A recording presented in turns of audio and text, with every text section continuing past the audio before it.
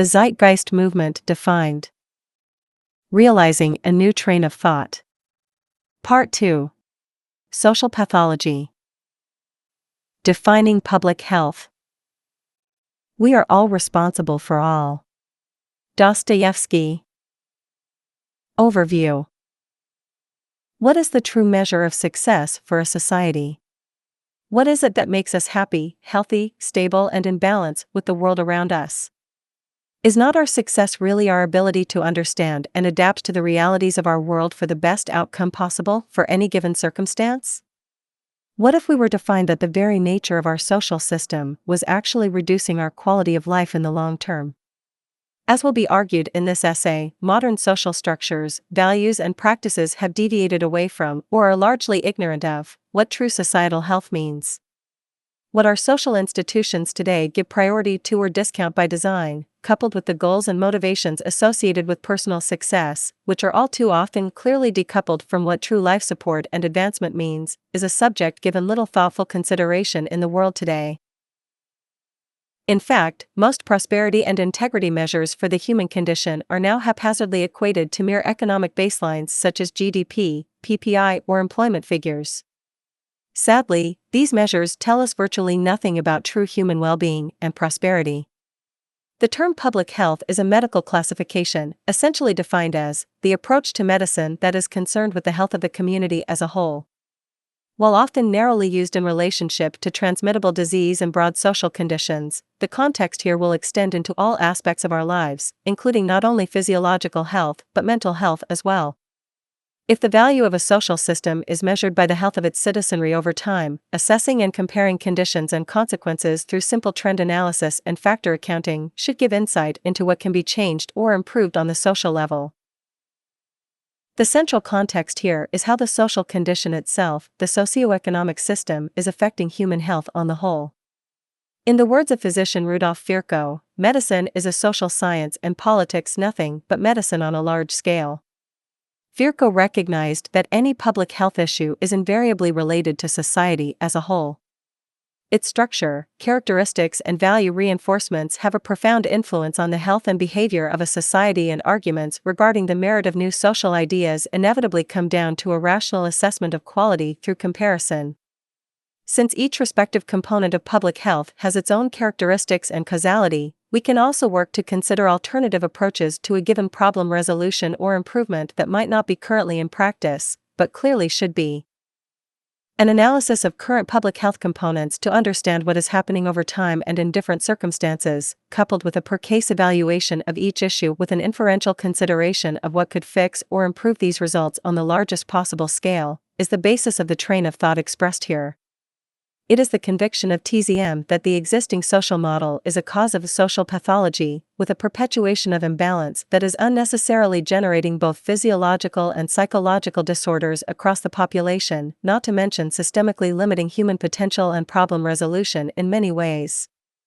Of course, this context also naturally extends into environmental health, meaning the state of the planet, as such ecological problems/pressures/alleviations always have an effect on our public health in the long term. However, that will not be a focus in this essay. This analysis will separate the subject of public health into two general categories, physiological and psychological, with each category broken into categories that represent dominant problems seen in a relevant percentage of the overall population. However, let it be well understood that physiological and psychological outcomes rarely, if ever, have singular causes. There is a biopsychosocial relationship to virtually all human phenomena, illuminating, once again, the multi-level symbiosis characteristic of the human being. In other words, while the problem being focused on might be considered physiological on the surface, the underlying cause of that outcome might very well be psychological or sociological. For example, the economic factor. As noted, the main thesis of this essay is to show the deep effect our global socioeconomic system has on public health, with a specific focus on the power of poverty, stress, and inequality. If one was to take a quick glance at the major causes of death globally, as put forward by the World Health Organization, clear differences based on the economic state of a region, such as the fact that cancers are more common in high-income societies while diarrheal diseases are more common in low-income societies, gives insight as to how the broad context of socioeconomic position can affect public health. Mahatma Gandhi once said poverty is the worst form of violence. His context relates to the unnecessary deaths caused by poverty in the sense of the broad limitations such severe financial restrictions have on health. This idea was later encompassed in the term structural violence, defined by Dr. James Gilligan as the increased rates of death and disability suffered by those who occupy the bottom rungs of society. He differentiates structural violence from behavioral violence, where the former operates continuously rather than sporadically. Please note that the term violence in this context is not limited to the usual classification of physical harm, such as person-to-person combat or abuse. The context extends to include the often unseen social oppression that, through the chain of causality characteristics inherent to our social system, leads to the unnecessary harm of people, both physical, psychological, or both. Examples of this can range from obvious to complex in the chain of cause and effect. A simple macro example would be the prevalence of diarrheal diseases in poverty-stricken societies. These diseases kill about 1.5 million children each year. It is completely preventable and treatable, and while the infection itself is spread through contaminated food and drinking water, or from person to person as a result of poor hygiene, its very preventability and rarity in first world nations by comparison shows that the real cause is now not the disease itself, but the poverty condition that enables it to flourish. However, the causality doesn't stop there. We then need to ask the question, what is causing the poverty? A more abstract micro example would be human development problems when adverse pressures in family or community structures occur. Imagine a single mother who, due to the financial need to raise her child, must work for income a great deal in order to make ends meet, limiting her availability for the child personally.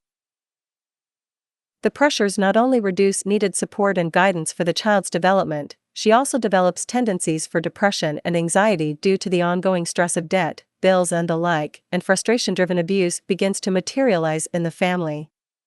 This then causes severe emotional loss in the child, and the development of neurotic and unhealthy mental states emerge, such as a propensity for drug addiction. Years later, still suffering from the pain felt in those early periods, the now adult child dies in a heroin overdose. Question: what caused the overdose? The heroin? The mother's influence? Or the economic circumstance the mother found herself which disallowed balance and thoughtful care of her child?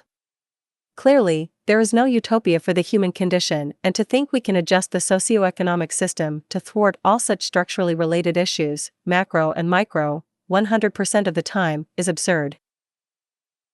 However, what is possible is a dramatic improvement of such public health problems by shifting the nature of the socioeconomic condition in the most strategic manner we can. As we proceed with the per-case analysis of major mental and physical disorders in the world, it will be found that the true imperative for public health improvement rests almost entirely on this socioeconomic premise of causality.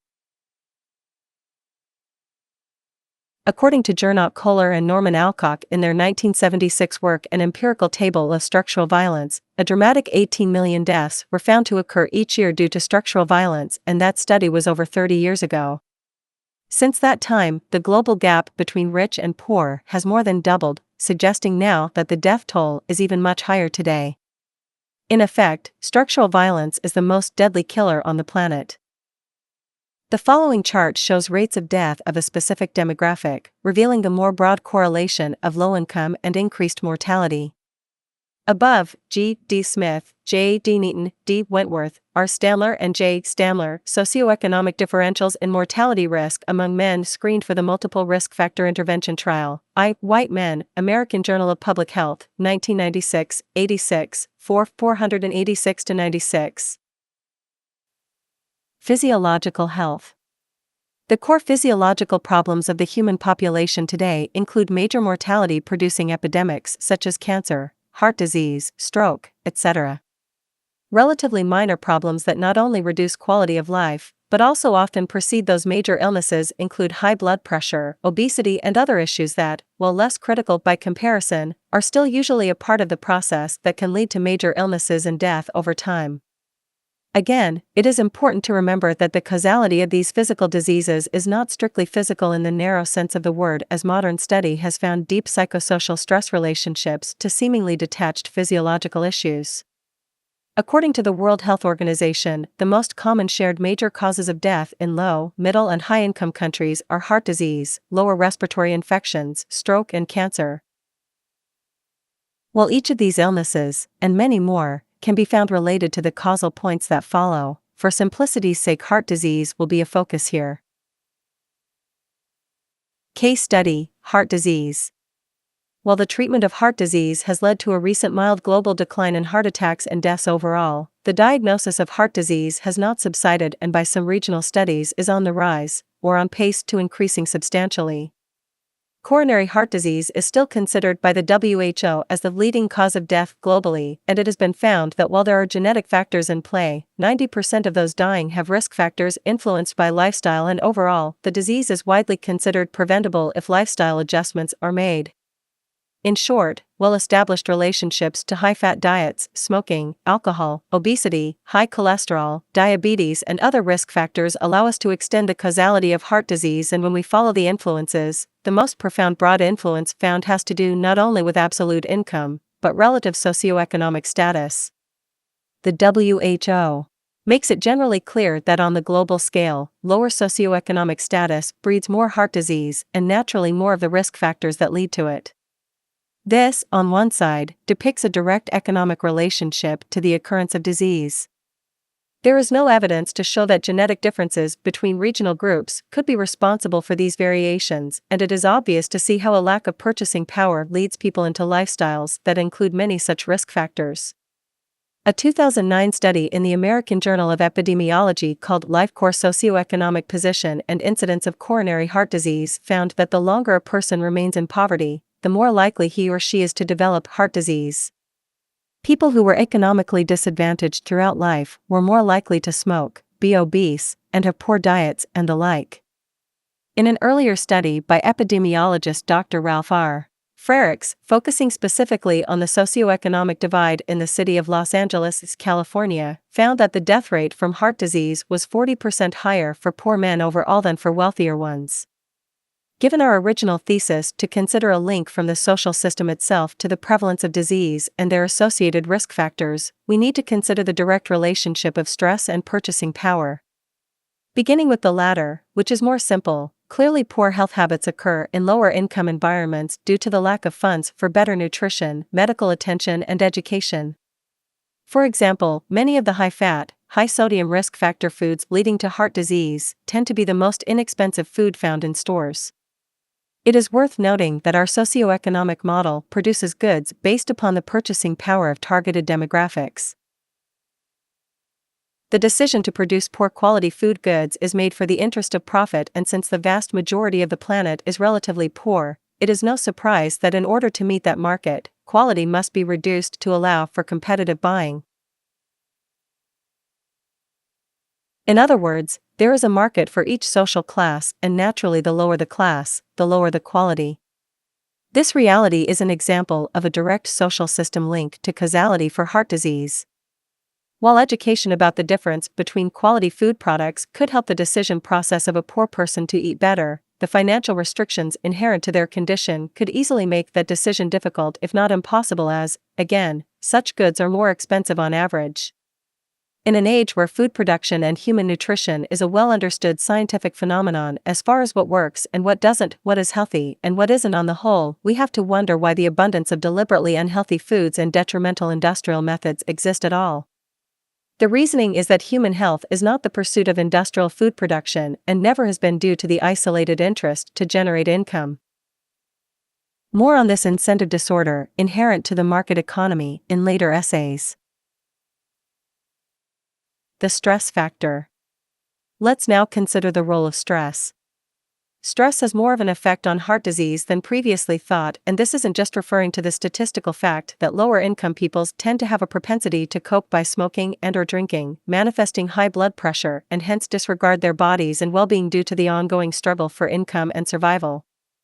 While those factors are clearly evident and, again, found tied to the inevitable stratification found in the market economy, the most detrimental form of stress comes in the form of psychosocial stress, meaning stress related to one's psychological connection with the social environment. Professor Michael Marmot of the Department of Epidemiology and Public Health at the University College of London directed two important studies relating social status to health.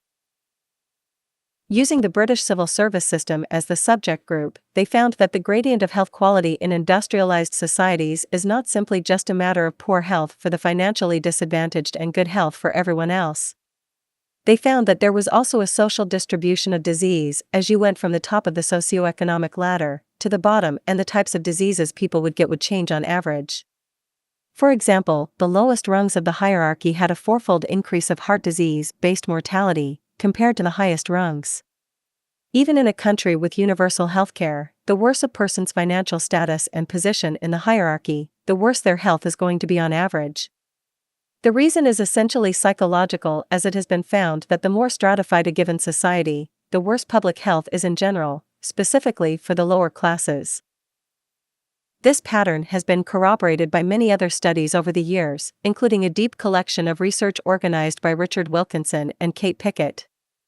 In their work, The Spirit Level: Why Equality is Better for Everyone, they source hundreds of epidemiological studies on the issue, outlining how more unequal societies perpetuate a vast array of public health problems, both physiological and psychological.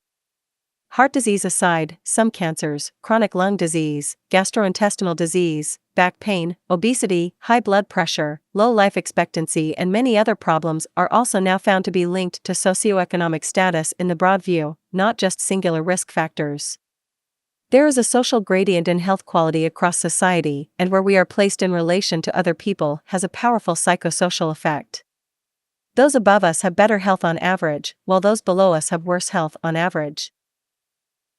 In fact, a statistical comparison of public health between countries with high levels of income inequality, such as the United States, and those with lower levels of income inequality, such as Japan, reveals these truths quite obviously. However, such generally deemed physical illnesses are only part of the public health crisis generated by inequality that, again, is yet a consequence unto itself originating out of the direct, immutable stratification inherent to our global social system. Psychological health. Perhaps more profound in its public health implication is the result of social inequality on our mental or psychological health. This extends into behavioral reactions and tendencies such as acts of violence or abuse, along with emotional issues like depression, anxiety, and personality disorders.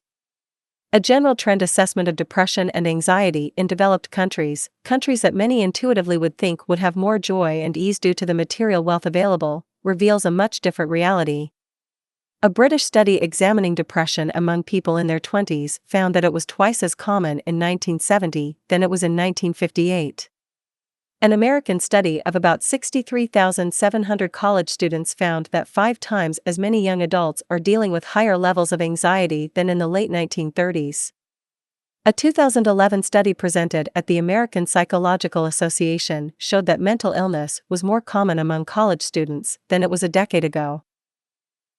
Psychologist Jean Twenge of San Diego University located 269 related studies measuring anxiety in the United States sourced between 1952 and 1993, and the aggregate assessment shows a dramatically clear trend in the rise of anxiety over this period, with, for example, the conclusion that by the late 1980s the average American child was more anxious than child psychiatric patients in the 1950s. A 2011 NCHS report revealed that the rate of antidepressant use in America among teens and adults, people ages 12 and older, increased by almost 400% between 1988 to 1994 and 2005 to 2008. Antidepressants were the third most common prescription medication taken by Americans in 2005 to 2008.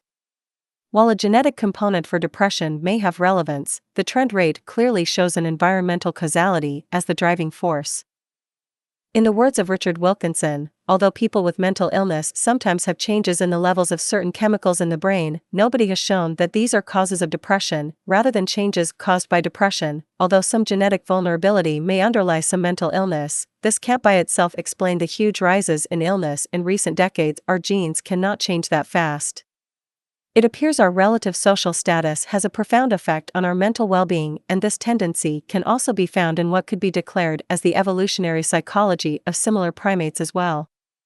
A 2002 study performed with macaque monkeys found that those who were subordinate/lower in a given social hierarchy had less dopamine activity than the dominant ones, and this relationship would change as different sets were regrouped. In other words, it had nothing to do with their specific biology, only the social arrangement that reduced or elevated their dopamine levels. It also found that lower hierarchy monkeys would use more cocaine to compensate. This is revealing, as low dopamine levels in primates, including humans, are found to have a direct correlation to depression. The pattern has become very clear, and while direct stressors such as job security, debt, and other largely economic factors inherent to the social system may play a major role, the relevance of socioeconomic status itself is still dominant. The following chart is a comparison of overall mental health and drug use by country. It includes 9 countries, sourcing data from WHO surveys, including anxiety disorders, mood disorders, impulsive disorders, addictions, and others. One can clearly see that the United States, which also has the highest level of inequality, has an enormous level of mental health and drug disorders as well in comparison to the less stratified countries, with Italy being the lowest in mental health disorders of the group. Even perceived social status, such as the caste relationships found in countries like India, can have a profound effect on confidence and behavior. A study performed in 2004 compared the problem-solving abilities of 321 high-caste Indian boys against those of 321 low-caste Indian boys. The results demonstrated that when caste was not publicly announced before the problem-solving began, both sets of boys achieved similar results. The second round, before which the caste of each group was publicly announced, the lower caste group fared much worse, and the higher caste much better, producing very divergent data compared with the first round. People are greatly influenced by their perceived status in their society, and often when we expect to be viewed as inferior, very often we perform as such. In conclusion to this subsection regarding the psychosocial, inequality-based phenomenon that shows a clear relationship to psychological well-being, it is important to quickly make clear the vast range of issues found related. When it comes to education, social capital, trust, obesity, life expectancy, teen birth, imprisonment and punishment, social mobility, opportunity, and even innovation, countries with less income inequality do better than those with more income inequality. Put another way, they are more healthy societies. Case study: behavioral violence. Coupled with the above issues relating to inequality in society, there is one that deserves a deeper look: behavioral violence. Criminal psychologist Dr. James Gilligan, former head of the Center for the Study of Violence at Harvard Medical School, wrote a definitive treatment on the subject in his work Violence, Our Deadly Epidemic and Its Causes. Dr. Gilligan makes it very clear that extreme forms of violence are not random or genetically induced, but rather complex reactions that originate from stressful experiences, both in the long and short term. For example, child abuse, both physical and emotional, along with increasingly difficult levels of personal stress, have a direct correlation to both premeditated and impulsive acts of violence. And while men have a statistically higher propensity towards violence due to largely endocrinological characteristics that, while not causing violent reactions, can exaggerate them upon the stress influence, the common theme is the influence of the environment and culture. This is not to discount the relationship of hormones or even possibly genetic propensities, but to show that at the origin of this behavior is clearly not our biology, but the condition upon which a human exists and the experiences endured. Other common assumptions of causality, such as instinct, are also far too abstract and vague to hold any operational validity. Dr. Gilligan states, "I am suggesting that the only way to explain the causes of violence so that we can learn how to prevent it is to approach violence as a problem in public health and preventive medicine, and to think of violence as a symptom of life-threatening pathology, which, like all form of illness, has an etiology or cause, a pathogen." In Dr. Gilligan's diagnosis, he makes it very clear that the greatest cause of violent behavior is social inequality, highlighting the influence of shame and humiliation as an emotional characteristic of those who engage in violence. Thomas Scheff, emeritus professor of sociology in California, stated that shame was the social emotion. Shame and humiliation can be equated with the feelings of stupidity, inadequacy, embarrassment, foolishness, feeling exposed, insecurity, and the like, all largely social or comparative in their origin. Needless to say, in a global society with not only growing income disparity but inevitably self-worth disparity, since status is touted as directly related to our success in our jobs, bank account levels, and the like, it is no mystery that feelings of inferiority, shame, and humiliation are staples of the culture today. The consequence of those feelings have very serious implications for public health, as noted before, including the epidemic of the behavioral violence we now see today in its various complex forms. Terrorism, local school and church shootings, along with other extreme acts that simply did not exist before in the abstractions they find context today, reveals a unique evolution of violence itself. Dr. Gilligan concludes, if we wish to prevent violence, then, our agenda is political and economic reform. The following chart shows rates of homicide across wealthy nations, with varying states of social inequality. The United States, which is likely the largest anti-socialist advocate with little structural safeguards in place, such as a lack of universal health care, while also pushing the psychological ethic that independence and competition are the most important ethos, shows a massive level of violence. While debates over gun control and the like still persist in the American political landscape with respect to the epidemic, clearly that has nothing really to do with causality. In conclusion, this essay has attempted to give a concise overview of core causal relationships to human health on both the psychological level and the physiological level. The theme is how the socioeconomic condition in general improves or worsens public health overall, alluding to ideal conditions which would improve happiness, reduce general disease, and alleviate epidemic behavioral problems, such as violence. While direct economic relationships are very clear in how they reduce human health and well-being in the form of absolute deprivation, such as an inability to obtain quality food, labor-related time restraints that reduce emotional and developmental support for children, loss of education quality due to regional funding problems, along with case-by-case turmoil such as the fact that most marriages end due to monetary problems, the relative deprivation issue has been more of a focus here due to the fact that it is less understood and more relevant than most understand.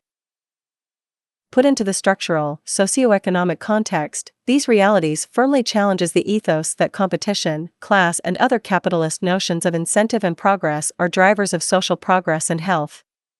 The more we learn about this phenomenon, the stronger the argument becomes that the nature of our socioeconomic system is somewhat backwards in its focus and intent. Human progress, health, and success are clearly not defined by the constant influx of market goods, gadgets, and material creations for purchase. Public health and well-being are based on how we relate to each other and the environment as a whole, and market-induced stratification is extremely caustic to society. The result is a hidden form of violence against the population, and hence the public health issues we see are really civil and human rights issues, since they simply do not need to exist. When we see clear genocide in the world, we object strongly on purely moral grounds. But what if there existed a constant genocide that is unseen but very real, perpetuated not by a specific person or group but by disorder born out of stress/effects generated by the traditional method of human interaction and economic ordering that has been created and codified? As will be argued in the following essays, mere adjustments to the current socioeconomic system are not enough in the long term to substantially resolve these problems. The very foundational principles of our current model are bound by hierarchical economic and competitive orientations, and to truly work to remove those attributes and consequences is to completely transform the entire social system. History of economy. It is a telling symptom of our condition that no established school, discipline, or general theory of social analysis has grounded itself in life requirements.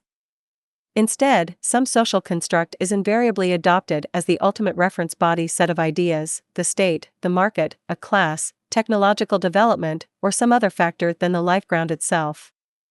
John McMurtry. Overview. Economics is likely the most critical, relevant, and influential societal characteristic there is. Virtually every aspect of our lives, often without conscious recognition, has a relationship to the historical development and present practice of economic thought on one level or another, molding our most basic social institutions, core beliefs, and values. In fact, the very essence of how we as a society think about our relationship to each other and the habitat that supports us is, in large part, a direct result of the economic theories and practices we perpetuate. Thoughtful review of historical religious and moral philosophies, governmental development, political parties, legal statutes, and other social contracts and beliefs that comprise a given social system and its culture reveal the deep impact economic assumptions have and continue to have in shaping of the zeitgeist of a time. Slavery, classism, xenophobia, racism, sexism, subjugation, and many other divisive and exploitative notions still common to human cultural history will be found to have kernels of origin or perpetuation in many generally accepted economic philosophies to one degree or another. History is fairly clear with respect to how the social condition is groomed by the prevailing economic assumptions of a given period, and this broad sociological consideration is sadly not given much gravity in the world today when thinking about why the world is the way it is and why we think the way we do.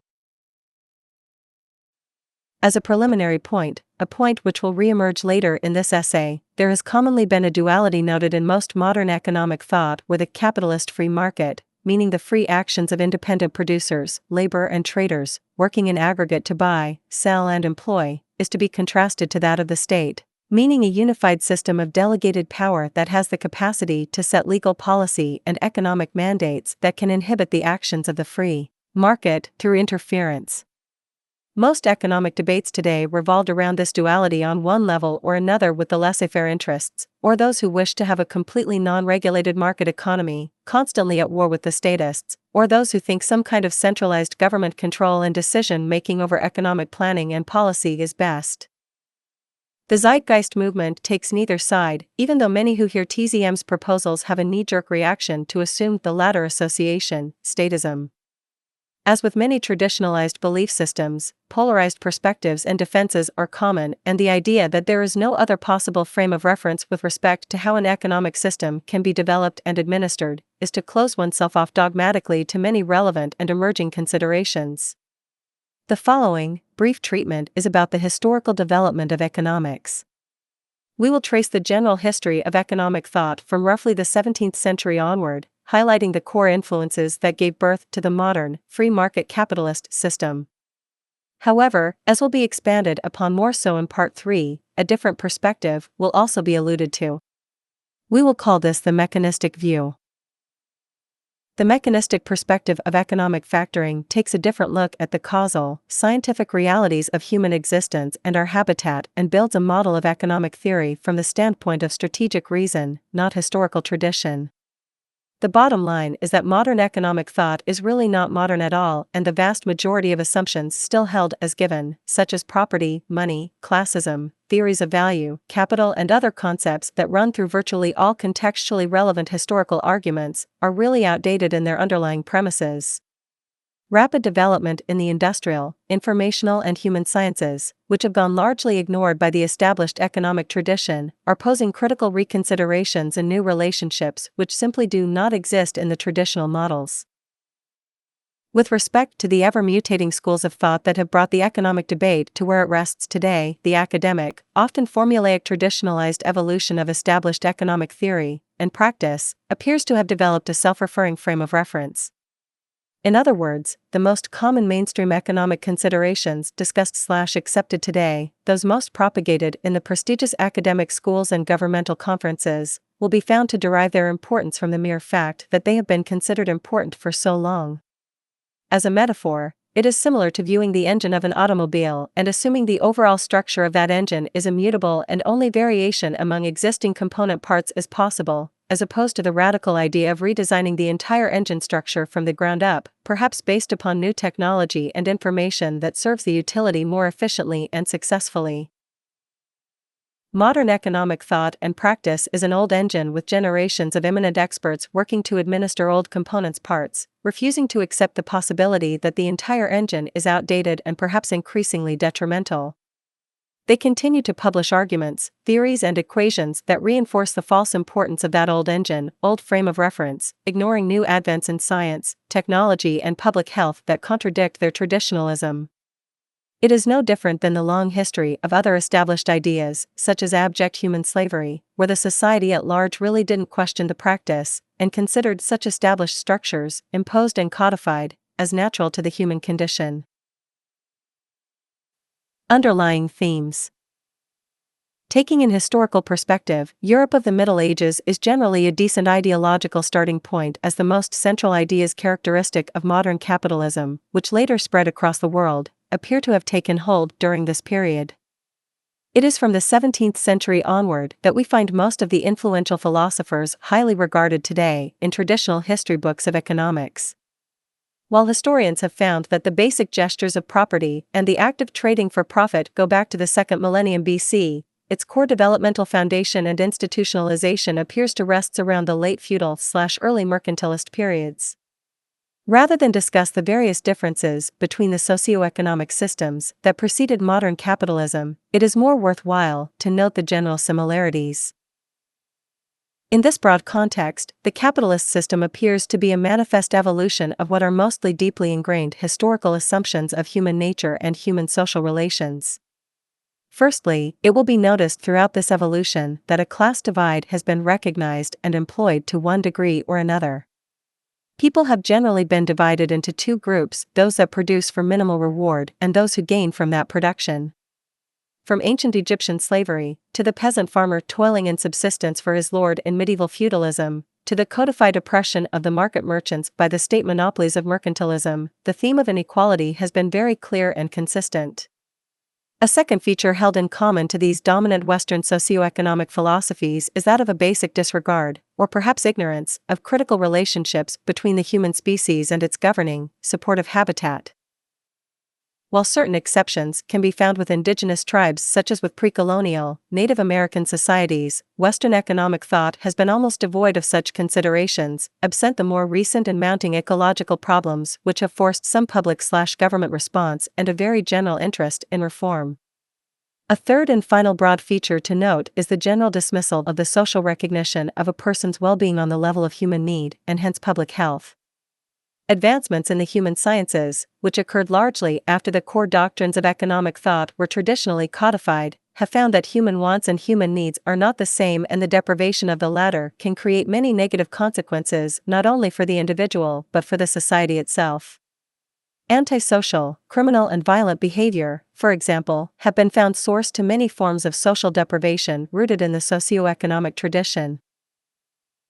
Put more generally, the system ignores such social consequences by design, relegating these outcomes as mere externalities in most cases.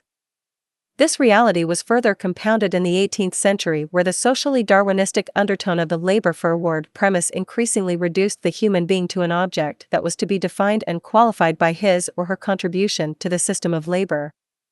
If the average person is unable to obtain labor or engage successfully in the market economy, there exists no real safeguard with respect to one's survival or well-being, except for interference coming from the state in the form of welfare. In the modern day, this reality is of great controversy, where the claim of socialism has become a knee-jerk condemnation reaction whenever governmental policy attempts to provide direct support for a citizenry without full use of the market mechanism. Dawn of market capitalism. Medieval feudalism, roughly from the 9th to 16th centuries, was the dominant socio-economic system that essentially preceded free market capitalism in Western Europe, with what was later to be called mercantilism serving as what could be considered a transition stage. Feudalism was based on a system of mutual obligations and services going up and down a set social hierarchy, with the entire social system resting essentially on an agricultural foundation. Medieval society was mostly an agrarian society, and the social hierarchy was based essentially on people's ties to land. The basic economic institutions were the guilds, and if someone wanted to produce or sell a good or service, they would generally join a guild. A great deal could be stated in detail about this extensive period of history, and as with most history, it is subject to various interpretations and debate. However, for the sake of this essay, we will only present a very general overview with respect to the economic transition to market capitalism. As agricultural and transport technology improved, the expansion of trade occurred, and by the 13th century, with the advent of the four-wheeled wagon, for example, the range of market interaction rapidly increased. Likewise, increased labor specialization, urban concentrations, and population growth also occurred. These changes, coupled with the resulting, increasing power of the merchant capitalists, as they could be called, slowly weakened the traditional, customary ties that held the feudal social structure together. Over time, more complex cities began to emerge which were successful in obtaining independence from the feudal lords, and increasingly complex systems of exchange, credit, and law began to emerge, many of which are found to mirror many basic aspects of modern capitalism. In the customary feudal system, generally the handicraft producer was also the seller to the buyer of use. However, as the evolution of the market continued around these new urban centers, the craftsmen began to sell at a discount en masse to non-producing merchants who would resell in distant markets for a profit, another feature later to be held common to market capitalism.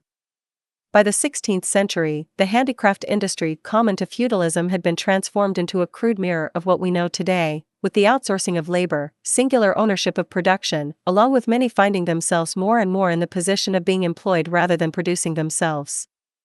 Eventually, the logic surrounding monetary profit began to be the core, deciding factor of overall action in a systemic way, and the true seeds of capitalism took root.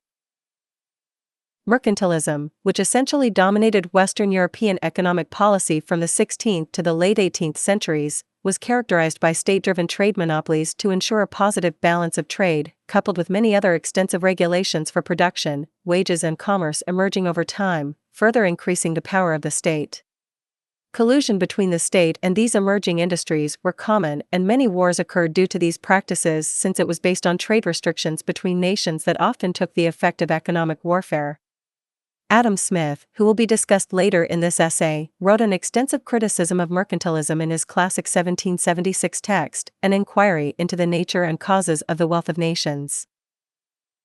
It is here where it could be declared that the ideological birth of free market capitalism really took root in theory, with the rejection of what is often called state capitalism in modern terms, where the state interferes with the freedom of the market, a defining feature of mercantilism. Today, capitalism, as a singular term, is generally defined culturally in the theoretical context of free market, not state capitalism, although many will argue in great detail as to which type of system we really have today, among other variations of the term. In reality, there is no pure free market or state-based system in existence, but a complex fusion between the two, generally speaking. Again, as noted at the beginning of this essay, the vast majority of economic debates and blame regarding economic unfolding often revolve around these polarized ideas. Capitalism defined. Capitalism as we know it in specifics today, including not only its economic theory but powerful political and social effects, emerged in form, as noted, rather slowly over a period of several centuries. It should be stated up front that there is no complete agreement amongst economic historians/theorists as to what the essential features of capitalism really are. We will, however, reduce its historical characterization, which some will likely find debatable, to four basic features. Market-based production/distribution. Commodity production is based around rather complex interrelationships and dependencies that do not involve direct personal interactions between producers and consumers. Supply and demand is mediated by the market system. Private ownership of production means that society grants to private persons the right to dictate how the raw materials, tools, machinery, and buildings necessary for production can be used. Decoupling of ownership and labor. In short, a constant class divide is inherent where on the top level, capitalists, by historical definition, own the means of production, but yet have no obligation to contribute to production itself. The capitalist owns everything produced by the laborers, who only own their own labor, by legal authority. Self-maximizing incentive assumed, individualistic, competitive and acquisitive interests are necessary for the successful functioning of capitalism, since a constant pressure to consume and expand is needed to avoid recessions, depressions and other negatives. In many ways, this is the rational behavioral view held where if all humans acted in a certain assumed way, the system would function without inhibition. Locke, evolution of property. A deep philosophical undercurrent to the capitalist system is the notion of property. English philosopher John Locke, 1632 to 1704, is a pivotal figure. Also sourced in Adam Smith's more influential Wealth of Nations, Locke not only defines the idea in general, he presents a subtle yet powerful contradiction. In Chapter 5, entitled Property, of Locke's second treatise of government published in 1689, he poses an argument with respect to the nature of property and its appropriation. He states, the labor of his body and the work of his hands, we may say, are strictly his. So when he takes something from the state that nature has provided and left it in, he mixes his labor with it, thus joining to it something that is his own, and in that way he makes it his property. This statement, supporting in gesture what was later to associate with the labor theory of value, proposes the logic that since labor is owned by the laborer, since he owns himself, any energy expelled through his labor transfers that ownership to the product made. His philosophical disposition is essentially derived from a Christian perspective, stating, God gave the world to men in common, but since he gave it to them for their benefit and for the greatest conveniences of life they could get from it, he can't have meant it always to remain common and uncultivated. Given this declaration of the common nature of the earth and its fruits to all of humanity before its cultivation via appropriation in the form property, he also derives that owners are required to not allow anything to spoil. Nothing was made by God for man to spoil or destroy. And they must leave enough for others. This appropriation of a plot of land by improving it wasn't done at the expense of any other man, because there was still enough, and as good, left for others. These values, in simplistic form, seem socially justifiable in general. He makes it clear up until this point that the ownership context is relevant only insofar as the owner's needs and ability to cultivate or produce. However, in section 36, he reveals a unique reality, the implications of which Locke likely did not anticipate and, in many ways, nullifies all prior arguments in his defense of private property.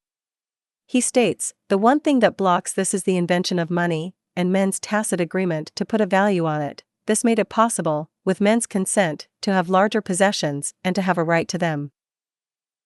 Now, in effect, his original premise, summarized in part here, that anyone can through his labor come to own as much as he can use in a beneficial way before it spoils, anything beyond this is more than his share and belongs to others, becomes very difficult to defend, as money now not only allows men to have larger possessions, implicitly voiding in context the idea that anything beyond this is more than his share and belongs to others, it also further implies that money can buy labor, which voids the idea that he, in this case the buyer, mixes his labor with it, thus joining to it something that is his own, and in that way he makes it his property.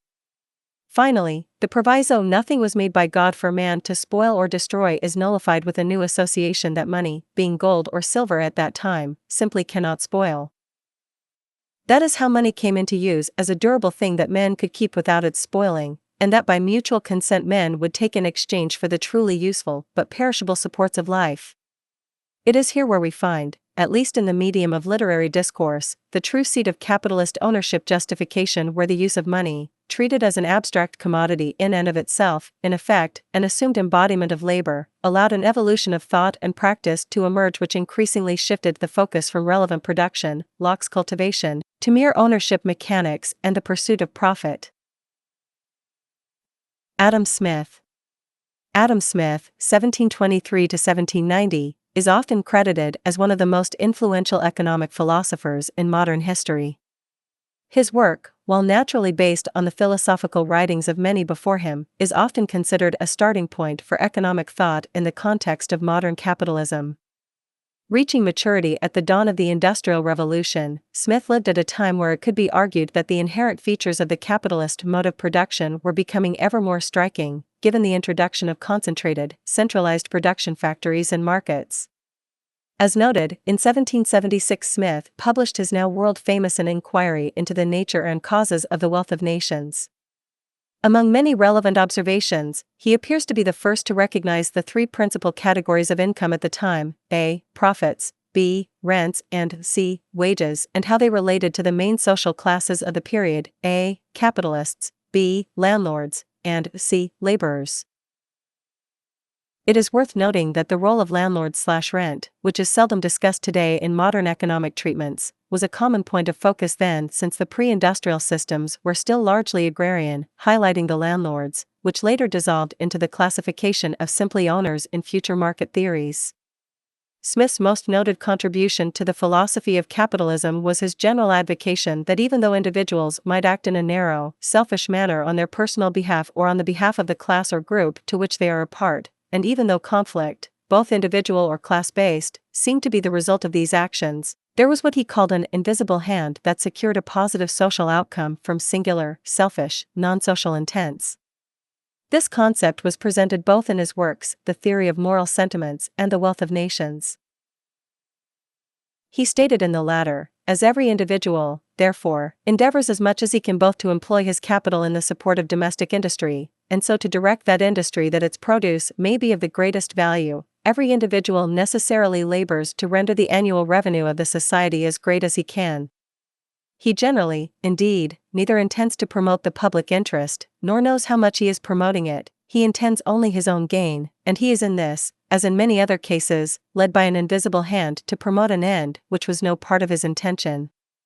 Nor is it always the worse for the society that it was no part of it. By pursuing his own interest, he frequently promotes that of the society more effectually than when he really intends to promote it. This nearly religious ideal had a powerful effect on the post-Smith era, giving a very social vindication for the inherently self-maximizing, anti-social behavior common to capitalist psychology. This basic philosophy was to develop, in part, as the foundation of neoclassical economics, beginning in the late 19th century.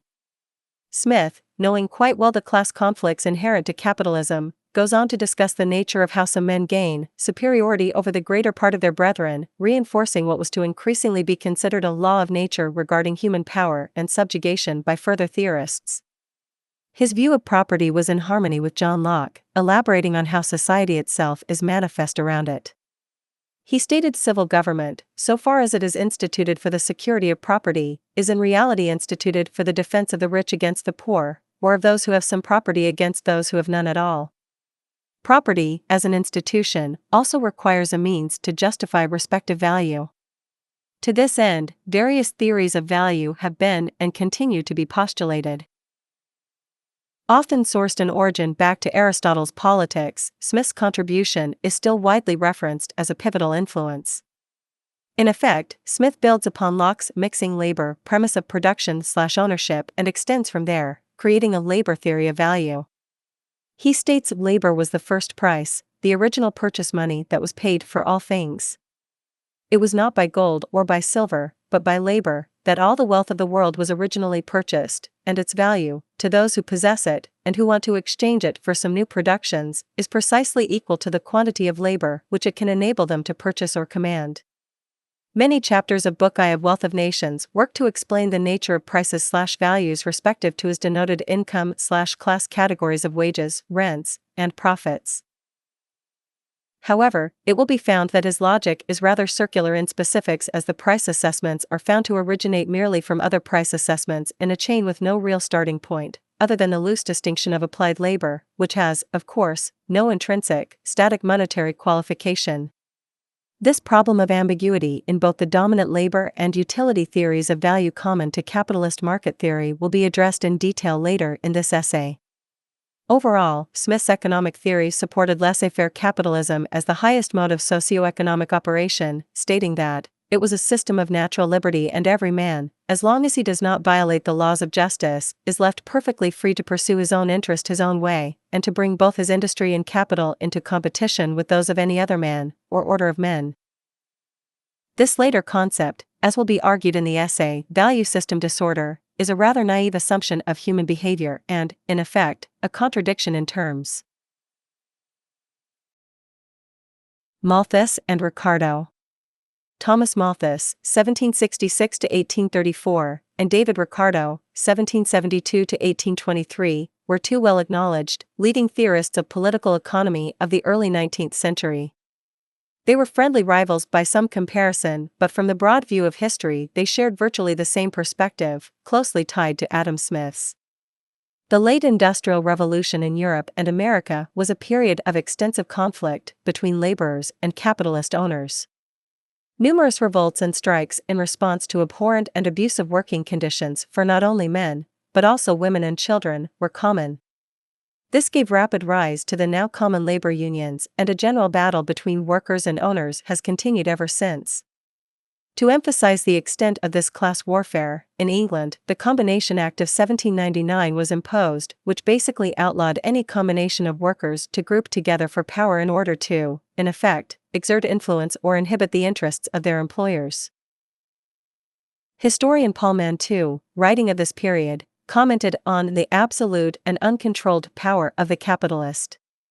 In this, the heroic age of great undertakings, it was acknowledged, admitted, and even proclaimed with brutal candor. It was the employer's own business, he did as he chose and did not consider that any other justification of his conduct was necessary. He owed his employees wages, and once those were paid, the men had no further claim on him. It was in the midst of all this that Malthus and Ricardo invariably contextualized their economic and social views. Beginning with Malthus, his classic work An Essay on the Principle of Population orients around essentially two assumptions. The first is that the class structure of wealthy proprietors and poor laborers would inevitably re-emerge no matter what reforms were attempted. He considered it a law of nature. The second idea, something of a corollary to first, was simply that poverty and suffering and hence economic divides were inevitable consequences of natural law. His thesis on population rests upon the very simple assumption that population, when unchecked, increases in a geometrical ratio.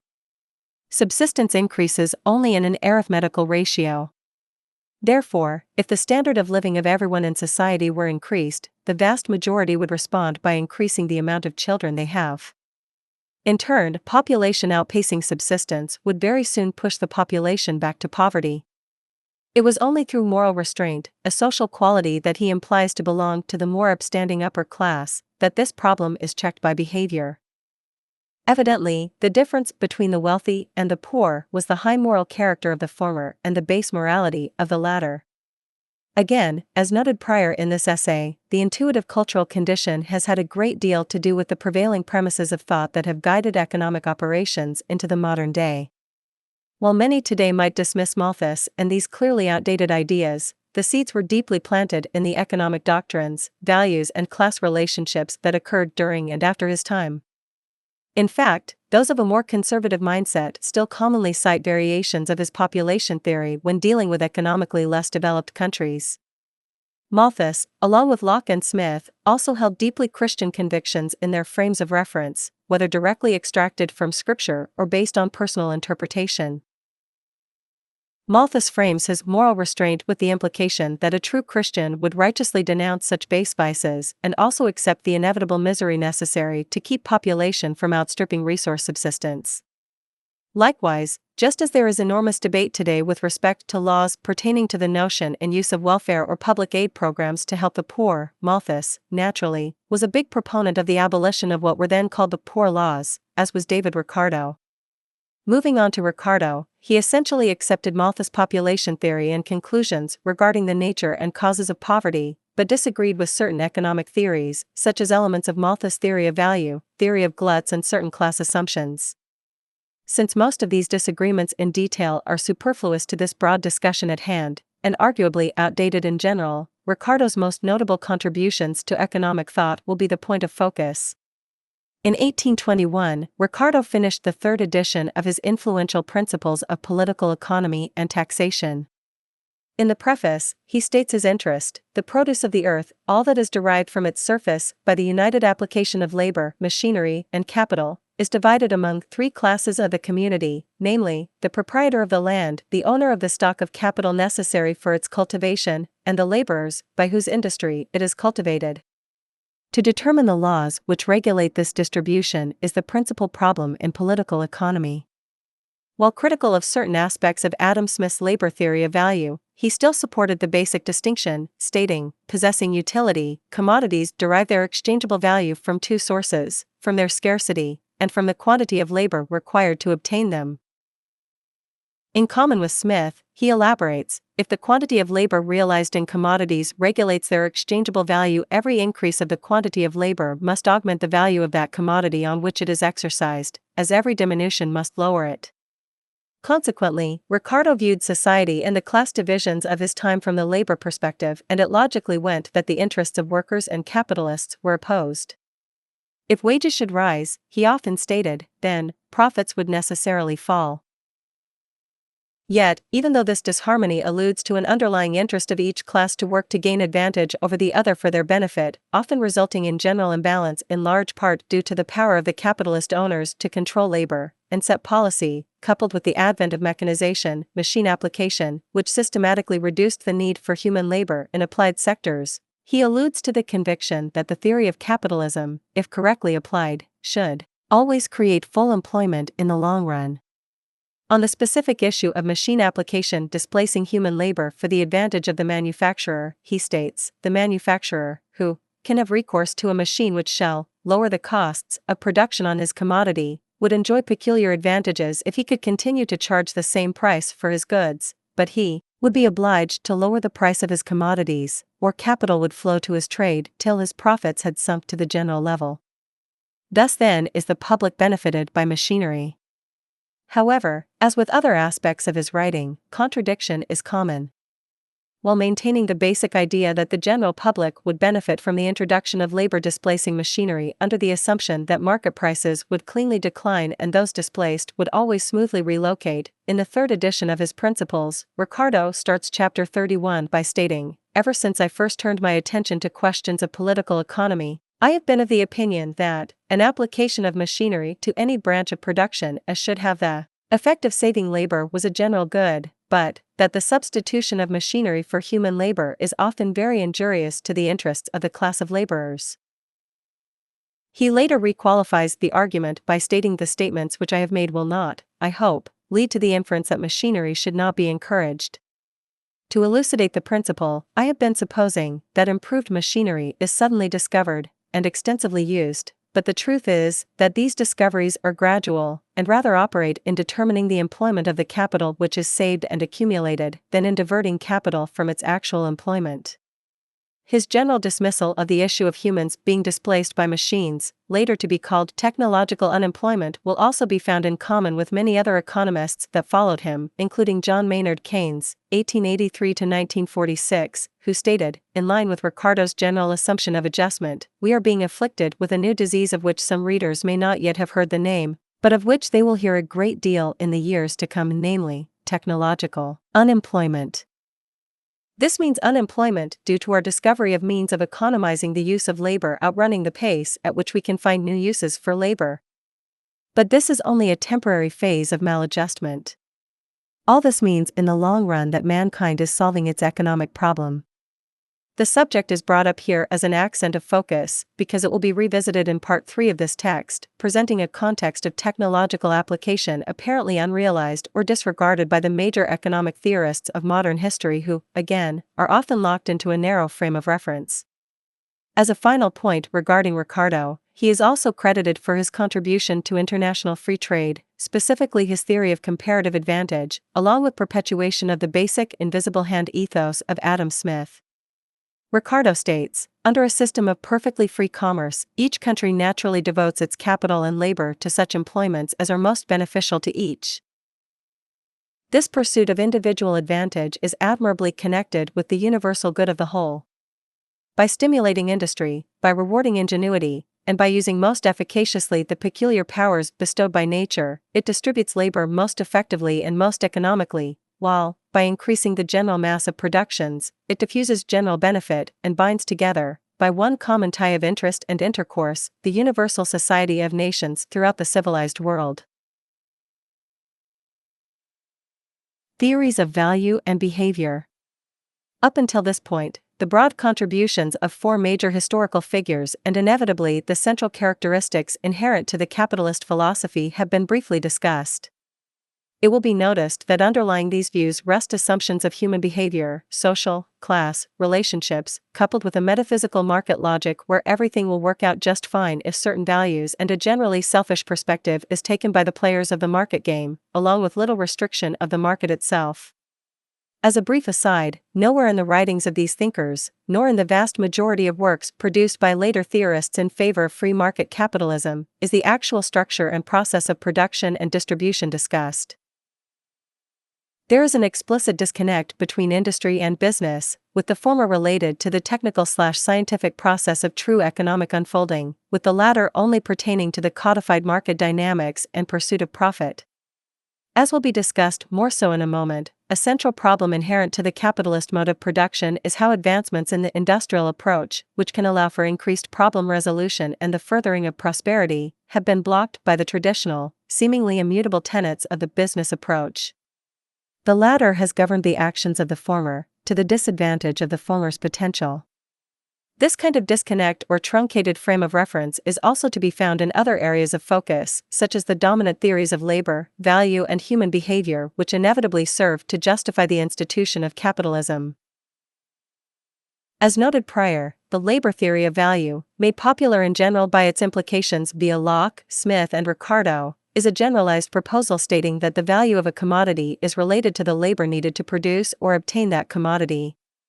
As acceptable as this idea is in general from an intuitive perspective, there are many levels of ambiguity when it comes to quantification. Many historical objections have persisted, such as how different types of labor having differing skills and wage rates could not be properly combined, along with how to factor in natural resources and working investment capital itself. The growth of capital goods in the 20th century, such as machine automation of labor, also present challenges for the rather simplified labor theory's concept of labor-derived value since, after a certain point, the labor value inherent to production machines, which today often function to produce more machines with diminishing human effort over time, presents an ever-diluted transfer of value in this context. It has been suggested by some economists today, focusing on the rapidly advancing fields of information and technological sciences, that the use of machine automation, coupled with artificial intelligence, could very well move humans out of the traditional labor force almost entirely. Suddenly, capital has become labor, so to speak. This ambiguity extends also to competing theories of value postulated by economists, including most notably what is called the utility theory of value. While the labor theory basically takes the perspective of labor or production, the utility theory takes what we could call the market perspective, meaning that value is derived not from labor but by the purpose, or utility, derived by its use value, by the consumer, as perceived by the consumer. French economist Jean-Baptiste Say, 1737 to 1832, is notable with respect to utility theory. A self-proclaimed disciple of Adam Smith, he differed with Smith on this issue of value, stating, after having shown the improvement which the science of political economy owes to Dr. Smith, it will not, perhaps, be useless to indicate some of the points on which he erred. To the labor of man alone he ascribes the power of producing values. This is an error. He goes on to explain how the exchange value, price, of any good or service depends entirely on its use value, utility. He states, the value that mankind attaches to objects originates in the use it can make of them. To the inherent fitness or capability of certain things to satisfy the various wants of mankind, I shall take leave to affix the name utility. The utility of things is the groundwork of their value, and their value constitutes wealth. Although price is the measure of the value of things, and their value the measure of their utility, it would be absurd to draw the inference that, by forcibly raising their price, their utility can be augmented. Exchangeable value, or price, is an index of the recognized utility of a thing. The utility theory of value is different from the labor theory not only in its derivation of value, but also in its implication regarding a kind of subjective rationalization with respect to human decisions in the market. Utilitarianism, which has become deeply characteristic of the microeconomic assumptions put forward by neoclassical economists today, is often modeled in complex mathematical formulas in an effort to explain how humans in the market maximize their utility, specifically around the idea of increasing happiness and reducing suffering. Underlying these ideas of human behavior, as with most of economic theory itself, are, again, traditionalized assumptions. Economist Nassau Sr., 1790 to 1864, supported a common theme reoccurring today that human wants were infinite. What we mean to state is that no person feels his whole wants to be adequately supplied, that every person has some unsatisfied desires, which he believes that additional wealth would gratify. Such declarations of human nature are constant in such treatments, with notions of greed, fear, and other hedonistic reflex mechanisms which assume, among other things, that material acquisition, wealth, and gain are inherent to happiness. Today, the dominant and largely accepted microeconomic perspective is that all human behavior is reducible to rational, strategic attempts to maximize either profits or gain and to avoid pain or loss. Ever-expansive utilitarian arguments of this nature continue to be used to morally justify competitive, market capitalism. One example of this is the notion of voluntarism and the suggestion that all acts in the market are never coerced and therefore everyone is free to make their own decisions for their own gain or loss. This idea is extremely common today, as though such free exchanges existed in a void with no other synergistic pressures, as though the pressures of survival in a system with clear tendencies toward basic class warfare and strategic scarcity would not generate an inherent coercion to force laborers to submit to capitalist exploitation. Overall, the utilitarian, hedonistic, and competitive and forever dissatisfied model of human nature is likely the most common defense of the capitalist system today. It is, in many ways, both a psychological theory of how people behave and an ethical theory of how they ought to behave, arguably supporting a retroactive logic that often puts market theory before human behavioral reality, conforming the latter to the former. In reality, when the utilitarian perspective is fully considered, two serious problems emerge. First, it is virtually impossible to find predictability in such pleasure and pain boundaries after a certain degree on the social level. There is no empirical means of comparing the intensity of one individual's sense of pleasure with those of another individual, beyond the very most basic assumption of wanting gain over loss. While the utility theory of value might be logical in a purely abstract, generalized view, without quantification, the mechanics of such emotional dynamics are, in reality, susceptible to severe variation. The entire life experience of a person, compared to another person, might find some very basic common ground with respect to their personal conditioning to pleasure and pain responses, but seldom will a parallel concordance be found in any detail. Since individual pleasures are deemed the ultimate moral criteria in utilitarianism, there is really no way one can make such judgments between the pleasures of two individuals.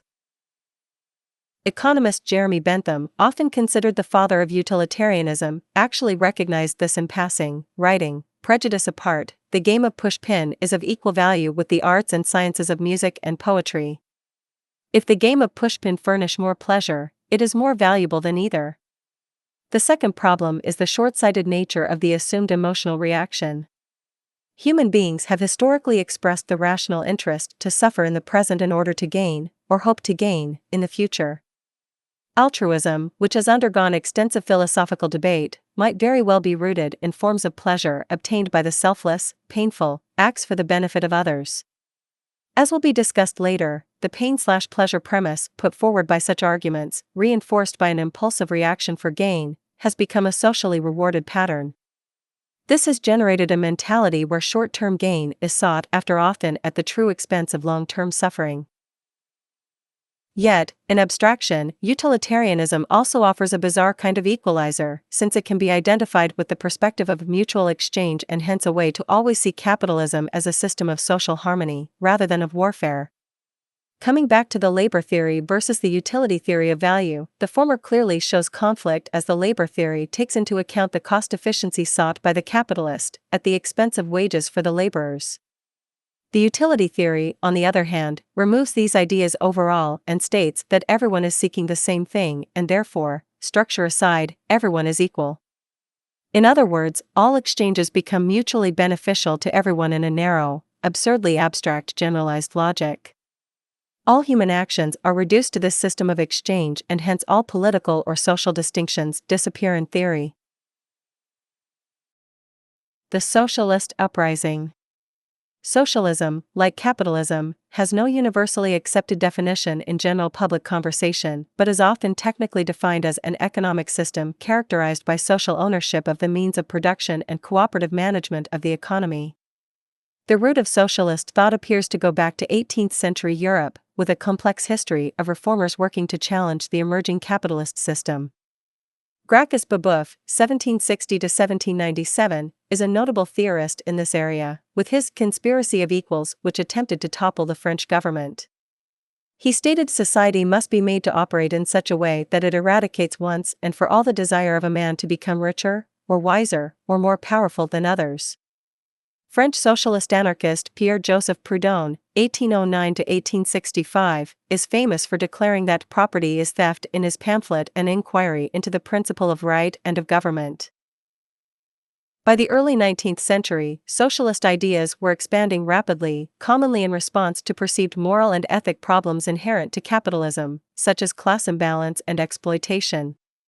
The list of influential thinkers is vast and complex, so only 3 individuals, noting their most relevant contributions, will be discussed here: William Thomson, Karl Marx, and Thorstein Veblen. William Thomson, 1775 to 1833, was a powerful influence on socialist thought. He was in support of the idea of cooperatives, made famous by Robert Owen as something of an alternative to the capitalist business model, and philosophically took a utilitarian perspective when it came to human behavior. He was very influenced by Bentham, but his use/interpretation of utilitarianism was rather different. For instance, he believed that if all members of society were treated equally, rather than engage class warfare and exploitation, they would have equal capacities to experience happiness. He argued extensively for a kind of market socialism, where egalitarianism and equality prevailed in his famous An Inquiry into the Principles of the Distribution of Wealth most conducive to human happiness.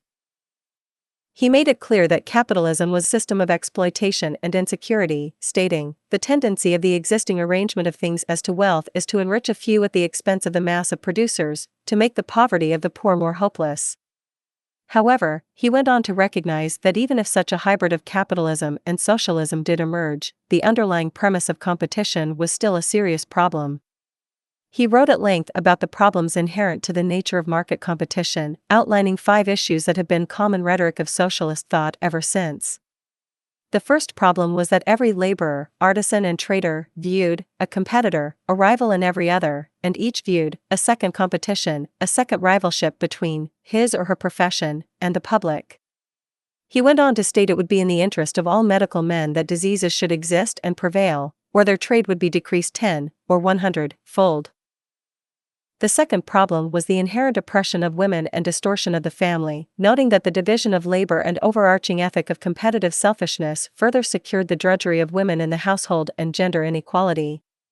The third problem associated with competition was the inherent instability generated in the economy itself, stating, "The third evil here imputed to the very principle of individual competition is, that it must occasionally lead to unprofitable or injudicious modes of individual exertion. Every man must judge for himself as to the probability of success in the occupation which he adopts." And what are his means of judging? Every one, doing well in his calling, is interested in concealing his success, lest competition should reduce his gains. What individual can judge whether the market, frequently at a great distance, sometimes in another hemisphere of the globe, is overstocked, or likely to be so, with the article which inclination may lead him to fabricate, and should any error of judgment lead him into an uncalled for, and, therefore, unprofitable line of exertion, what is the consequence? A mere error of judgment may end in severe distress, if not in ruin. Cases of this sort seem to be unavoidable under the scheme of individual competition in its best form. The fourth problem noted is how the selfish nature of the competitive market presented insecurity around core life support consequences, such as security in old age, sickness, and from accidents. The fifth problem, denoted by Thomson regarding market competition, was that it slowed the advancement of knowledge. Concealment, therefore, of what is new or excellent from competitors, must accompany individual competition, because the strongest personal interest is by it opposed to the principle of benevolence.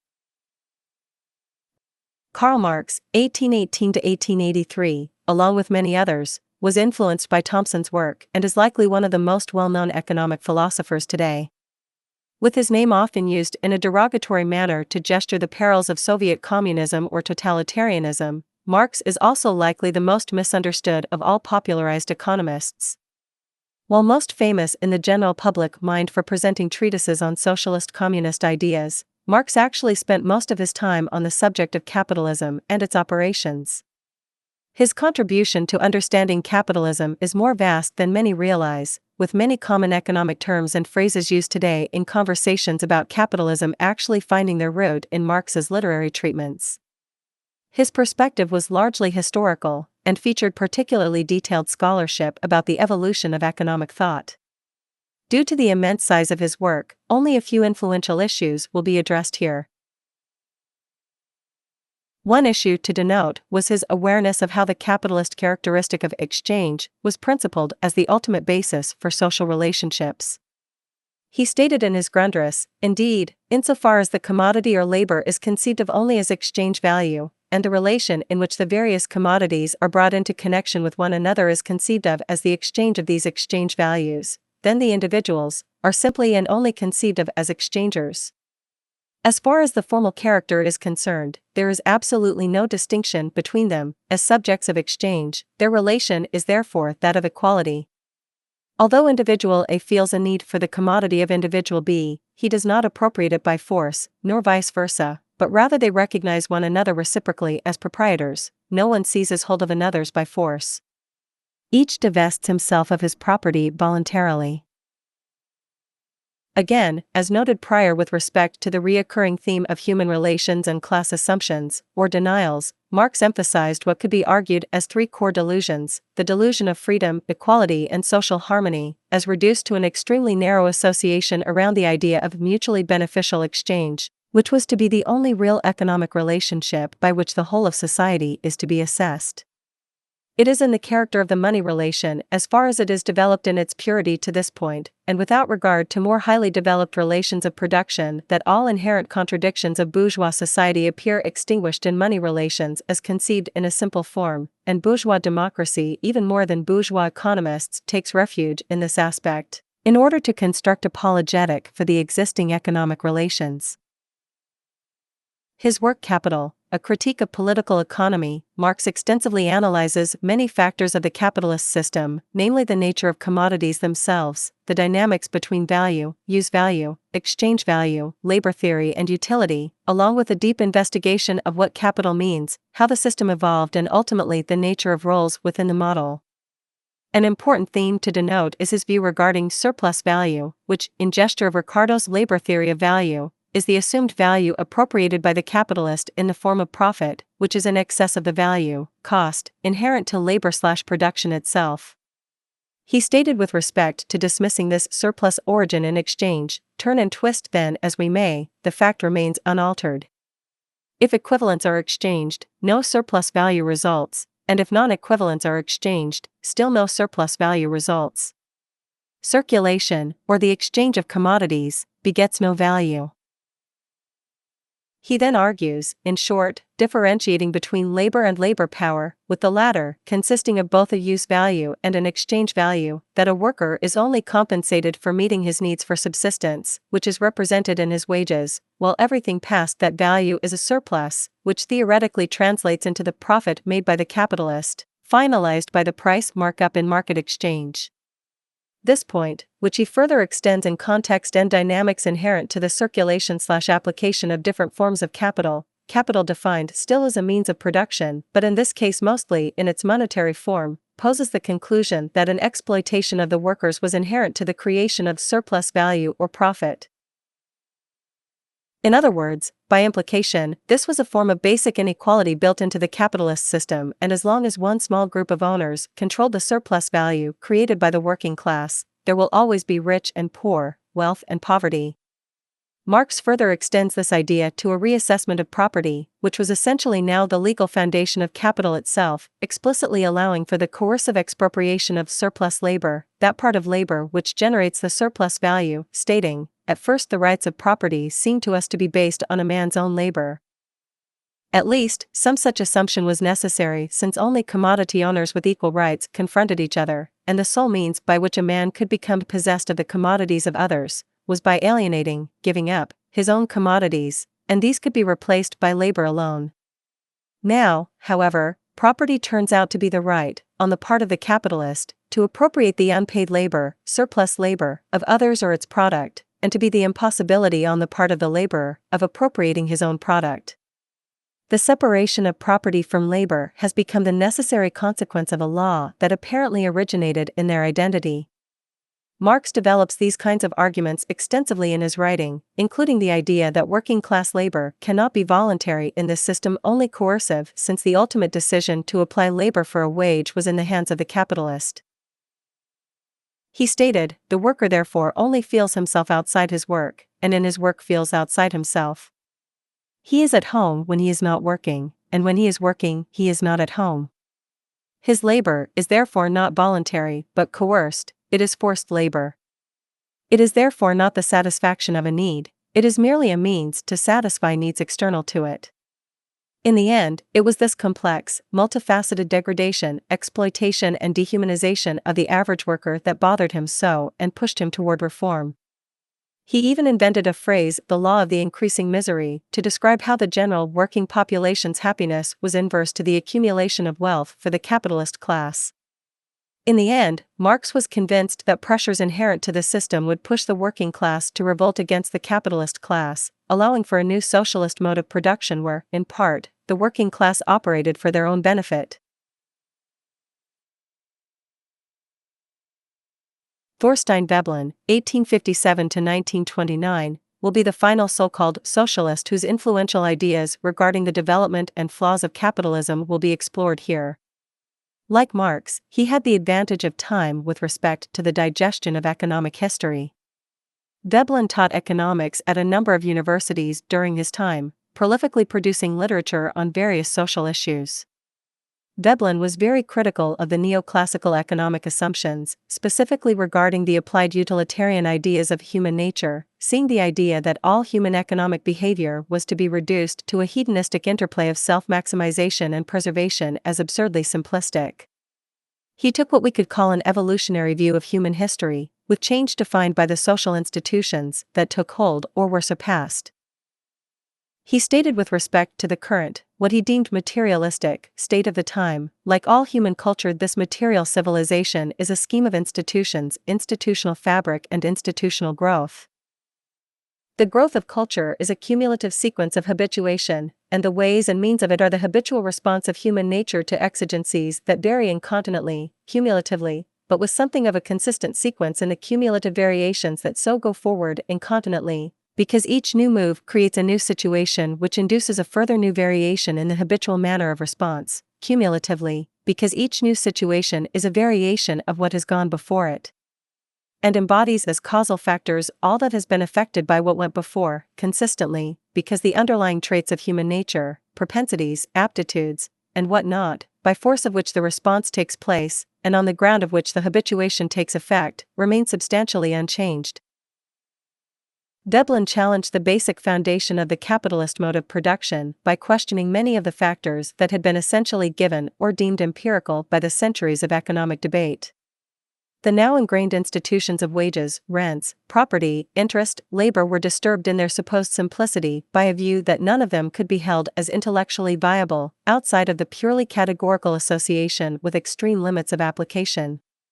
He joked about how a gang of Aleutian Islanders slushing about in the rack and surf with rakes and magical incantations for the capture of shellfish are held, in point of taxonomic reality, to be engaged in a feat of hedonistic equilibration in rent, wages, and interest. And that is all there is to it. He saw production and industry itself as a social process where lines were deeply blurred, as it invariably involved the sharing of knowledge, usufruct, and skills. In many ways, he viewed such categorical characteristics of capitalism to be inherent to capitalism alone and not representative of physical reality, hence a vast contrivance. He found that the dominant neoclassical theory existed, in part, to obscure the fundamental class warfare and hostility inherent, to further secure the interests of what he called the vested interests or absentee owners, aka capitalists. He rejected the idea that private property was a natural right, as assumed by Locke, Smith, and the others, often joking about the absurdity of thought that leads the absentee owners to claim ownership of commodities produced, in reality, by the labor of the common worker, highlighting the absurdity of the long-held principle that from labor comes property. He went further to express the inherent social nature of production and how the true nature of skill and knowledge accumulation completely voided the assumption of property rights in and of itself, stating, "This natural rights theory of property makes the creative effort of an isolated, self-sufficing individual the basis of ownership vested in him. In so doing, it overlooks the fact that there is no isolated, self-sufficing individual. Production takes place only in society, only through the cooperation of an industrial community. This industrial community may be large or small, but it always comprises a group large enough to contain and transmit the traditions, tools, technical knowledge, and usages without which there can be no industrial organization and no economic relation of individuals to one another or to their environment. There can be no production without technical knowledge, hence no accumulation and no wealth to be owned, in severalty or otherwise. And there is no technical knowledge apart from an industrial community. Since there is no individual production and no individual productivity, the natural rights preconception reduces itself to absurdity, even under the logic of its own assumptions. As with Marx, he saw no other way to distinguish the two major classes of society than between those who work and those who exploit that work with the profit-making portion of capitalism, the business, completely separate from production itself, industry. He makes a clear distinction between business and industry and refers to the former as functioning as a vehicle of sabotage for industry. He saw a complete contradiction between the ethical intent of the general and there is no technical knowledge apart from an industrial community. Since there is no individual production and no individual productivity, the natural rights preconception reduces itself to absurdity, even under the logic of its own assumptions. As with Marx, he saw no other way to distinguish the two major classes of society than between those who work and those who exploit that work with the profit-making portion of capitalism, the business, completely separate from production itself, industry. He makes a clear distinction between business and industry and refers to the former as functioning as a vehicle of sabotage for industry. He saw a complete contradiction between the ethical intent of the general community to produce efficiently and with high service, and the laws of private property that had the power to direct industry for the sake of profit alone, reducing that efficiency and intent. The term sabotage in this context was defined by Veblen as the conscientious withdrawal of efficiency. He states, the industrial plant is increasingly running idle or half-idle, running increasingly short of its productive capacity. Workmen are being laid off, and all the while these people are in great need of all sorts of goods and services which these idle plants and idle workmen are fit to produce. But for reasons of business expediency it is impossible to let these idle plants and idle workmen go to work, that is to say for reasons of insufficient profit to the businessmen interested, or in other words, for the reasons of insufficient income to the vested interests. Furthermore, Veblen, as opposed to the vast majority of people in the modern day who condemn acts of corruption on ethical grounds, did not see any of the problems of abuse and exploitation as an issue of morality or ethics. He saw the problems as inherent, built into the nature of capitalism itself. He states, it is not that these captains of big business, whose duty it is to administer this salutary modicum of sabotage on production, are naughty. It is not that they aim to shorten human life or augment human discomfort by contriving an increase of privation among their fellow men. The question is not whether this traffic in privation is humane, but whether it is sound business management. With respect to the nature of government, Veblen's view was very clear. Government by its very political construct existed to protect the existing social order and class structure, reinforcing private property laws and by direct extension reinforcing the disproportionate ownership, ruling, class. Legislation, police surveillance, the administration of justice, the military and diplomatic service, all are chiefly concerned with business relations, pecuniary interests, and they have little more than an incidental bearing on other human interests, he stated. The idea of democracy was also deeply violated by capitalist power in his view, stating constitutional government is a business government. Veblen, while aware of the phenomenon of lobbying and the buying of politicians commonly seen today as a form of corruption, did not see this as the real nature of the problem. Rather, government controlled by business was not an anomaly. It was simply what government had manifested to be by design. By its very nature, as an institutionalized means for social control, government would always protect the rich against the poor. Since the poor always greatly outnumbered the rich, a rigid legal structure favoring the wealthy, propertied interests, had to exist to keep the class separation and benefit to the capitalist interests intact. Likewise, he also recognized how the capitalist state government very much needed to keep social values in line with their interests, what Veblen called a pecuniary culture. Therefore, the predatory, selfish and competitive habits typical of success in the underlying social warfare inherent to the capitalist system naturally reinforced those values by default.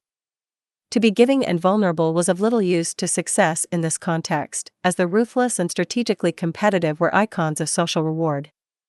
In a broad assessment, Veblen worked to critically analyze the core structure and values of the capitalist model, posing what could be argued as some profoundly sociologically advanced conclusions with respect to its inherent contradictions, technical inefficiency and value disorders.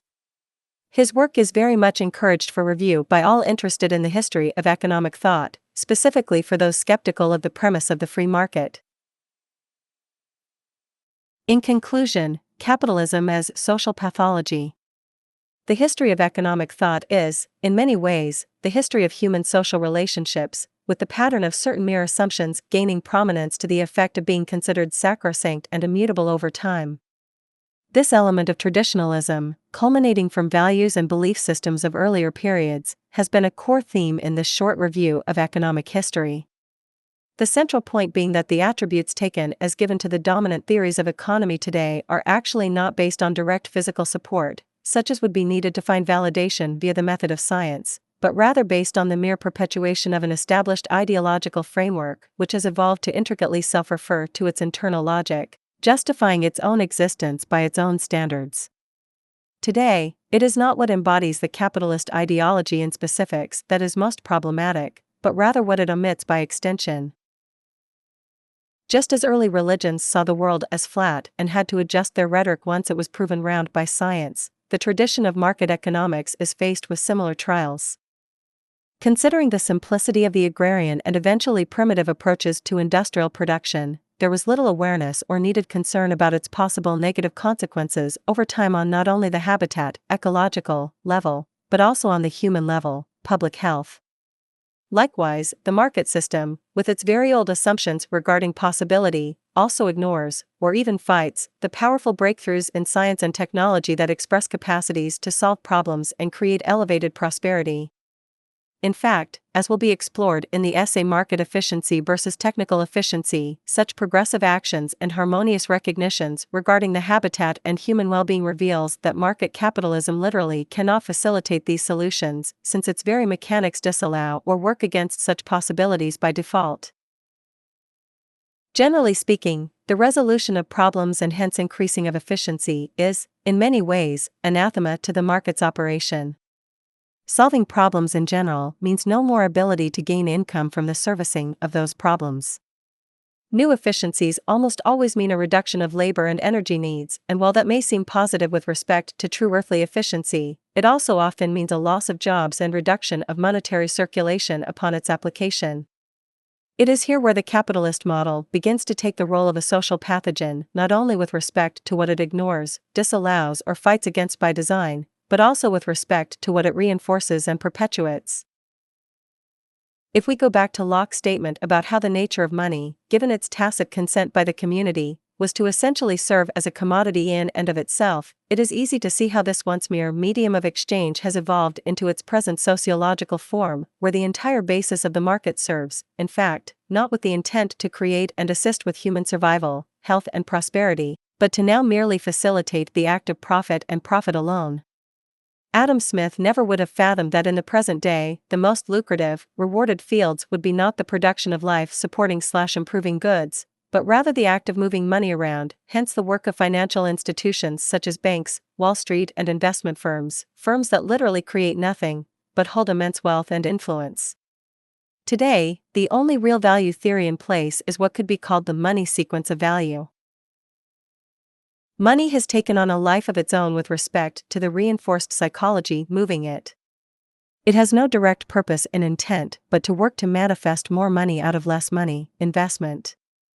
This money-seeking money phenomenon has not only created a value system disorder where this interest in monetary gain trumps everything, leaving truly relevant environmental and public health issues secondary and external to the focus of economy, its constant propensity to multiply and expand truly has a cancerous quality where this idea of needed growth, rather than steady-state balance, continues its pathological effect on many levels. Much could be said about the debt system and how virtually all the countries on the planet Earth are now indebted to themselves to the extent where we, the human species, actually do not have the money in circulation to pay ourselves back from what we have borrowed out of thin air. The need for more and more credit to fuel the market is constant today due to this imbalance, which means, like cancer, we are dealing with an intent of infinite expansion and consumption. This simply cannot work on a finite planet.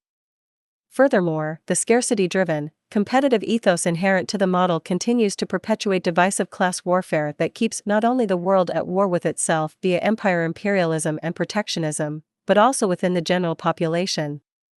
Today, most walk around afraid of each other, since exploitation and abuse is the dominant, rewarded ethos. All humans have adapted in this culture, unnecessarily, to see each other as threats to one's own survival in increasingly abstract economic contexts. For example, when two people walk into a job interview, seeking life support, they are not interested in the well-being of the other, since only one will gain the job. In fact, empathic sensitivities are negative pressures in this system of advantage and go completely unrewarded by the financial mechanism. Likewise, the assumption that fairness could ever exist in such a competitive environment, particularly when the nature of winning and losing means a loss of life support or survival, is a deeply naive ideal. The legal statutes in existence that work to stop monopoly laws and financial corruption exist because there is literally no built-in safeguard for such so-called corruption in this model. As implied by Smith and Veblen in this essay, the state is really a manifestation of the economic premise and not the other way around.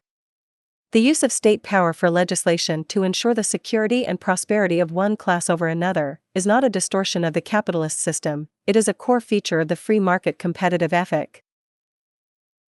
Many in the libertarian, laissez-faire, Austrian school, Chicago school and other neoclassical offshoots constantly tend to talk about how state interference is the problem today, such as with having protectionist import-export policies or the favoring of certain industries by the state. It is assumed that somehow the market can be free to operate without the manifestation of monopoly or the corruptions inherent to what has been deemed today crony capitalism, even though the entire basis of strategy is competitive or, in more direct terms, warring. Again, to assume the state would not be used as a tool for differential advantage, a tool for business, is absurd. In the end, these overtly and unnecessarily selfish values have been at the root of human conflict since their inception and, as noted, the historical notion of human warfare on the class level is seen by most as given, natural, or immutable. In the existing social model, extracted from an inherently scarcity-driven, xenophobic and racist frame of reference, there is no such thing as peace or balance. It simply isn't possible in the capitalist model. Likewise, the illusion of equality between people in the so-called democratic societies also persists, assuming that somehow political equality can manifest out of the explicit, economic inequality inherent to this mode of production and human relations. Early in this essay, the distinction between the historical and mechanistic view of economic logic was mentioned in passing. The importance of the mechanistic, scientific, perspective, which will be explored in later essays, is critical with respect to understanding how deeply out of date and flawed the market economy really is. When we take the known laws of nature, both on the human and habitat levels, and start to calculate what our options and possibilities are, technically, without the baggage of such historical assumptions, a very different train of thought emerges. In the view of TZM, this is the new worldview by which humanity needs to align in order to solve its current, mounting sociological and ecological problems, along with opening the door to enormous possibilities for future prosperity. Market efficiency versus technical efficiency. The synergetic aspect of industries doing ever more work with ever less investment of time and energy per each unit of performance has never been formally accounted as a capital gain of land-situated society. The synergistic effectiveness of a world-around integrated industrial process is inherently vastly greater than the confined synergistic effect of sovereignly operating separate systems. Ergo, only complete world desovereignization can permit the realization of an all-humanity high-standard support. R. Buckminster Fuller.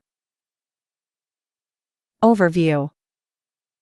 Scientific development, while evolving in parallel with traditional economic development over the past 400 years or so, has still been largely ignored and seen as an externality to economic theory. The result has been a decoupling of the socio-economic structure from the life support structure to which we are all tied, and upon which we all depend.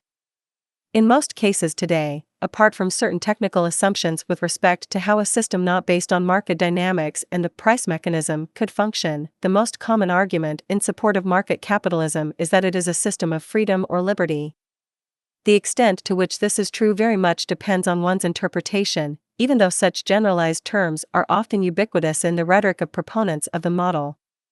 It appears such notions are really reactions to prior attempts at alternative social systems in the past that generated power problems like totalitarianism.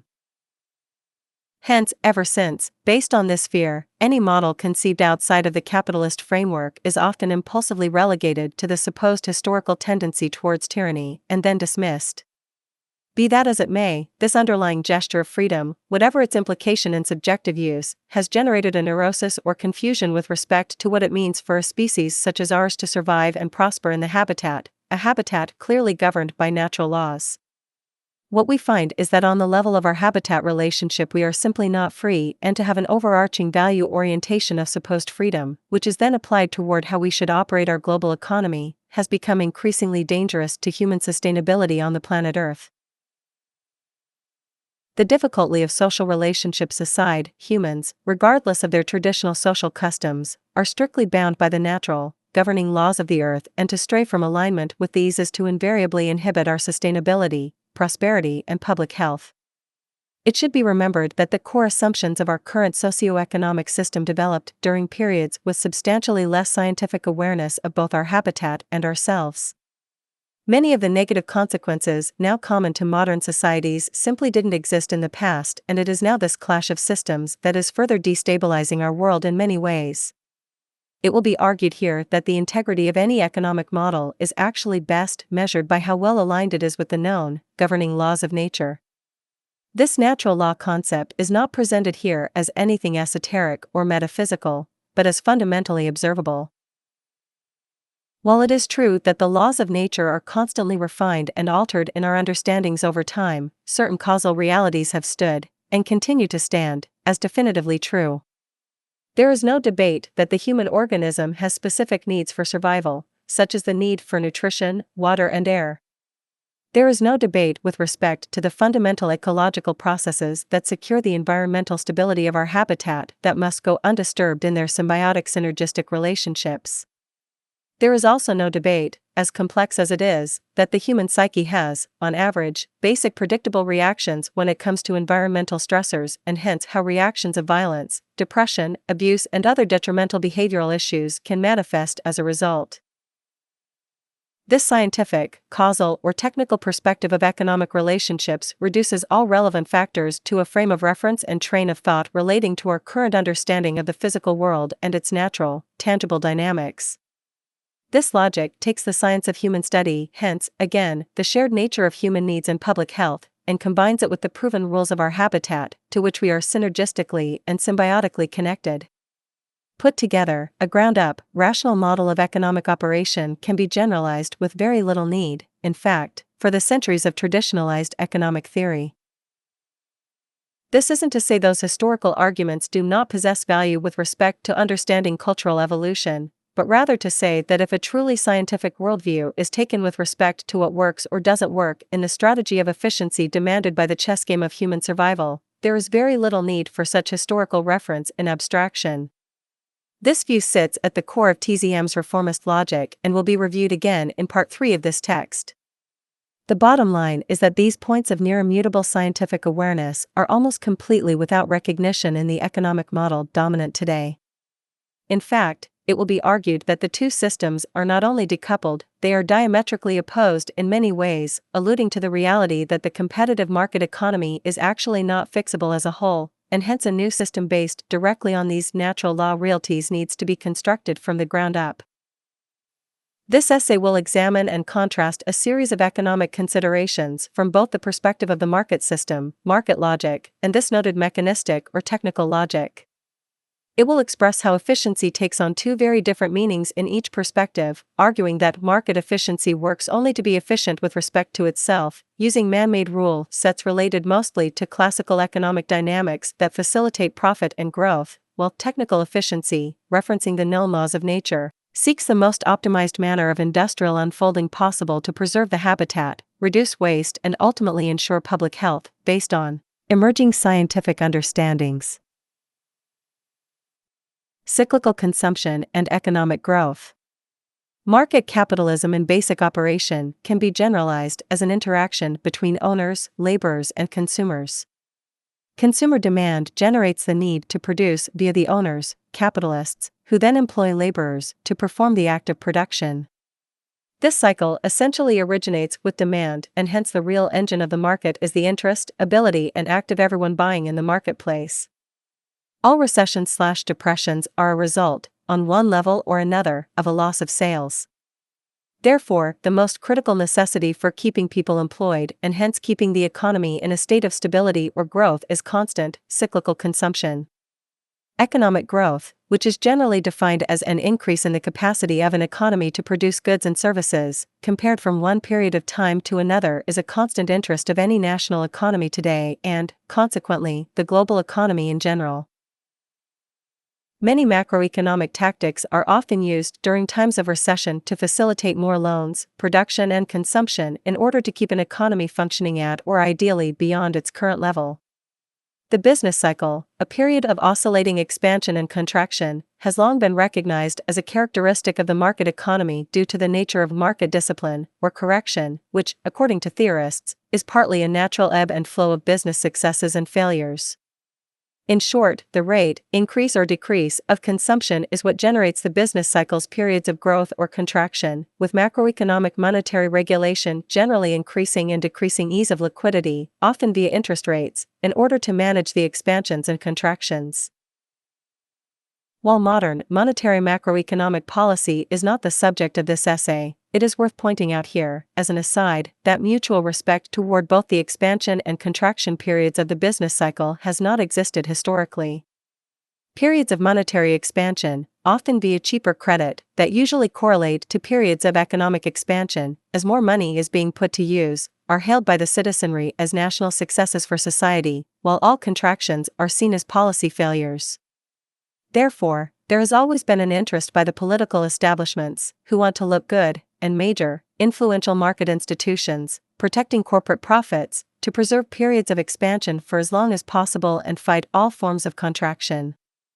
This perspective is natural to the value system inherent to capitalism, for pain is to be thwarted at all times, often in a short-sighted manner.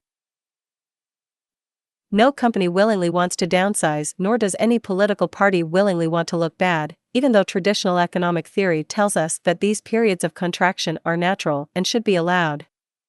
The result has been, in short, a constant increase in the money supply, i.e., purchasing power and capital, during times of recession, with the end result being massive global debt, both public and private. The reality is that all money comes into existence through loans, and each of those loans is made with interest attached, where the loan must be paid back with the interest fee accrued, banks profit, meaning that the very nature of money creation automatically entails a negative balance by default. There is always more debt in existence than there is money in circulation. So, returning to the main point with respect to the need for demand/consumption to keep the economy working, this process of exchange and general focus on growth is at the heart of the market's context of efficiency. It doesn't matter what is being produced or the effect on the state of human or earthly affairs. Those are all, again, externalities. As a concentrated example of this logic, the stock market, which is itself nothing more than the trading of money and its now numerous derivatives, generates enormous GDP and growth through resultant sales/profit. Yet, these acts arguably produce nothing of tangible, life-supporting value. The stock market system and the now massively powerful financial institutions are completely auxiliary to the real, producing economy. While many argue that these investment institutions facilitate businesses and jobs with their application of capital, this act is, once again, only systemically relevant in the current system, market efficiency, and utterly irrelevant in terms of real production, technical efficiency. In short, when it comes to market logic, the more turnover or sales, the better, and that is that regardless if the item sold is credit, rocks, hope, or flapjacks. Any pollution, instances of waste, or other such detriments are, again, external. There is no consideration for the technical role of actual production processes, strategies for efficient distribution, design applications, or the like. Such factors are assumed to culminate metaphysically in the best interest of the people and the habitat simply because that is what the invisible hand of the market implies. Yet, the growing more with less revolution in the industrial sciences has created a new reality where the advancement of industrial technology has reversed the pattern of cumulative material effort with respect to efficiency. The logic that more labor, more energy, and more resources will produce proportionally more effective results has been challenged. In increasingly more circumstances, the reduction of energy, labor, and materials to accomplish certain tasks has been the outcome, given our modern scientific, technical applications. For instance, satellite-based communication today, while intellectually sophisticated, embodying a great deal of evolved knowledge, is, in physical reality, rather simple and resource-efficient in comparison to the prior alternatives for communication, which in global application, involved enormous amounts of cumbersome materials, such as heavy copper wires, along with the difficult, often risky task of laying out such materials by human labor power. What is accomplished today with a set of generally small, global satellites in orbit is truly amazing by comparison. This design revolution, which gets to the heart of what true economic, technical, efficiency means, stands in direct opposition to the cyclical consumption, growth-based economic model. Again, the intention of the market system is to maintain or elevate rates of turnover, as this is what keeps people employed and increases employment and so-called growth. Hence, at its core, the market's entire premise of efficiency is based around tactics to accomplish this, and hence any force that works to reduce the need for labor or turnover is considered inefficient from the view of the market, even though it might be very efficient in terms of the true definition of economy itself, which means to conserve, reduce waste, and do more with less. If we hypothetically reduced our global society to a single, small island with a respectively small population, with very limited technology as compared to today, finding that only X number of food/survival items were possible in the natural regeneration of the land, would it be a good idea to employ an economic system that sought to increase the use and turnover of the island's resources as fast as possible for the sake of growth? Naturally, the ethic of strategic use and preservation would develop as an ethos in such a condition. The idea would be to reduce waste, not accelerate it, which, again, is what the true definition of economy means, to economize. Unnecessary obsolescence, competitive and planned. When we think of obsolescence, we often might consider the rapid technological changes occurring in the world today. Every few years, it seems our communication and processing devices, namely computer technology, undergo rapid development. Moore's law, for example, which essentially denotes how processing power doubles every 18 to 24 months, has been extended to apply to other, similar technological applications, illuminating the powerful trend of scientific advancement in general. However, when it comes to goods production, two forms of eventual obsolescence occur today which are not based on the natural evolution of technological capacity, but rather result from a. the contrived, competitive rule structure of the market system along with b. the driving urge for market efficiency in seeking turnover and reoccurring profit.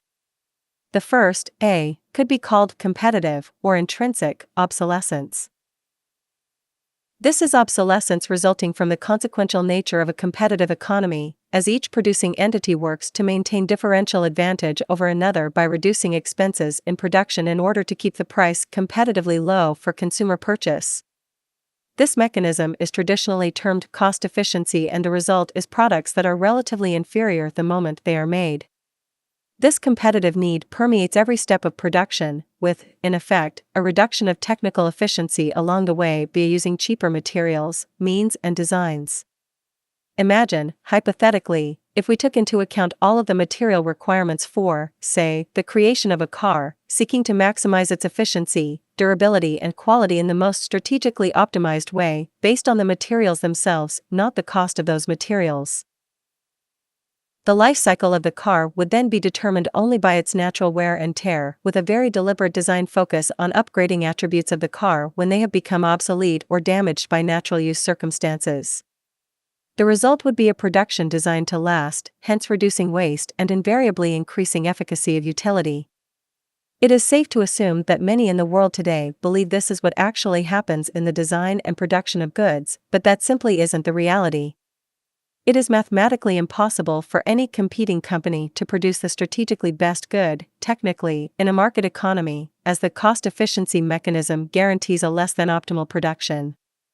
The second form, B, of obsolescence is known as planned, and this production technique to ensure cyclical consumption gained interest in the early 20th century when industrial development was advancing efficiency at an accelerating rate, producing better goods, faster. In fact, there was not only a need to encourage more purchases by the general public, the problem of resulting increased lifespan and general efficiency of goods was also slowing consumption. Again, the more with less phenomenon was surfacing in a rapid way.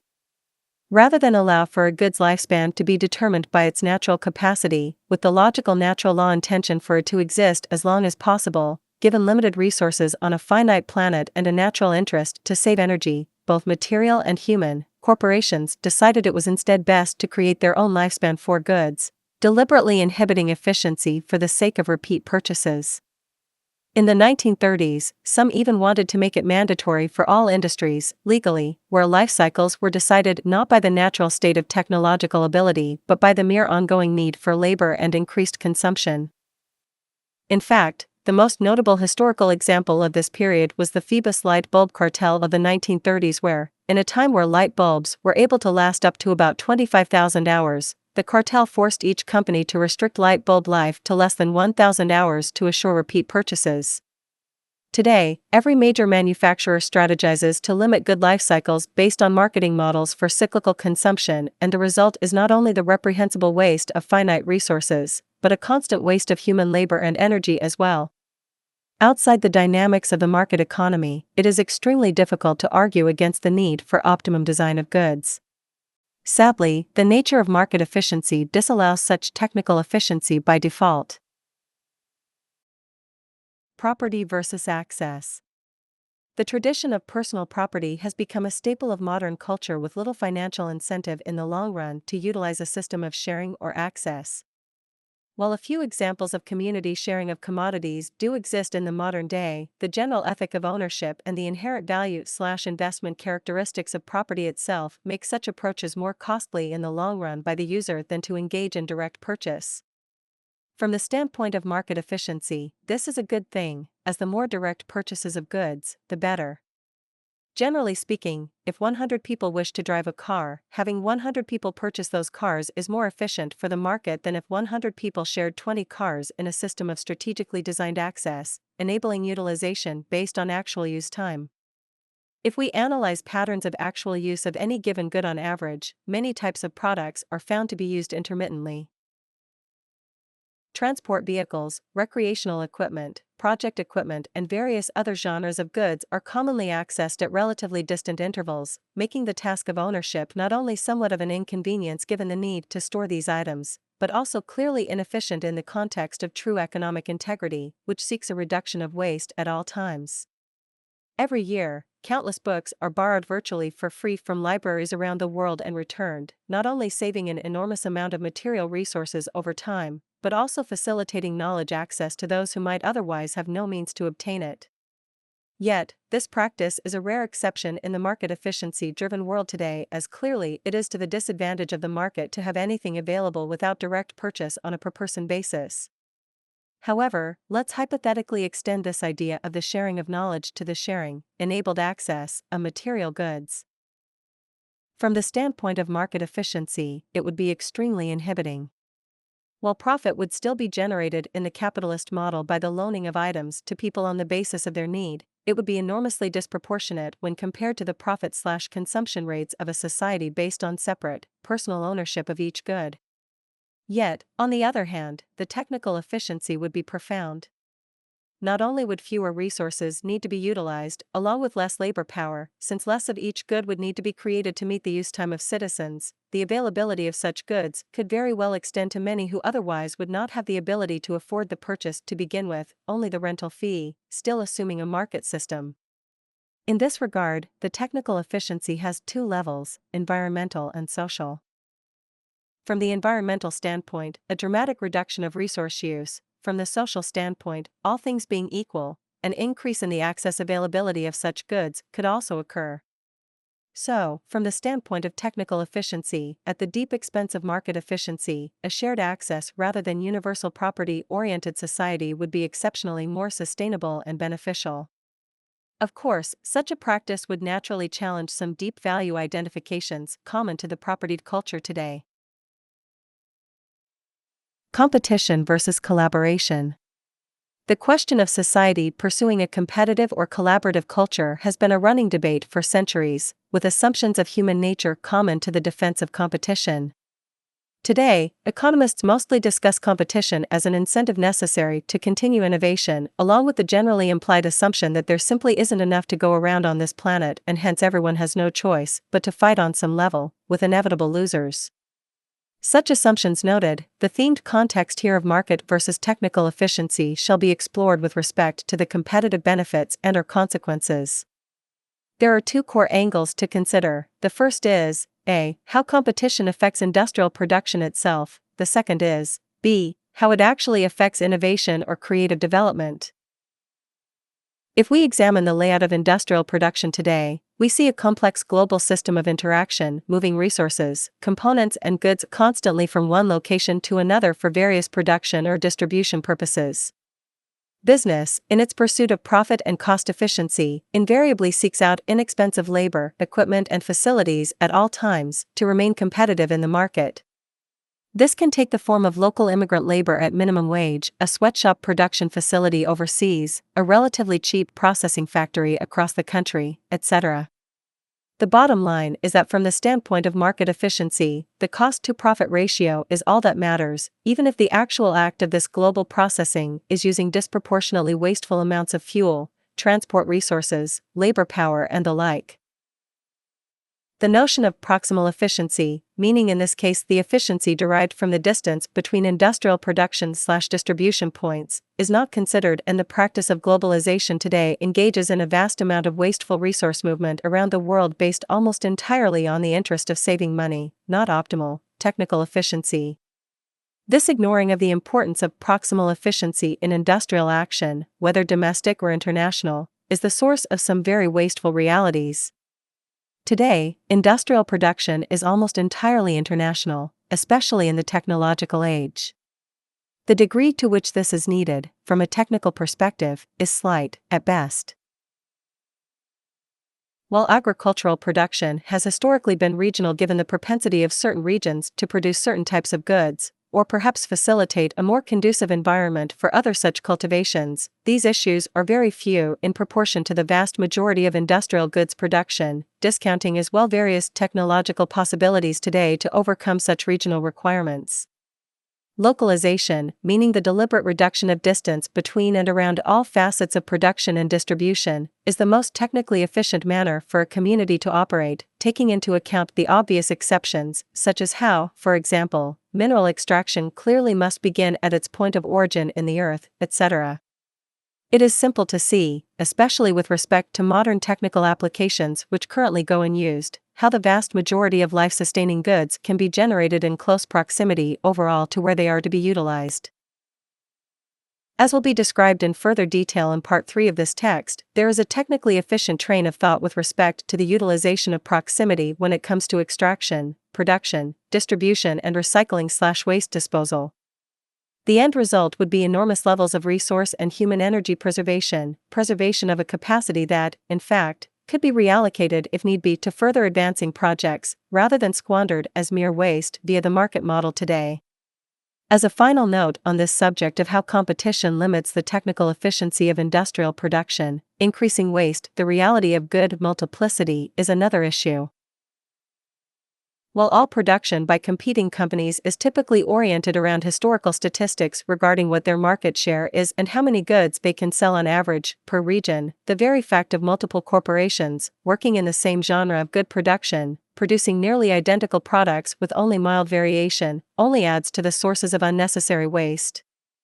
As will also be described in the next subsection, the idea of, for example, multiple cell phone companies competing for market share by mere design variation, generating consequentially relative inefficiencies in design due to different strategies to gain cost efficiency, coupled with the general lack of compatibility of components given the financial benefit of pushing proprietary standards and system compatibilities, creates another complex web of inefficiency. Clearly, from the standpoint of technical efficiency, one collective cell phone company, working to produce the strategically best, most adaptable, universally compatible design, would not only be more respectful of the environment, it would also create a tremendous ease and use efficiency as well, since the problem of seeking proprietary repair parts and overcoming compatibility problems would be dramatically reduced.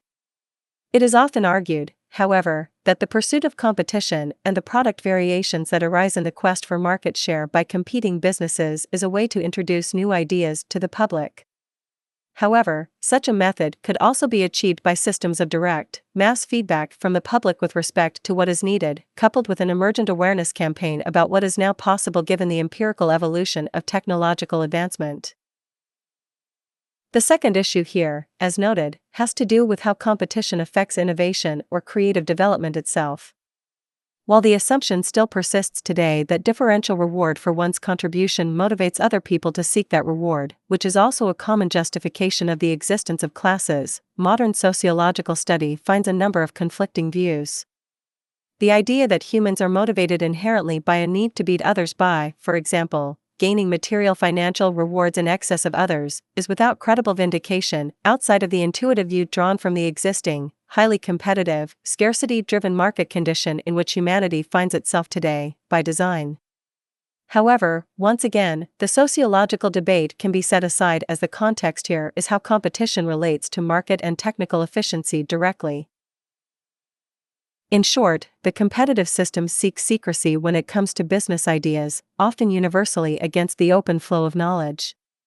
The use of patents and proprietary rights or trade secrets perpetuates not an advance of innovation as many proponents of the competitive market assume, but retardation. It is very interesting to think about what knowledge means, how it is generated, and how odd it is for anyone to rationally claim ownership of an idea or invention. At no time in human history has any singular individual culminated an idea that was not serially generated by many before them. The historical culmination of knowledge is a social process, and therefore, any claim of ownership of an idea by a person or corporation is intrinsically faulty. The common semi-economic term used today is usufruct, which means the legal right of using and enjoying the fruits or profits of something belonging to another. In reality, however, all attributes of every idea in existence today, in the past and forever in the future, has without exception a distinctly social, not personal point of origin. It becomes obvious that the notion of intellectual property, meaning ownership of mere thoughts and ideas, has manifest out of the vast period of human history where one's creativity has become tied to one's personal survival. In an economic system where people's ideas have the capacity to generate income for them personally, the idea of such ownership becomes relevant. After all, if you invent something in the modern system which could generate sales and hence help your personal economic survival, it would be extremely inefficient, in the market sense of the word, to allow that idea to be open source, since others, seeking survival themselves, would likely quickly seize that invention for their own financial exploitation. It is also easy to see how the phenomenon of ego has manifest around the idea of intellectual ownership as well, since the basis of reward in such a system invariably has a psychological tie to one's personal sense of self-worth. If a person invents something, files for intellectual ownership, exploits it for profit and then manifests a large house and extensive property, his or her status as a human being is traditionally elevated as far as the standards set by culture, she is considered a success. Yet, if we were to think about it in general, the sharing of knowledge has no negative recourse outside of the economic premise of ownership for profit exploitation. There is nothing to lose and, indeed, an enormous amount to be gained socially by the sharing of information. Coming back to the prior example in this essay of competing cell phone companies, we will notice that within the confines of boardroom meetings where often marketers, designers and engineers consider how to improve their product in general, the sharing of their ideas is paramount. However, imagine if that meeting was extended to all competing cell phone companies at once, where not only could they remove their contrived, utility-less marketing angles devised to gain the market share of other competitors, such as aesthetic gimmickry, they could work to produce the cumulative best in concert. Extending even more so, what if all designs were public domain in the sense that anyone in the world who had an interest to help improve an idea was able to? The schematics of a cell phone design could be posted publicly with a system of technical interaction where people from all around the world could help, if they had the ability, with the technical efficiency and utility of the design. While this is an abstract hypothetical example, it is clear that the result of such an open approach to the sharing of information could facilitate an explosion of creativity and productivity never before witnessed. As will be discussed in Part 3, the removal of the monetary market system is critical to the facilitation of this capacity. Labor for income. At the core of the market system is the selling of an individual's labor as a commodity. In many ways, the ability of the market to employ the population has become a measure of its integrity. However, the advent of mechanization, or the automation of human labor, has become an ever-increasing point of interference over time. Historically, the application of machine technology to labor has been seen as an issue of not only social progress, but also economic progress, in the market sense, mainly due to the increase in productivity. The basic assumption is that mechanization, or more broadly technological innovation, facilitates industrial expansion and hence an inevitable reallocation of labor displaced by machine into new, emerging sectors. This is a common defense. Historically speaking, there appears to be some truth to this, where the reduction of the human workforce in one sector, such as was the case with the automation of agriculture in the West, has been overcome to a degree by the advancement of other employment sectors, such as the modern service sector. However, this assumption that technological innovation will generate new forms of employment in tandem with those displaced by it, creating an equilibrium, is actually very difficult to defend when the rate of change of innovation, coupled with the cost-saving interests of business, is taken into account. As for the latter, the role of mechanization from the standpoint of market efficiency exists almost solely to assist cost efficiency. Robotics in the modern day have far exceeded the physical capacity of the average human being, along with rapidly advancing calculation processes, which continue to vastly exceed human thought. The result is the ability of industry to employ machines, which invariably have more productive capacity than human labor, coupled with the extremely notable financial incentive of reduced liability for the business owners in many ways. While machines might require maintenance, they do not need health insurance, unemployment insurance, vacations, union protection, and many other attributes common to human employment today. Therefore, in the narrow logic inherent to the pursuit of profit, it is only natural for businesses to seek out mechanization at all times, given its long-term cost benefits and hence market efficiency. As far as the suggestion that equilibrium will always be found eventually between new labor roles and displaced labor due to technological innovation, the problem is that the rate of change of technological development far exceeds the rate of new job creation. This problem is unique as it also assumes that human society would always want new employment roles. It is here where subjective cultural values should be considered. Given that our current sociological condition demands human employment as the backbone of market sustainability, hence market efficiency, the ethic of work and its identity associations, culturally, have perpetuated a force where the actual function of the labor role, its true utility, becomes less important than the mere act of labor itself. Just as market efficiency has no consideration for what is actually being bought and sold in general, so long as it keeps cyclical consumption at an acceptable rate, the labor roles taken on today in production are equally as arbitrary in the view of the market. In theory, we could envision a world where people are being paid to do what could be considered pointless occupations, when it comes to utility, generating high levels of GDP with virtually no true social contribution. In fact, even today we could step back and ask ourselves what the social role of many institutions really is and perhaps come to the conclusion that they serve only to keep moving money around, not to create or actually contribute anything tangible for the benefit of society. These are complex philosophical questions as they challenge dominant traditional ethics and the very nature of what progress really means in many ways. For instance, the following thought exercise is worth considering. Imagine if we were to revert our social system back to the 16th century, where many modern, 21st century, technological realities were simply unheard of. The population of that era would naturally have expectations of what would be technically possible that would be far below what is generally accepted as possible today. If this society was able to superimpose, overnight, the massive technological capacity of the modern era, there is little doubt that virtually everything related to the core survival of the population could be automated. The question then becomes, what do they now do with their newfound freedom? What becomes the cultural focus of their lives if the basic drudgery of fundamental survival was removed? Do they invent new jobs simply because they can? Do they elevate themselves, preserving and embodying this new freedom by altering their social system itself, removing this previously demanded labor for income requirement? These questions get to the root of what progress and personal/social goals and success really are. Nevertheless, a dominant cultural value today is that of earning a living, and the application of mechanization, in the sense of market efficiency, is actually a double-edged sword.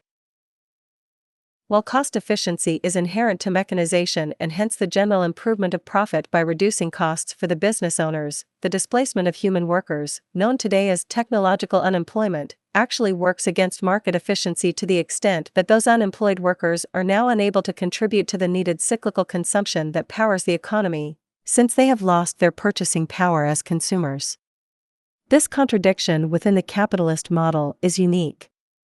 From the standpoint of market efficiency, mechanization hence poses both a positive and negative outcome in this sense, and when we realize that the rate of technological change will, in all probability, displace people increasingly faster than new sectors of employment can be created, mechanization as an inhibiting factor to capitalism becomes ever more apparent.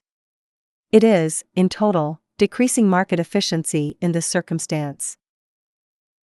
However, on the other hand, from the standpoint of technical efficiency, once again, we see vast improvement and immense possibilities on many levels. The production capacity enabled by this application clearly shows a powerful increase in efficiency regarding not only the effect of industrial production, but also a general increased efficiency of the goods themselves by extension of the accuracy and integrity inherent in production.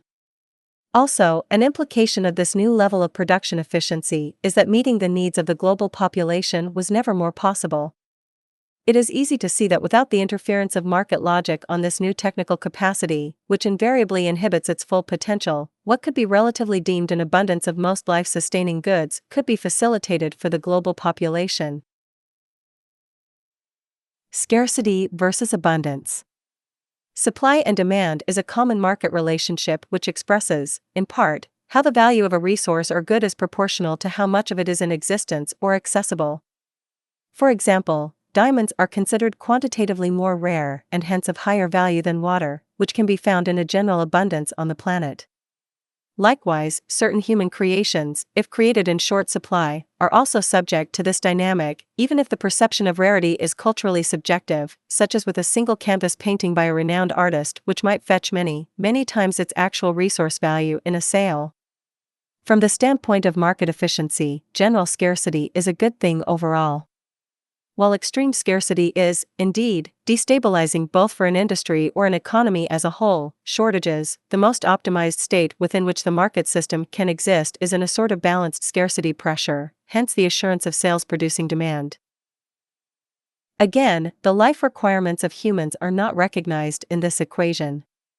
Meeting human needs in the form of food, housing, low-stress circumstances for mental health, etc., is utterly external here and has no direct relationship to market efficiency.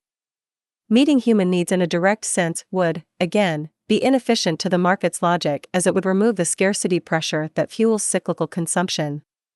Put another way, there is a need for imbalance in order to fuel this demand pressure, and this imbalance can come in many forms. Debt, for example, is a form of imposed scarcity which puts a person in a position to which they must often submit to labor which may be of a more exploitative nature, meaning the reward, usually the wage, is grossly disproportionate to what is needed to keep a healthy standard of living in one's circumstance. In this respect, the debt system facilitates a distinct form of market efficiency as it benefits the employer since the ease of lowering wage rates, cost efficiency, naturally increases as private debt levels increase. The more in debt people are, the more likely they will submit to low-wage labor and hence generate more profit for the business owners.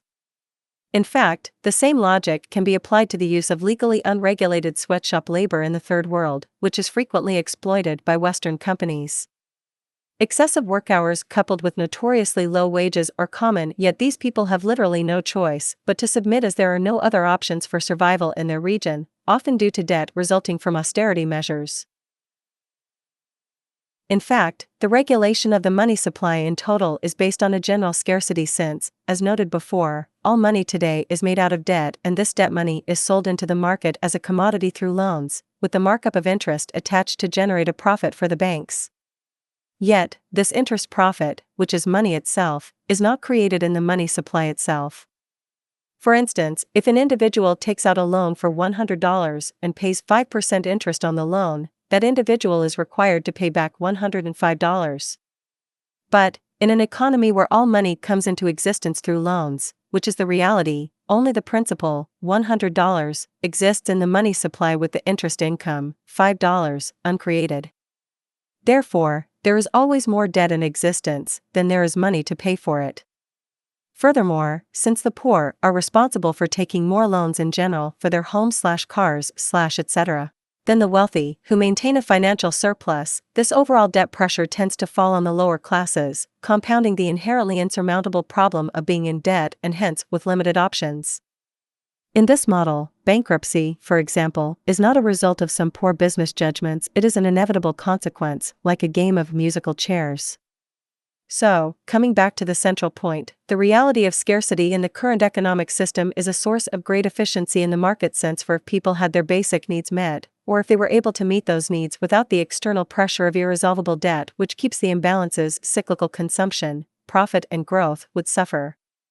As insidious as it may seem to our intuition and humanity, that keeping people deprived is actually a positive precondition for the workings of the market. This is the reality. Needless to say, from the standpoint of technical efficiency, seeing the human being as a biochemical machine in universal need of basic nutrition, stability and other psychosocial requirements, which, if unattained, can result in sickness, both physical and psychological, we can recognize the decoupled state of human/social well-being with this market logic. As a final point on this issue, the market seeks the servicing of problems at all times. In fact, it could be stated generally that technical inefficiency is the driver of market efficiency. Problem resolution is not sought by the market as it then creates an income void and hence a loss of monetary gain and movement. The result of this, in part, is a perverse reinforcement of incentive to seek or even advance problems in general. A century ago, the idea of selling bottled water would have been strange, given its general, unpolluted abundance. In the modern day, it is a multi-million-dollar industry annually, derived mostly from the water pollution that has occurred due to irresponsible industrial practices. The profit and jobs now associated with this technically inefficient reality of resource pollution and destruction has improved, once again, the economic market efficiency needed to keep cyclical consumption going. Conclusion. Market efficiency, generally speaking, takes on a macro and micro reality. On the macro scale, anything that can increase sales, growth, or consumption, regardless of the originating pressure for demand or what is actually being bought and sold, is deemed efficient in this context. On the micro scale, this efficiency takes the form of enabling conditions that can increase profit and reduce input costs, cost efficiency, on the part of business. This efficiency inherent to capitalism operates without any respect for the social or environmental costs of its process to keep cyclical consumption and profit going, and the world you see around you full of ecological disorder, human deprivation, and general social and environmental instability has been the result. On the other hand, technical efficiency, which one could characterize as, in fact, a hindrance to market efficiency, seeks to maintain the environment, maintain human health and essentially keep balance in the natural world. The reduction of waste, resolution of problems, and the maintaining of alignment with natural law is the common sense logic embodied. It is unfortunate to realize that today we have two opposed systems of economy working at once, working against each other, in fact. The market system, embodying its archaic, traditionalized logic, is utterly out of sync with the natural, technical, economy as it exists. The result is vast discord and imbalance, with ever-mutating problems and consequences for the human species. It is clear which system will win in this battle. Nature will persist with its natural rules regardless of how much we theorize this or that validation of the way we have traditionally organized ourselves on this planet. Nature doesn't care about our vast monetary economic ideas, its theories of value, sophisticated financial models, or detailed equations regarding how we think human behavior manifests and why. The technical reality is simple: learn, adapt, and align to the governing laws of nature, or suffer the consequences. It is absurd to think that the human species, given its evolution within the same natural laws to which our economic practice and values must align, would be incompatible with such laws. It is merely an issue of maturity and awareness today. As a final point, as well as a general aside, there has emerged a trend in the 21st century, in the wake of all the growing and persisting ecological problems, that claims to seek what is called a green economy. Some have even divided this economic view into sectors, including applications for renewable energy, eco-buildings, clean transportation, and other categories of focus. It will be noticed that all of those awarenesses and sought applications are generally in line with the technical or scientific awareness perspective discussed in this essay. Sadly, as positive as the intent of these new organizations and business planners may be, the inefficiency inherent to the capitalist model of economics, with all its need for certain forms of contrived efficiency to maintain itself, immediately pollutes and deeply limits all such attempts, which explains why such technical efficiency approaches have still yet to really be applied. The sad reality is that while some improvement can be made, such progress will be inherently limited to an ever-increasing degree since, as described, the very structural basis of the way market capitalism works is actively opposed to the efficiencies inherent in the natural law view. The only logical solution is to rethink the entire structure if any real efficiency, elevated prosperity, and problem resolution is to be achieved in the long run. Value system disorder. I believe that greed and competition are not a result of immutable human temperament. I have come to the conclusion that greed and fear of scarcity are in fact being continuously created and amplified as a direct result of the kind of money we are using. The direct consequence is that we have to fight with each other in order to survive. Bernard Lee Terr. Thought genes.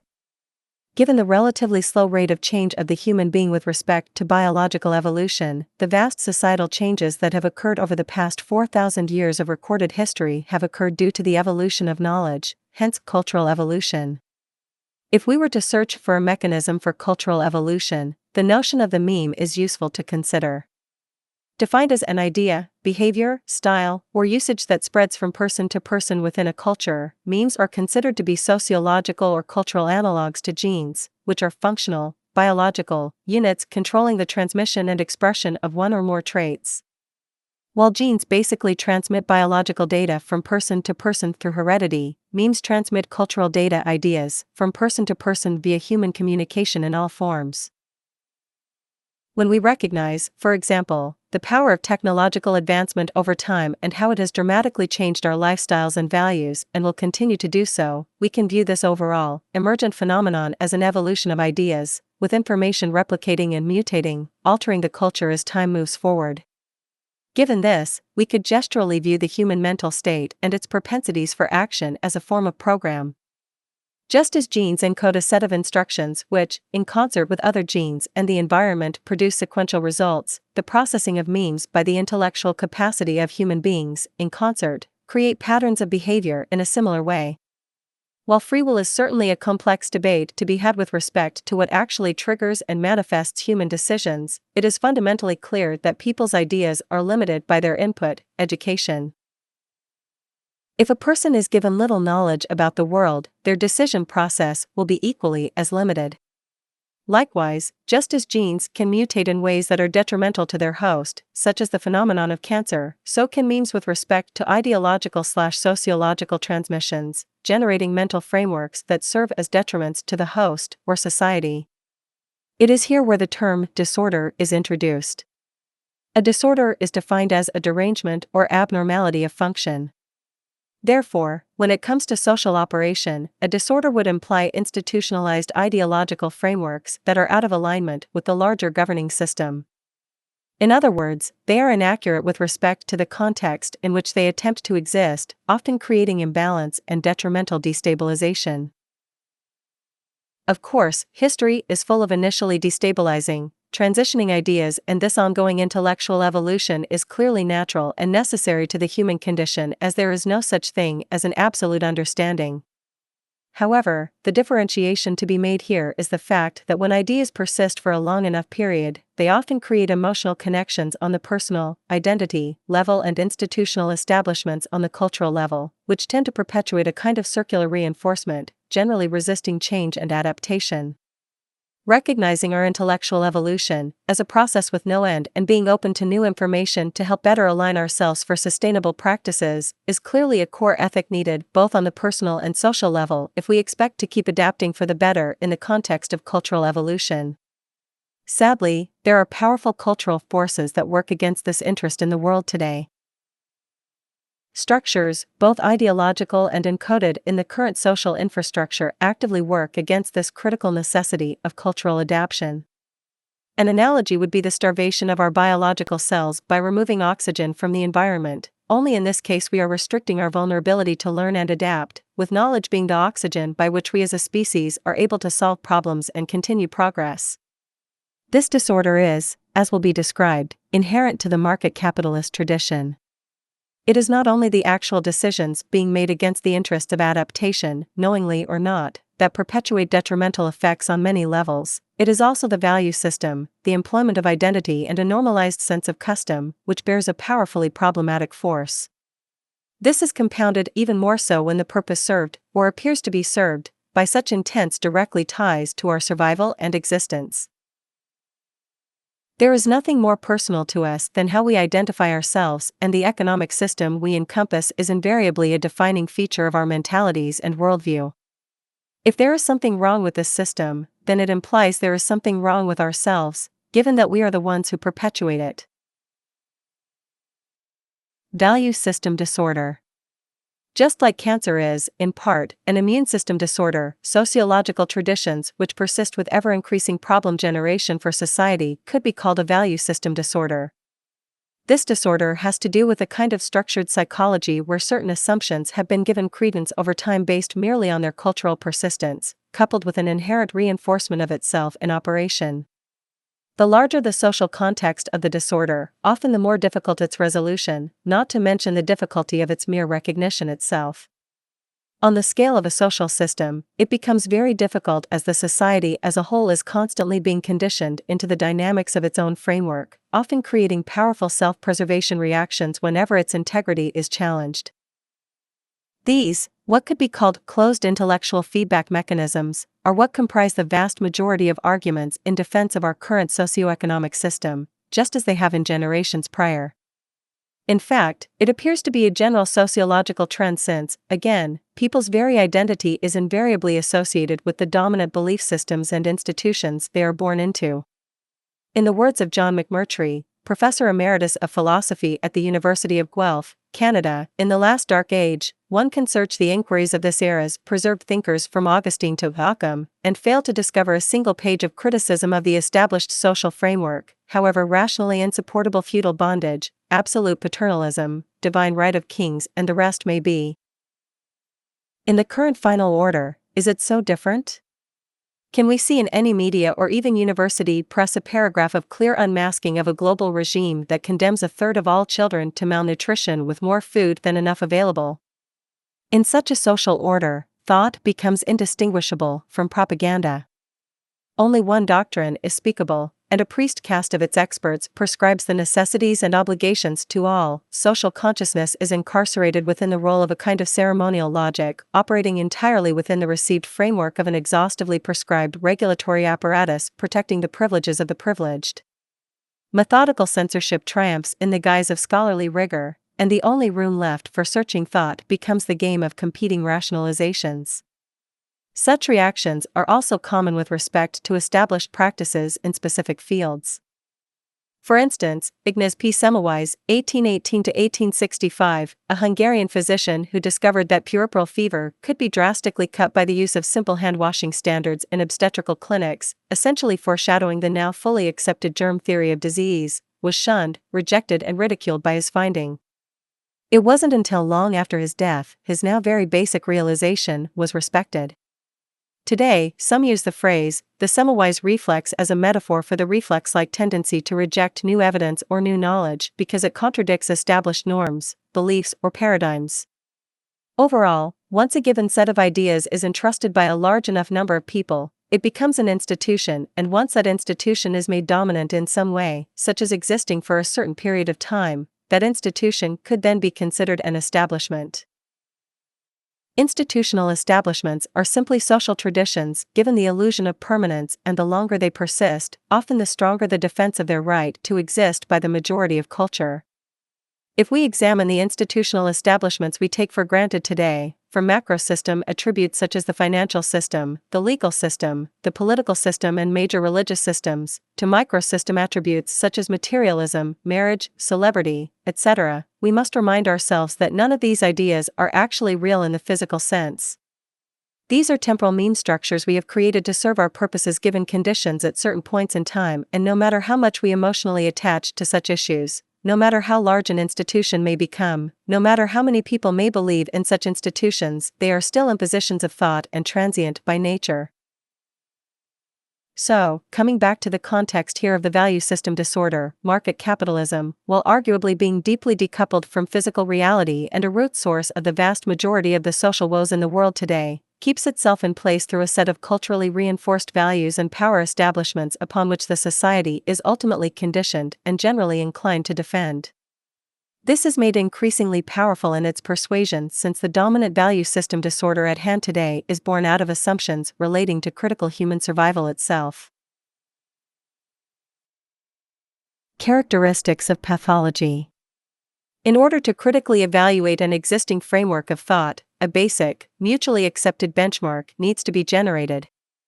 Cultural relativism is an anthropological notion that refers to the fact that different cultural groups generate different perceptions of truth or reality. Moral relativism, which is a similar notion, has to do with the variance of what is considered correct or ethical. Over the course of human history, these distinctions have become increasingly narrow since the scientific revolution of causal thought, from the Renaissance onward, has increasingly reduced the relative integrity of various beliefs. The fact is, beliefs are not equal in their validity.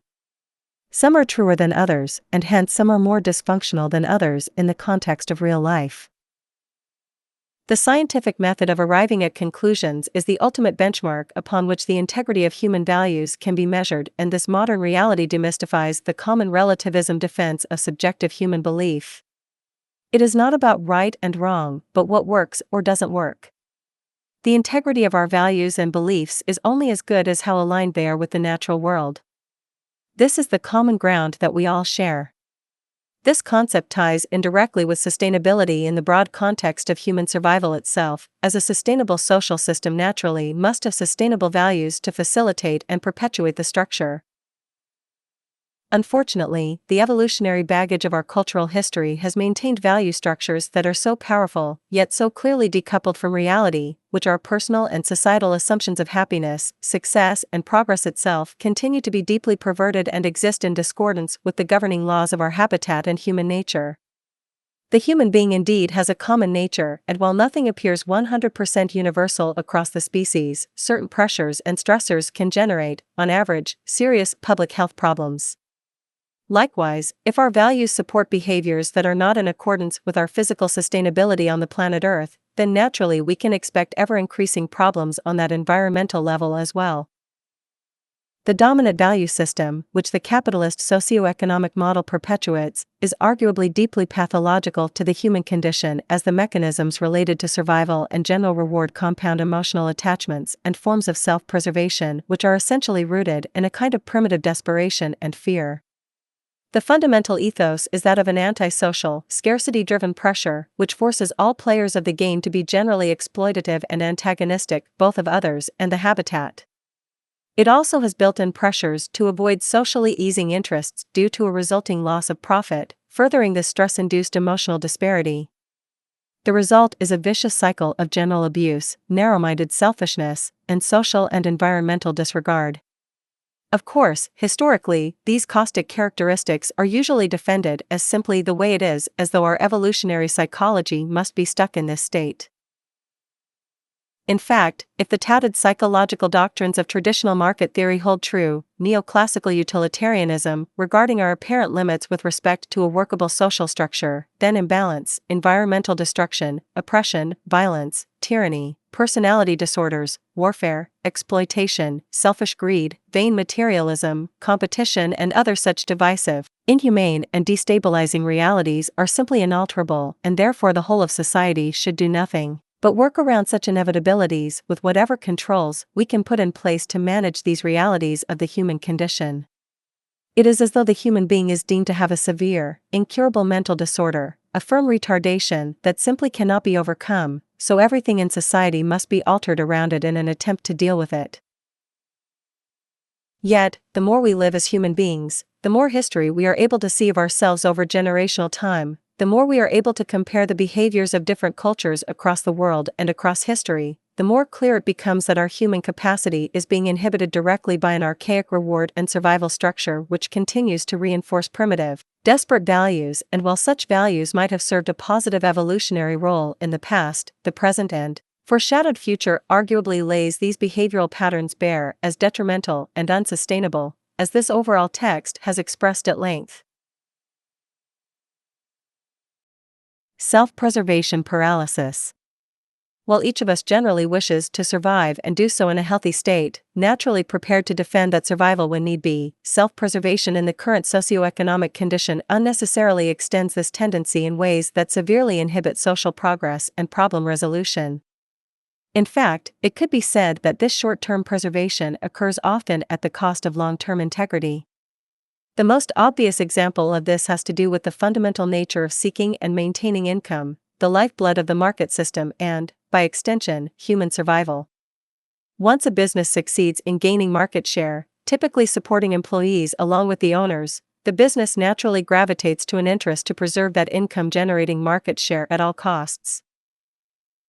Deep value associations are generated since the business is not just an arbitrary entity that produces a good or service, it is now a means of life support for everyone involved.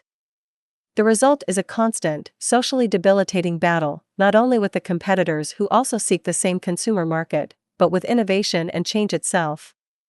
While technological progress is a constant, fluid progression on the scientific level, the market economy sees this emergence as a threat in the context of existing, currently profitable ideas. Vast levels of historical corruption, cartel and monopoly generation and other defensive moves of existing businesses can be found throughout history, each act working to secure income production regardless of the social costs. Another example has to do with the psychological neurosis built out of the credit-based reward incentive inherent to the market system. While it is intellectually clear that no single person invents anything given the reality that all knowledge is serially generated and invariably cumulative over time, the market economy's characteristic of ownership creates a tendency not only to reduce information flow via patents and trade secrets, it also reinforces the idea of intellectual property, despite the true fallacy of the notion itself. On the value system level, this has mutated into the notion of credit entitlement and hence often ego associations to presented ideas or inventions. In the world today, this phenomenon has taken a life of its own with a tendency for many who contribute often seeking status-elevating credit for the idea, even though they are, again, clearly part of a continuum larger than themselves. While appreciation for the time and labor of a given person working towards the progress of an idea is a productive social incentive and fundamental to our sense of purpose in action, the perversion of intellectual ownership and all its contrived attributes extend this operant satisfaction into distortion. In fact, on the largest scale of knowledge culmination, such acts of appreciation inevitably become irrelevant in the memory of history. Today, for instance, when we use a modern computer to assist our lives, we seldom think about the thousands of years of intellectual study that discovered the core scientific dynamics related, nor the enormous amount of cumulative time spent by virtually countless people to facilitate the invention of such a tool, in its current form. It is only in the context of manifest ego and monetary reward security that this becomes a natural value issue with respect to the market system. If people do not claim credit, they will not be rewarded and hence they will not gain survival from that contribution in the market. So, the condition has compounded this neurosis that is invariably stifling towards progress via the sharing of knowledge. Furthermore, disorders associated with market self-preservation can take many other forms, including the use of government as a tool, the pollution of academia and information itself, since educational institutions are supported by income as well, and even common interpersonal relationships. The fear inherent to the loss of livelihood naturally overrides almost everything, and even the most ethical or moral person, when faced with the risk of non-survival, can usually justify actions that would be traditionally called corrupt. This pressure is constant and is the source, in part, of the vast so-called criminality and social paralysis we see today. Competition, exploitation, and class warfare. Building on the prior point, exploitation, which is inherent to the competitive frame of mind, has permeated the very core of what it means to succeed in general. We see this taking advantage rhetoric in many facets of our lives. The act of manipulation and exploitation for competitive gain has become an underlying force in modern culture, extending far beyond the context of the market system. The attitude of seeing others and the world as merely a means for oneself or a particular group to conquer and keep ahead of is now a driving psychological distortion to be found in romantic relationships, friendships, family structures, nationalism, and even how we relate to the habitat we exist within, where we seek to exploit and disregard the physical environment's resources for short-term personal gain and advantage. All elements of our lives are necessarily viewed from the perspective of what can I get out of it personally? A study performed at the Department of Psychology at the University of California, Berkeley, in 2011 found that upper-class individuals behave more unethically than lower-class individuals. Upper-class individuals were more likely to break the law while driving, relative to lower-class individuals. In follow-up laboratory studies, upper-class individuals were more likely to exhibit unethical decision-making tendencies, take valued goods from others, lie in a negotiation, cheat to increase their chances of winning a prize, and endorse unethical behavior at work than were lower-class individuals. Mediator and moderator data demonstrated that upper-class individuals' unethical tendencies are accounted for, in part, by their more favorable attitudes toward greed. Studies of this nature are very interesting as they reveal that the common human nature argument in its extreme context, that of people inevitably being competitive and exploitative, when defending the current social system, is bypassed. Class relationships are not genetic relationships, even though the nuances of individual propensities could be argued. This study expresses a cultural phenomenon overall, since it is axiomatic to assume that the general attitude of disregard for external negative consequences, or so-called unethical behavior expressed by the upper class, is a result of the type of values needed to achieve the position of actually making it to the upper class. In common poetic rhetoric, this intuition has held true for centuries, with the observation that those who achieve success in the business sense are often desensitized and ruthless. There appears to be a general loss of empathy by those who achieve such success, and it is intuitively obvious why this is the case, given the value system disorder of competitive disregard inherent to the market system psychology. Overall, the more caring and empathic you are, the less likely you are to succeed financially. No different from a general sport where you are not going to help an opposing player achieve their goals, for it means you are more likely to lose. Overall, the lower classes are found to be more socially humane in many ways. For example, it has also been found that the poor give a higher percentage of their income, 4.3%, to charity than rich people, 2.1%. A 2010 study found that lower-class individuals proved to be more generous, charitable, trusting, and helpful, compared with their upper-class counterparts. Mediator and moderator data showed that lower-class individuals acted in a more prosocial fashion because of a greater commitment to egalitarian values and feelings of compassion. Implications for social class, prosocial behavior, and economic inequality are discussed. A study conducted by the Chronicle of Philanthropy using tax deduction data from the Internal Revenue Service showed that households earning between $50,000 and $75,000 a year give an average of 7.6% of their discretionary income to charity. That compares to 4.2% for people who make $100,000 or more. In some of the wealthiest neighborhoods, with a large share of people making $200,000 or more a year, the average giving rate was 2.8%. Success and status. Underlying the capitalist model is an implied assumption that those who contribute the most must gain the most. In other words, it is assumed that to become, say, a billionaire, you must have done something important and helpful for society. Of course, this is clearly untrue.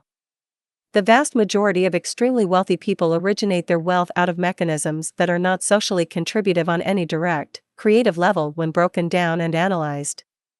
The act of engineering, problem-solving and creative innovation almost always occurs on the level of the laborer in the lower echelons of the corporate complex, only to be capitalized upon by those at the top, owners, who are skilled at the contrived game of generating a market. This is not to discount the intelligence or hard work of those who hold vast wealth, but to show that the rewards of the system are displaced, allocated to those who exploit the mechanisms of the market, not those who actually engineer and create. In fact, one of the most rewarded sectors of the global economy today is that of investment and finance. This is a classic example as to be a hedge fund manager, moving money around for the mere sake of gaining more money, with zero contribution to creative development, is one of the highest paid occupations in the world today. Likewise, the very notion of success in the culture today is measured by material wealth, in and of itself. Fame, power and other gestures of attention go hand in hand with material wealth. To be poor is to be abhorred, while to be rich is to be admired. Across almost the entire social spectrum, those of high levels of wealth are treated with immense respect. Part of this has to do with a system-oriented survival mechanism, such as the personal interest in gaining insight into how to also become such a success, but overall it has morphed into a strange fetish where the idea of being rich, powerful and famous, by whatever means necessary, is a guiding force. The value system disorder of rewarding, in effect, generally the most ruthless and selfish in our society, both by financial means and then by public adoration and respect, is one of the most pervasive and insidious consequences of the incentive system inherent to the capitalist model. It not only works to bypass true interests in types of innovation and problem-solving which inherently do not have monetary return, it also reinforces the market system's own existence, justifying itself by way of high-status attainment for those who win in the system, regardless of true contribution or the social and environmental costs.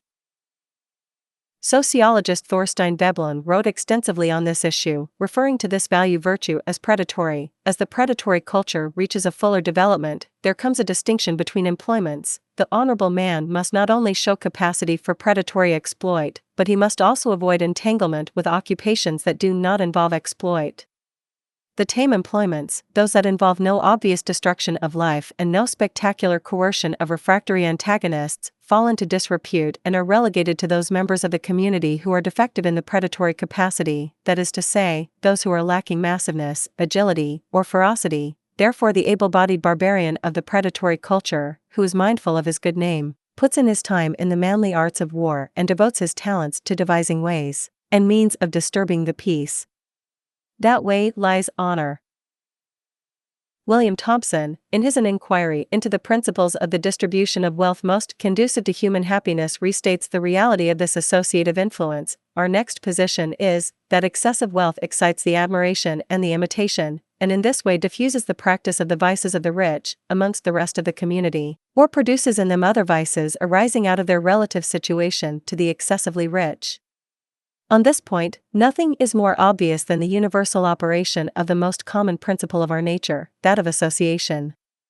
The wealth, as a means of happiness, is admired or envied by all. The manner and character connected with the abundance of these good things always strike the mind in conjunction with them. Classes and class warfare are a natural outgrowth of this, as the value associations to wealth and power, manifest by the current system, become an issue of emotional identity over time. The status interest begins to take on a life of its own, and it generates actions of self-preservation on the part of the upper class that seek to maintain, or elevate, their status in ways that might not even relate to money or material wealth anymore. Self-preservation, in this case, extends to a kind of drug addiction. Just as a chronic gambler needs the endorphin rush of winning to feel good, those in the upper class often develop similar compulsions in relationship to the state of their perceived status and wealth. The term greed is often used to differentiate between those who exploit modestly and those who exploit excessively. Greed is hence a relative notion, just as being rich is a relative notion. The term relative deprivation refers to the discontent people feel when they compare their positions to others and realize that they have less of what they believe themselves to be entitled to. This psychological phenomenon knows no end, and within the context of the material success incentive system of capitalism, its presence as a severe value system disorder is apparent on the level of mental health.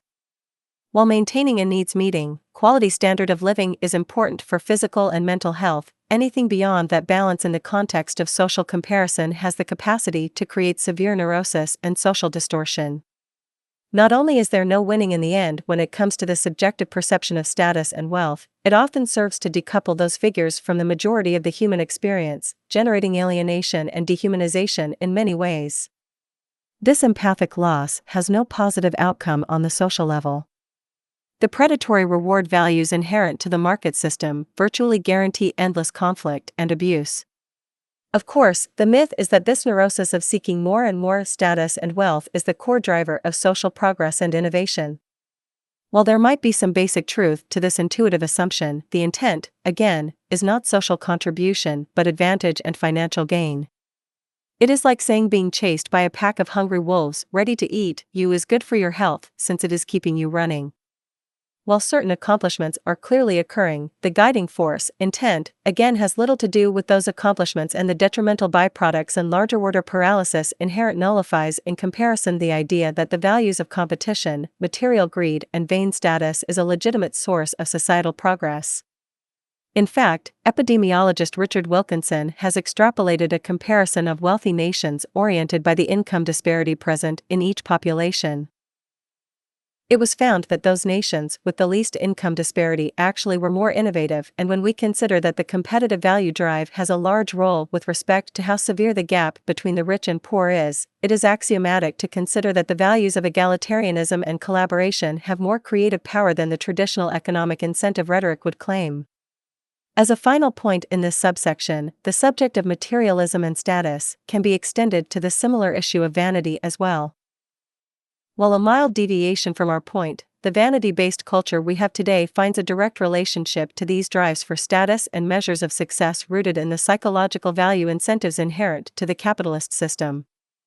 Given that the value system of acquisition is, in fact, necessary for the consumption model to work, it is only natural that marketing and advertising generate dissatisfaction continually, including in the way we feel about our physical appearance.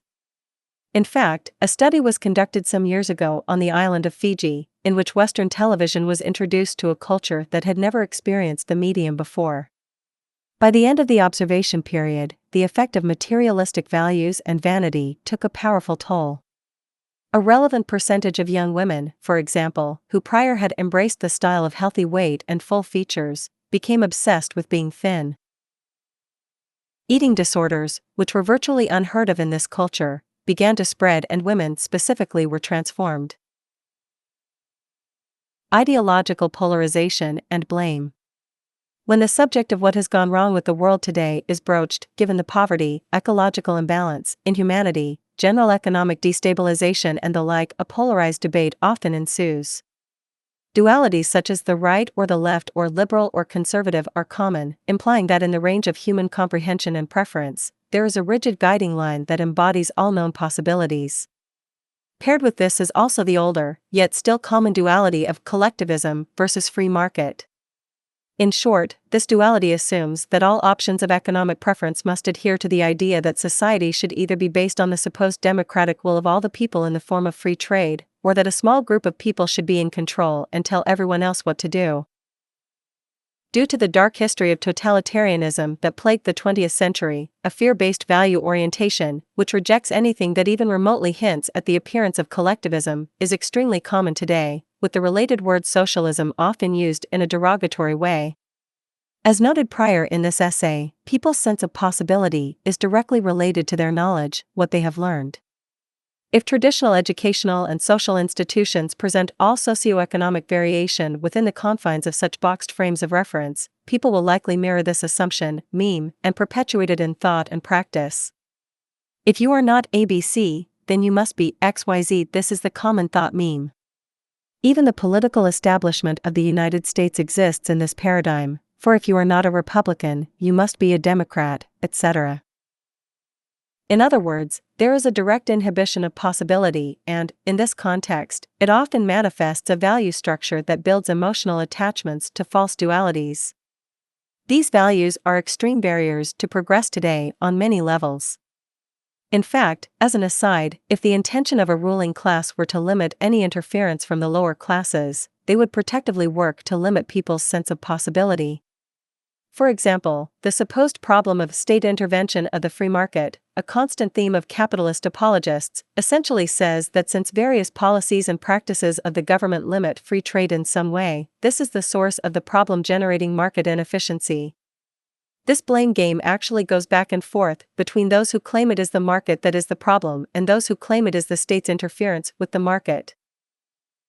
What isn't talked about is the duality-shattering reality that the state, in its historical form, is an extension of the capitalist system itself.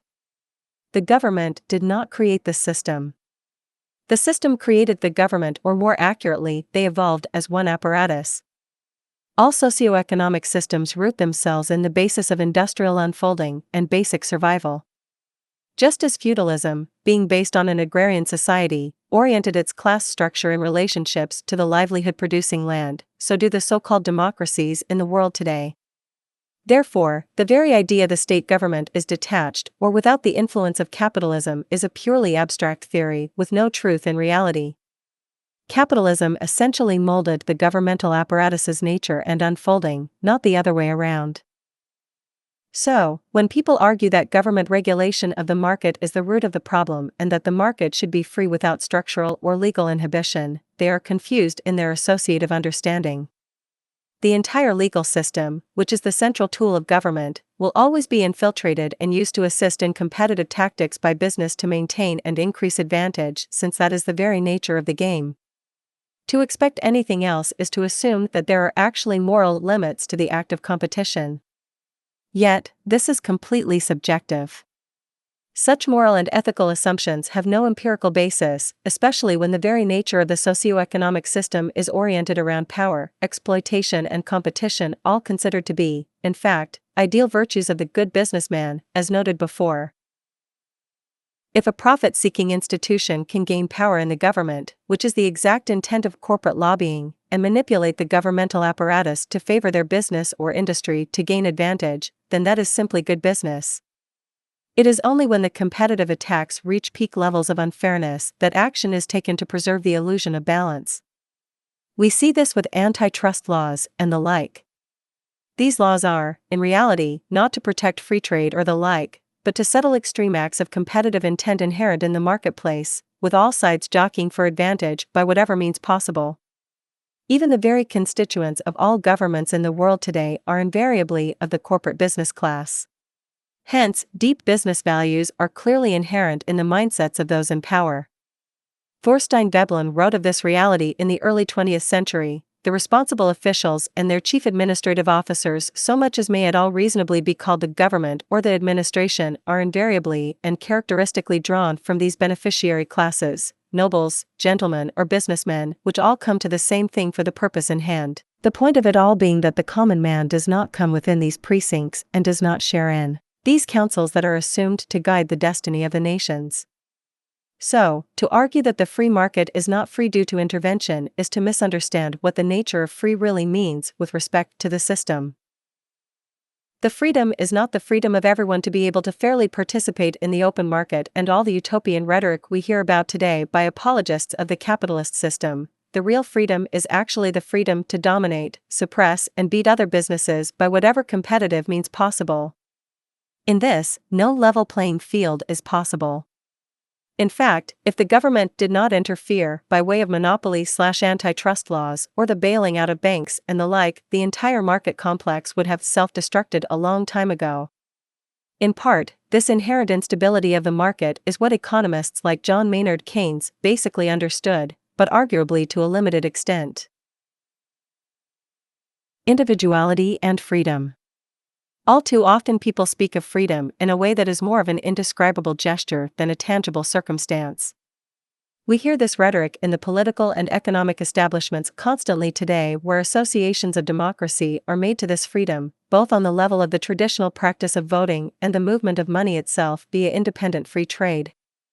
These socio-political memes are also reinforced in a polarized way, relatively, which often uses examples of oppression and the loss of freedom and liberty in prior social systems to defend the current state of affairs.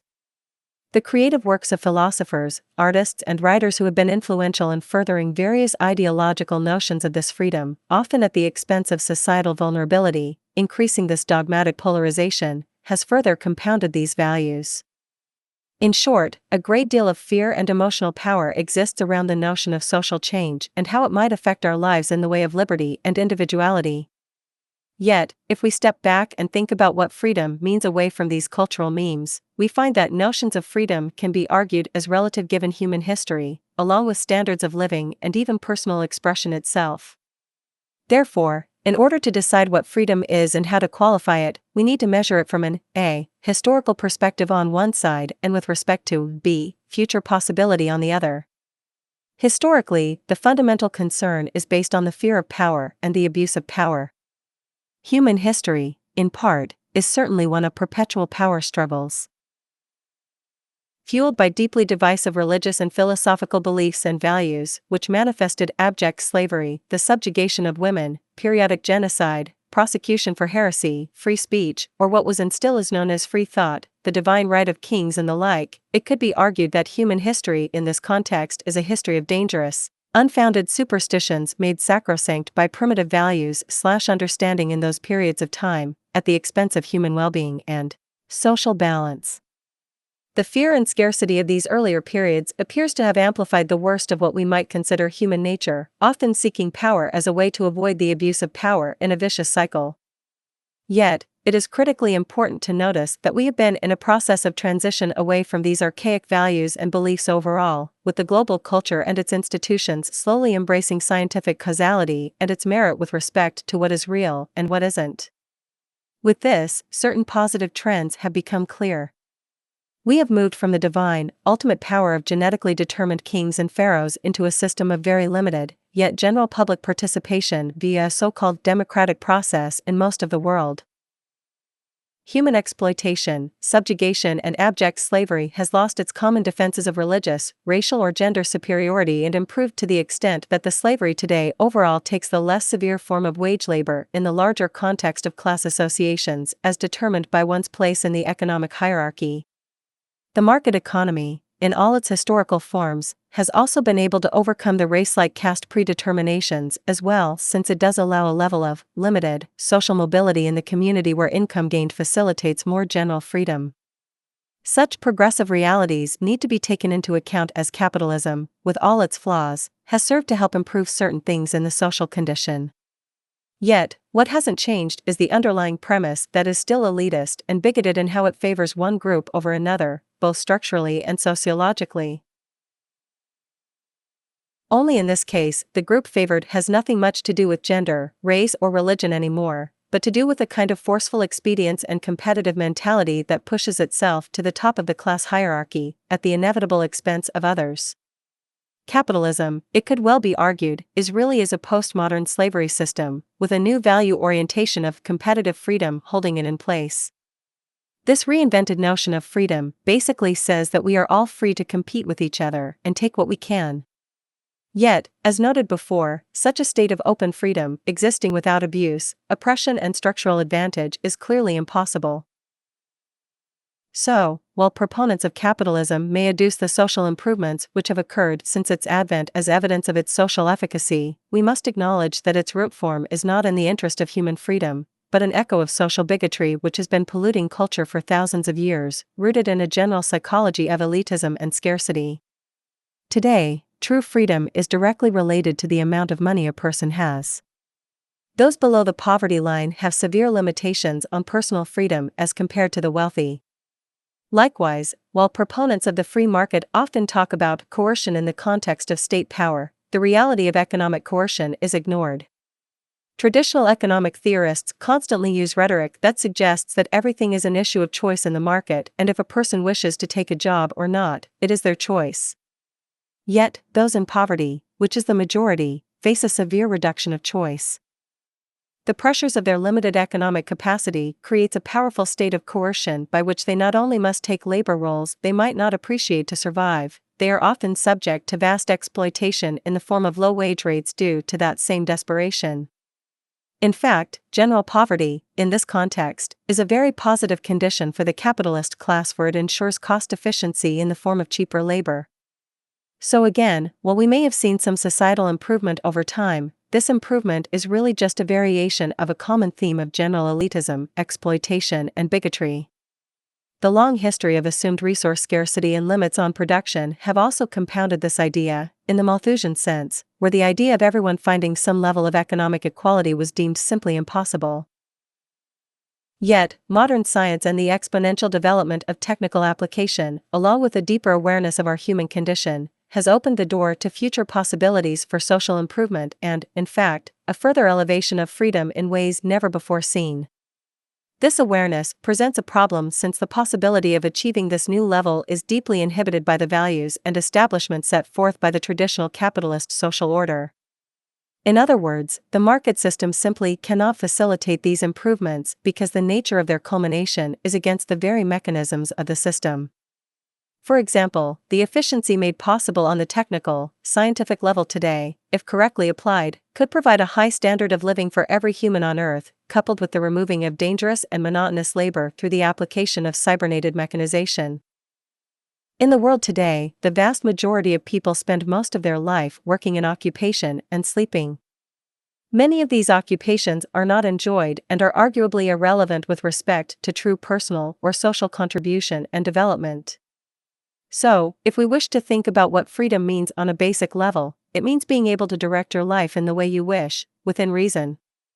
Being able to live your life without worrying about your basic survival and health, or that of your family, is the first step.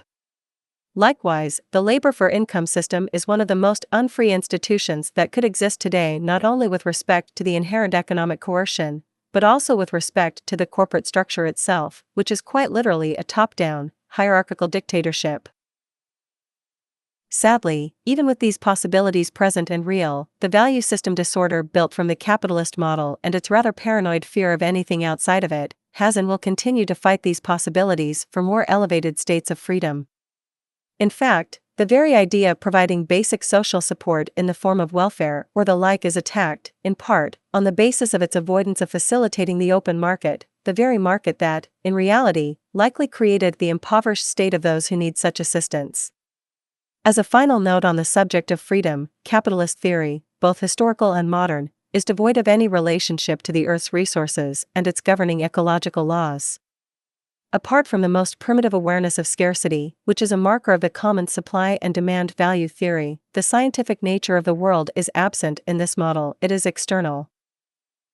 This omission, paired with the exploitation and cost-reducing reality inherent to the incentive system of the market, is what has generated the vast environmental problems, from soil depletion, to pollution, to deforestation, to virtually everything else we can think of on the ecological level.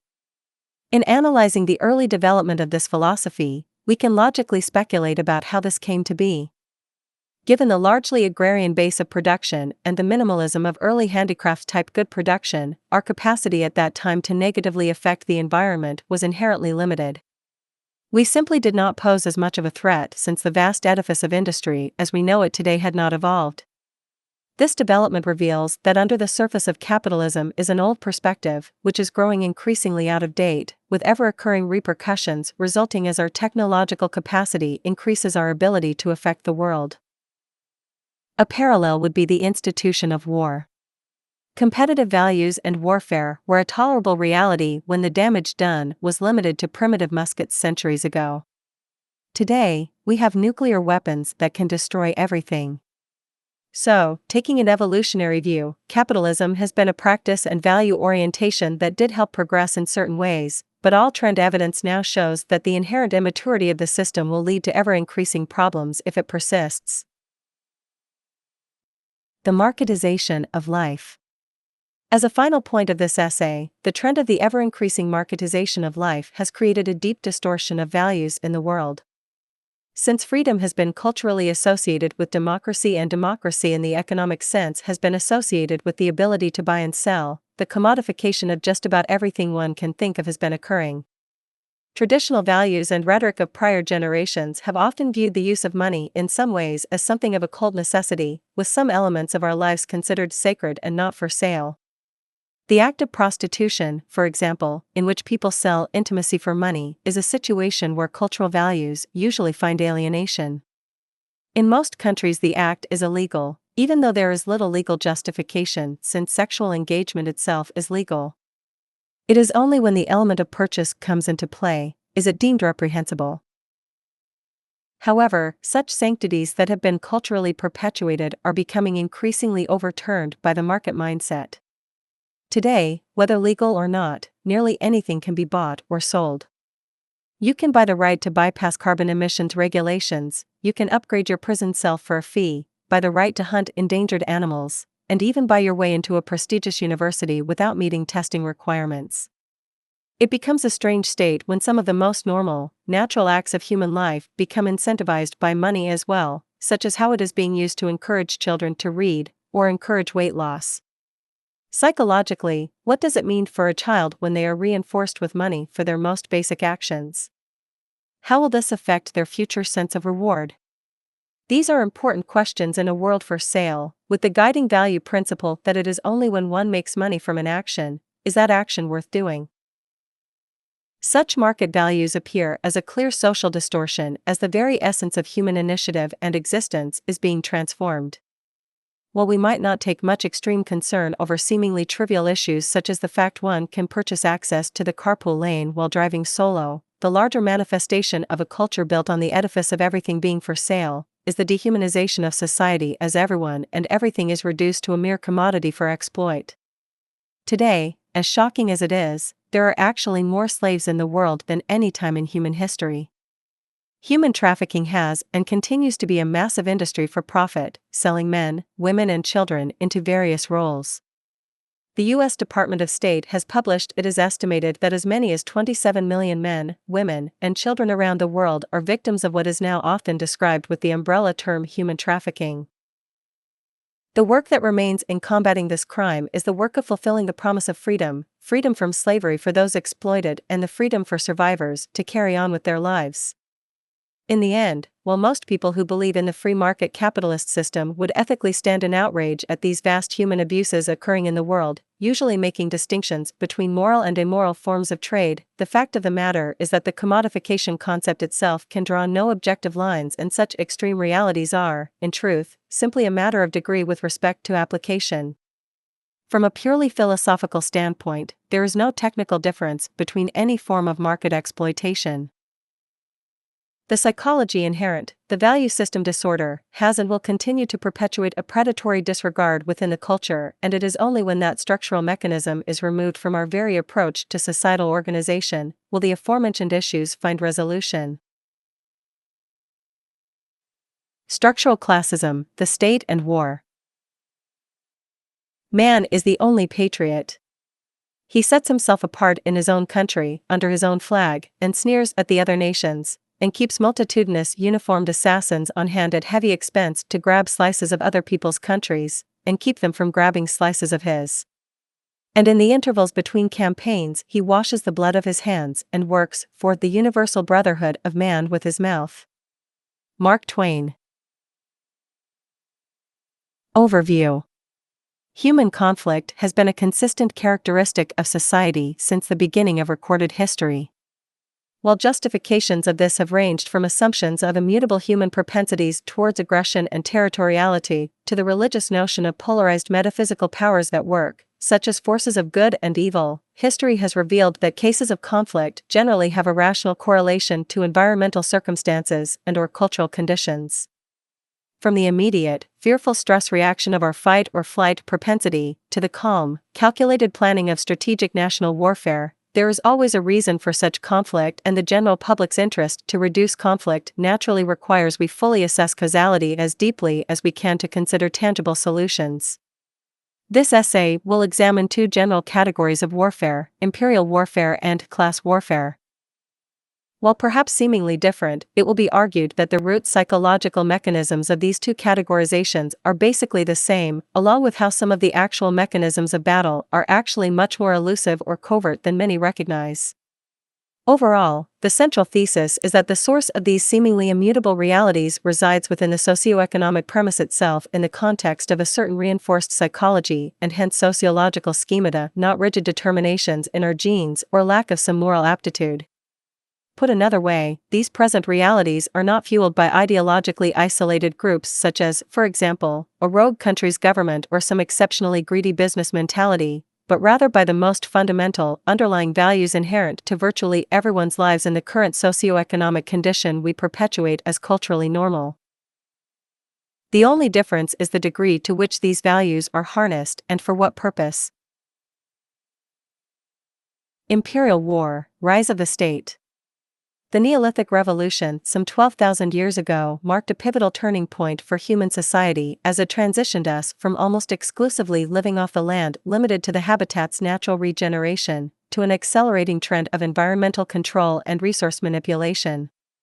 The development of agriculture and the creation of labor-easing tools was the beginning of what can be observed today, where the spectrum of the human capacity to utilize science for the alteration of the world for our advantage appears virtually unlimited.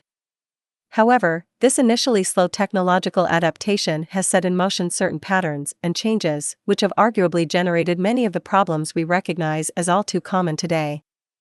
An example would be how imbalance through relative poverty and economic stratification has taken hold as an apparent consequence of this new capacity.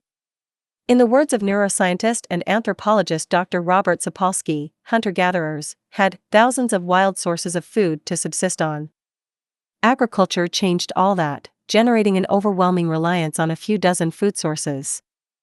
Agriculture allowed for the stockpiling of surplus resources and thus, inevitably, the unequal stockpiling of them, stratification of society and the invention of classes. Thus it has allowed for the invention of poverty. Likewise, the rather nomadic lifestyle of the hunter-gatherer slowly became replaced with settled, protectionist tribes and then eventually localized city-type societies. In the words of Richard A. Gabriel in the work A Short History of War, the invention and spread of agriculture, coupled with the domestication of animals in the 5th millennium BC, are acknowledged as the developments that set the stage for the emergence of the first large-scale, complex urban societies. These societies, which appeared almost simultaneously around 400 BC in both Egypt and Mesopotamia, used stone tools, but within 500 years stone tools and weapons gave way to bronze. With bronze manufacture came a revolution in warfare. This is also the period that the concept of the state as we know it and the permanence of the armed force emerged. Gabriel continues, these early societies produced the first examples of state governing institutions, initially as centralized chiefdoms and later as monarchies. At the same time, centralization demanded the creation of an administrative structure capable of directing social activity and resources toward communal goals. The development of central state institutions and a supporting administrative apparatus inevitably gave form and stability to military structures. The result was the expansion and stabilization of the formerly loose and unstable warrior castes. By 2700 BC, in Sumer there was a fully articulated military structure and standing army organized along modern lines. The standing army emerged as a permanent part of the social structure and was endowed with strong claims to social legitimacy. And it has been with us ever since. Imperial War, Illusions. Imperialism is defined as the policy, practice, or advocacy of extending the power and dominion of a nation especially by direct territorial acquisitions or by gaining indirect control over the political or economic life of other areas. While traditional culture might generally think of imperial war as a variation of war in general, assuming other forms of armed, national conflict, it is argued here that the root basis of all national wars are actually imperial in nature. The literally thousands of wars in recorded human history have had to do mostly with the acquisition of resources or territory, where one group is either working to expand its power and material wealth, or working to protect itself from others trying to conquer and absorb their power and wealth. Even many historical conflicts, which on the surface appear to be for the purposes of pure ideology, are often actually hidden imperial economic moves. The Christian Crusades of the 11th century, for example, are often defined as strictly religious conflicts or expressions of ideological fervor. Yet, a deeper investigation reveals a powerful undertone of trade expansion and resource acquisition under the guise of the religious war. This is not to say that religions have not been a source of tremendous conflict historically, but to show that there is often an oversimplification found in many historical texts, with the economic relevance often missed or ignored. Regardless, the notion of the moral crusade as a form of cover for national, economic imperialism continues to this day. In fact, there is a deeply coercive tendency witnessed throughout history when it comes to gaining public support for the act of national warfare. For instance, a cursory review of history will find that all offensive acts of war, meaning war initiated by a given power for whatever reason, not a response to direct invasion, originate from the constituents and associates of the governmental body, not the citizenry. Wars tend to begin with some kind of announced suggestion emanating from state power, then fueled by the corporate state-supported media, with the citizenry slowly groomed to appreciate the suggestion. It also helps the state a great deal if there is some form of emotionally striking provocation as well, which can be manipulated to further justify the intended war. Such tactics for the manipulation of a citizenry can take many forms. The use of fear, honor, revenge, patriotic paternalism, morality, and the common defense are likely the most common ploys. In fact, invariably all acts of war are justified as defensive in the public sphere, even if there is no rational, tangible public threat to be found. Yet, there is, indeed, a core truth to this notion of defensive war, since acts of imperial mobilization are based on a very real, yet obscure form of economic and/or political fear, the fear of losing control or power. In other words, while there may not be a direct, immediate threat to a given aggressor nation, the long-term competitive need to continually resecure its existing power from possible future loss is a very real and founded fear. So, in effect, this defense is that of elitist, upper-class self-preservation and hence usually morally unjustifiable to the public in its true terms, hence these ploys are used instead to gain public approval. Economist and sociologist Thorstein Veblen, in his famous 1917 work An Inquiry into the Nature of Peace and the Terms of Its Perpetuation, wrote the following on the subject of public persuasion: any warlike enterprise that is hopeful to be entered on must have the moral sanction of the community or of an effective majority in the community. It consequently becomes the first concern of the warlike statesman to put this moral force in train for the adventure on which he is bent. And there are two main lines of motivation: the preservation or furtherance of the community's material interest, real or fancied, and vindication of the national honor. To these should perhaps be added a third, the advancement and perpetuation of the nation's culture. This last point on the perpetuation of the nation's culture is best exemplified with the common, modern Western imperial claims of seeking to spread freedom and democracy. This claim takes a paternal position, positing the idea that the current political climate of a targeted nation is simply too inhumane and intervention to help its citizens becomes a moral obligation of the invading power. Veblen continues, any patriotism will serve as ways and means to warlike enterprise under competent management, even if the people are not habitually prone to a bellicose temper. Rightly managed, ordinary patriotic sentiment may readily be mobilized for warlike adventure by any reasonably adroit and single-minded body of statesmen of which there is abundant illustration. It is, also, quite a safe generalization that when hostilities have once been got fairly underway by the interested statesmen, the patriotic sentiment of the nation may confidently be counted on to back the enterprise, irrespective of the merits of the quarrel. In America, the phrase "I'm against the war but support the troops" is common among those who oppose a given conflict but wish to be viewed as still respectful of their country in general. This phrase is unique as it is actually irrational. To logically support the troops would mean to support the role of being a troop, hence the acts that are required by that role. The implicit gesture, of course, is that one supports the need for war and hence supports the men and women of the armed forces who assist that need. Yet, the statement itself is fully contradictory and exists as a form of doublethink, as to disagree with the existence of a certain war is to wholly disagree with actions of those who engage it. It is similar to saying, I'm against cancer killing people, but I support cancer's right to life. The armed forces have historically been held in high public esteem by a citizenry, and the government continually glorifies this to the extent that the assumption of honor takes on an irrational life of its own.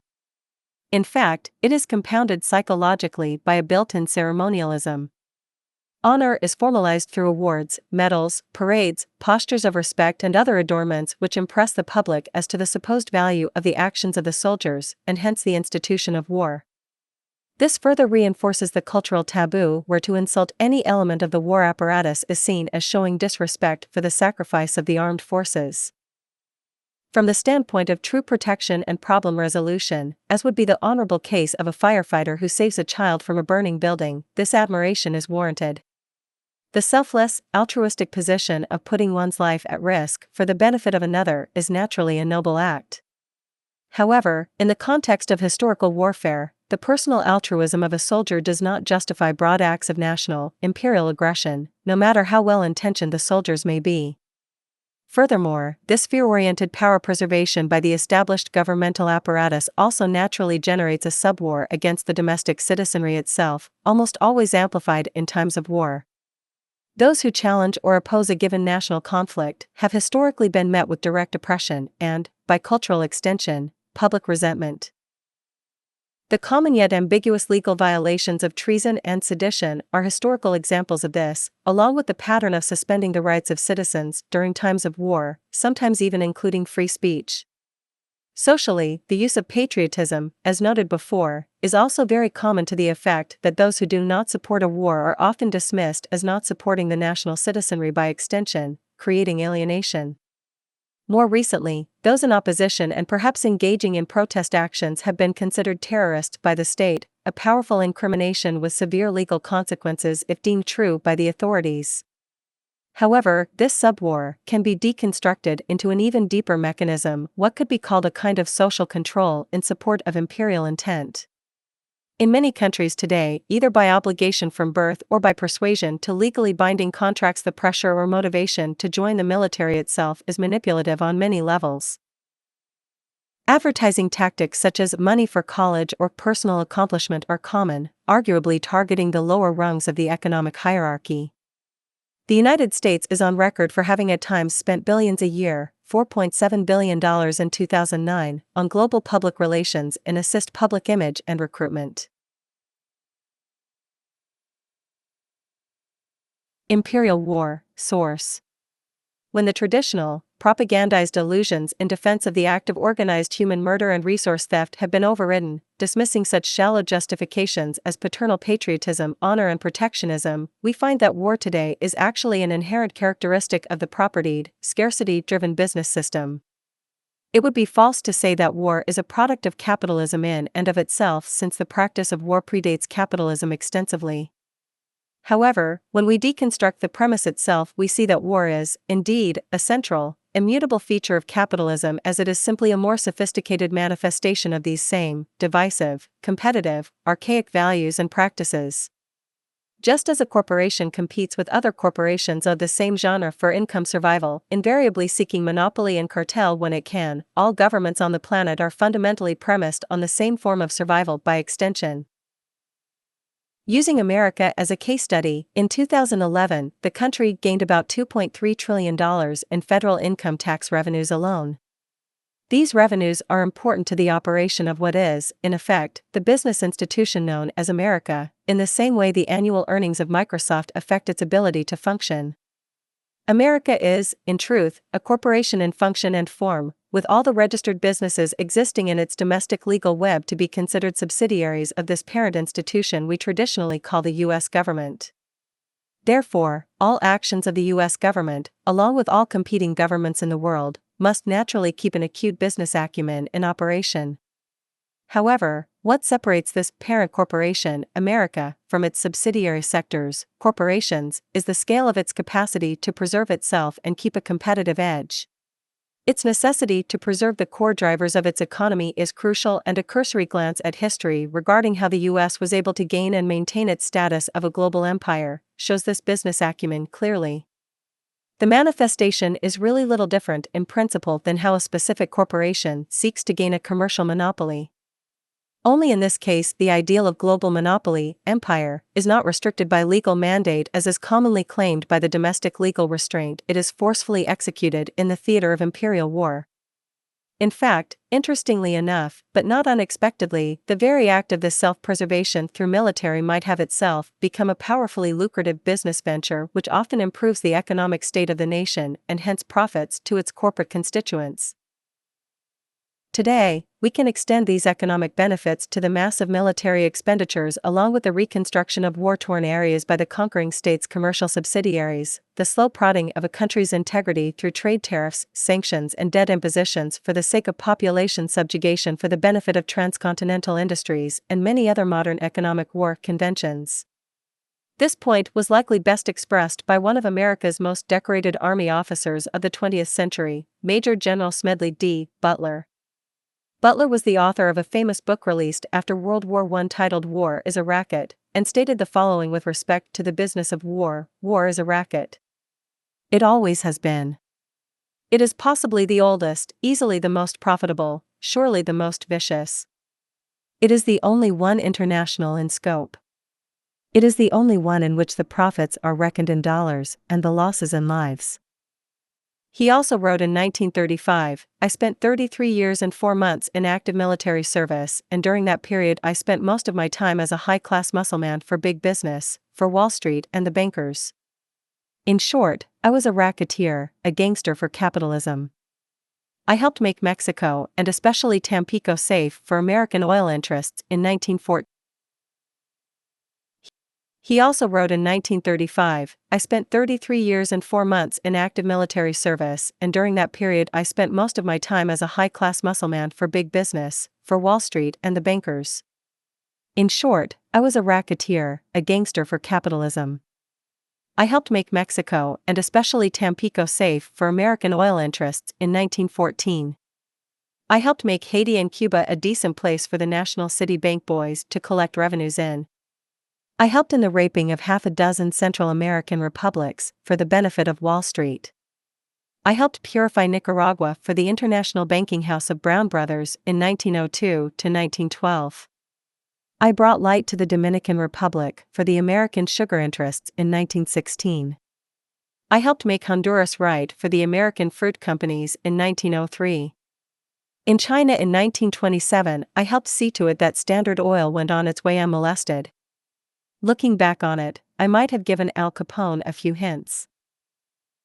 The best he could do was to operate his racket in 3 districts.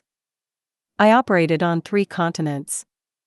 John A. Hobson's 1858-1940 monumental work Imperialism, a study described the tendency as a social parasitic process by which a moneyed interest within the state, usurping the reins of government, makes for imperial expansion in order to fasten economic suckers into foreign bodies so as to drain them of their wealth in order to support domestic luxury. Now, many would think about these acts of abuse as a form of corruption, but this reasoning is difficult to justify in the broad view. The ethical and moral argument of fair and unfair has no cogent integrity within the system framework inherent to capitalism. This is one of the unfortunate failures of realization by those who are active in the message of world peace or anti-war activism, but yet still defend the competitive market model. In other words, world peace appears simply not a possibility within the currently accepted model of economic practice. Every step of the application of global capitalism, starting from its European inception, has been associated with vast violence, exploitation and subjugation. European colonialism, the capture of African slaves for use and sale, the forced subjugation of countless colonial peoples, and the creation of privileged sanctuaries of profiteering and power for the many government-created or government-protected businesses, only touches the surface of its inherent character as a war system of thought. Thorstein Veblen, again writing from 1917, makes the direct connection to what he called the pecuniary or monetary foundation of war. It has appeared in the course of the argument that the preservation of the present pecuniary law and order, with all its incident of ownership and investment, is incompatible with an unwarlike state of peace and security. This current scheme of investment, business, and industrial sabotage should have an appreciably better chance of survival in the long run if the present conditions of warlike preparation and national insecurity were maintained, or if the projected peace were left in a somewhat problematic state, sufficiently precarious to keep national animosities alert. So, if the projectors of this peace at large are in any degree inclined to seek concessive terms on what the peace might hopefully be made enduring, it should evidently be part of their endeavors from the outset to put events in train for the present abatement and eventual abrogation of the rights of ownership and of the price system in which these rights take effect. Further evidence of this context can be found in the more modern forms of indirect violence. These include economic warfare approaches, as mentioned before, which can serve as complete acts of aggression in and of themselves, or as a part of a procedural prelude to traditional military action. Examples come in the form of trade tariffs, sanctions, debt by coercion, and many other lesser-known, covert methods to weaken a country. Global financial institutions such as the World Bank and IMF have heavy vested state and hence business interests behind them, and they have the power to allocate debt to bail out suffering countries at the expense of the quality of life of its citizenry, often taking charge of natural resources or industries through select privatization or other matters, which can weaken a country's ability to the effect that it becomes reliant on others, to the advantage of commercial outsiders. This is simply a more covert manner of subjugation than was seen, say, with the British Empire's imperial expansion through its East India Company, the commercial force that took advantage of the newly conquered regional resources and labor in Asia in the 17th century. However, unlike British Empire expansion, American Empire expansion did not gain its status through military action alone, even though such a presence is still enormous globally. Rather, the use of complex economic strategies that repositioned other countries into subjugation to U.S. economic and geoeconomic interests was made common. Class war, inherent psychology.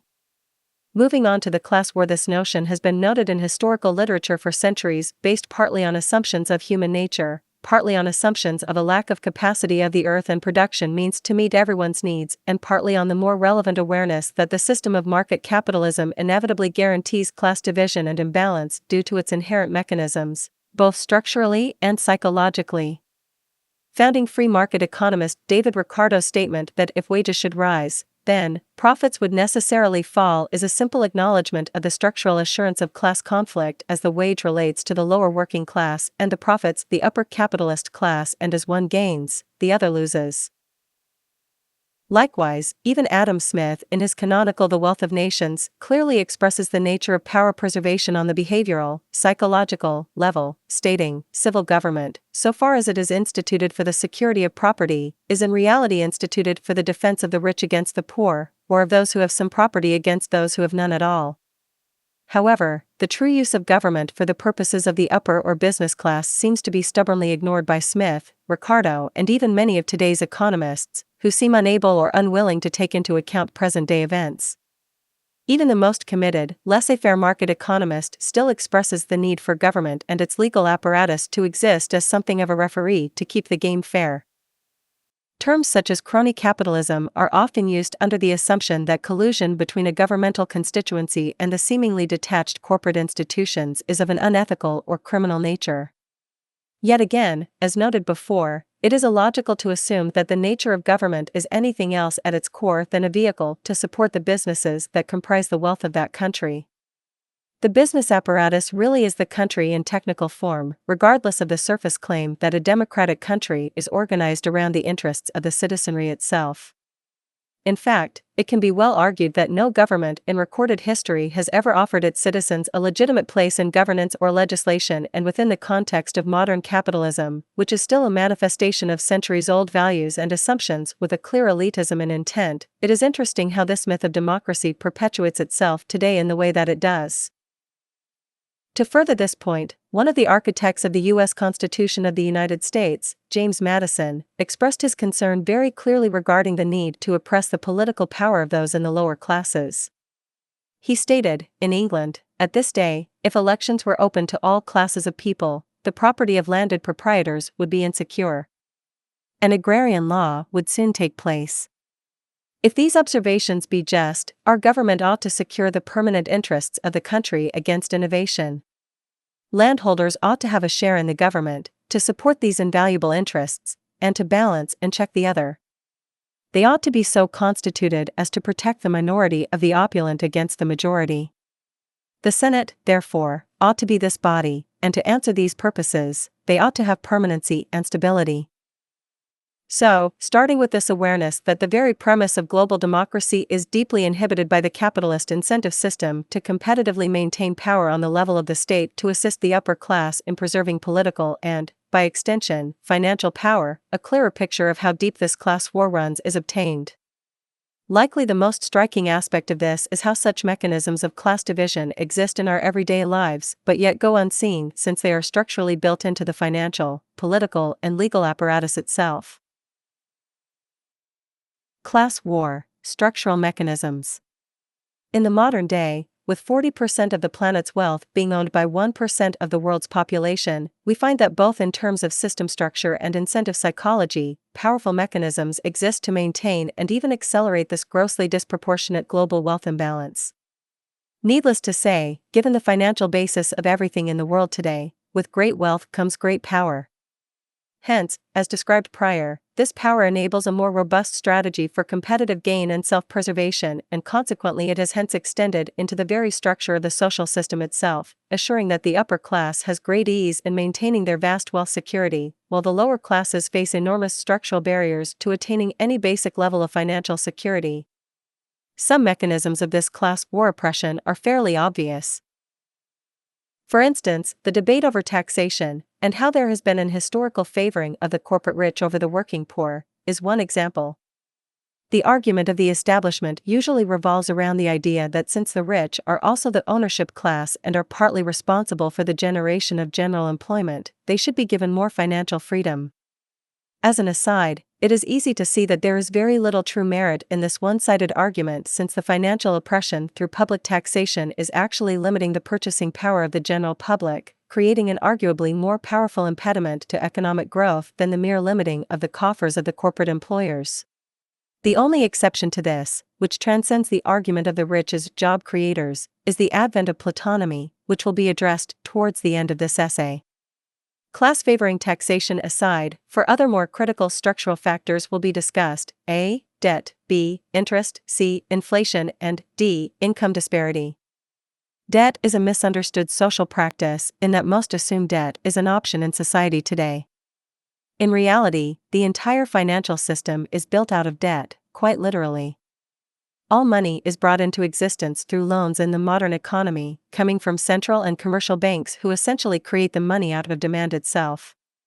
This basic mechanism of monetary creation is a powerful force of economic oppression. Household debt today tends to consist of credit card loans, housing loans, car loans, and student, educational, loans.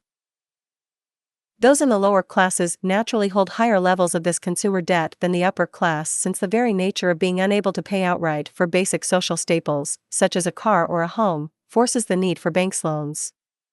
The result is that the pressure of debt is constant in the lives of the vast majority. The general wage and income rates being what they are on average, naturally as low as possible to assist with the dominant capitalist ethos of cost efficiency upon which the entire society is engineered, the wage income made by the average employee tends to only barely meet the basic loan servicing requirements while in concert with meeting basic, everyday survival needs. Hence a form of running in place is constant and the possibility of social mobility up the class hierarchy is deeply impeded, let alone the difficulty of simply getting out of debt itself. Interest, coupled with debt, is the profit attribute associated with the sale of money itself. Since the capitalist market economy supports the general commodification of virtually everything, it is no surprise that money itself is sold into existence for profit, and this comes in the form of interest. Whether it is a central bank creating money in exchange for government securities or a commercial bank making a mortgage loan to an average person, interest fees are almost always attached. As mentioned in previous essays, this creates the condition where more debt is generated than actual money in circulation to cover it. When a loan is made, only what is termed the principal is produced. The money supply of any country consists of this principal in form, which is the aggregate value of all loans made, money creation. The interest fee, on the other hand, is not in existence. This means that, on the social level, all those taking interest-bearing loans must find money from the pre-existing money supply in order to cover it when paying the loan back. In this process, since all interest paid is being pulled from the principal, it is a mathematical eventuality that certain loans simply cannot be repaid. There simply isn't enough money in the system at any one time. The result is an even more powerful downward class pressure on those holding such basic, common loans, since there is always this basic scarcity in the money supply itself, and everyone working to service their loans have to contend with the inevitable reality that someone is going to fail to meet their loan repayment in the long run. Bankruptcy is a common result in those segments of society that get this short end of the stick. Even more troubling is how the banking mechanism reacts to those who are unable to fulfill their loan obligation. The loan contract and legal system support the power of banks, in most cases, to repossess the physical property of those who cannot pay. If we think deeply about this ability to repossess, it is arguably an indirect form of theft. If it is inevitable that some will succumb to not meeting their loan repayment due to the inherent scarcity in the money supply, with the possible result of the physical property obtained from that loaned money being repossessed by the bank via contractual agreements, then the bank's acquisition of such true, physical property is inevitable over time. This means the banks, which are always owned by members of the upper class to be sure, are taking houses, cars and property of the lower classes, simply because the money they created out of thin air in the form of a loan is not being returned to them. This is, in essence, a covert form of physical wealth transfer from the lower to the upper class. However, returning to the subject of interest itself, such realities are of little direct concern to the upper class. Given the wealth surplus inherent to their financial status, coupled with the lack of necessity to even take loans most of the time due to this surplus, the scarcity pressure inherent to the money supply due to interest fees always falls on the shoulders of the lower classes. Also, the wealthy are actually further class protected as the phenomenon of investment income via interest earned from large savings accounts, certificates of deposit and other means, turns this vehicle of social oppression for the poor into a vehicle of financial advantage for the rich. Inflation is generally defined as the rate at which the general level of prices for goods and services is rising, and, subsequently, purchasing power is falling. Unfortunately, this common definition gives no insight into its true causality. While there has been debate as to the true causes of inflation in different economic schools, the quantity theory of money has been proven as the most relevant. In short, this theory simply recognizes that the more money in circulation, the more inflation or rising prices. In other words, all things being equal, if we double the money supply, price levels will also double, etc. The new money dilutes the value of the existing money in a variation of the supply-demand theory of value. The consequence of this is what we could call a hidden tax on people's savings and fixed income rates. For example, let us assume the inflation rate is 3.5% a year. If you have $30,000, in 10 years it will only buy about $21,000 worth of goods. While this might appear to have an equal effect for the whole of society, the reality is that it deeply affects the poor much more than the rich when it comes to survival. A person with $3 million in savings is not much hindered by the 3.5% loss of purchasing power. However, a person with only $30,000 in savings, working to perhaps put a down payment on a home in the future, is deeply affected by this hidden tax. In the context of structural classism, where fixed attributes of the system itself assist in the oppression of the poor and helping of the rich, the mechanism of this hidden tax is also immutably built in. The inherent scarcity in the money supply forces new loans constantly in the economy. Coupled with that is the now globally utilized monetary expansion process known as the fractional reserve lending system.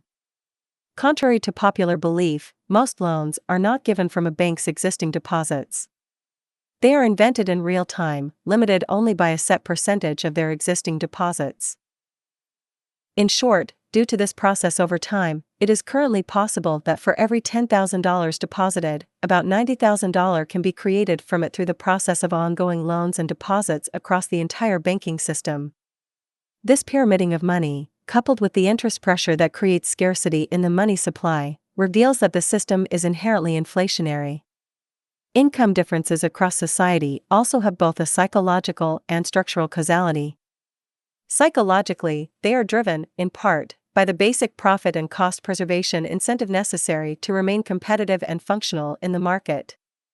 In many ways, this incentive could be considered cognitively structural, as there is a behavioral threshold that all players in the market economy must adhere when it comes to survival.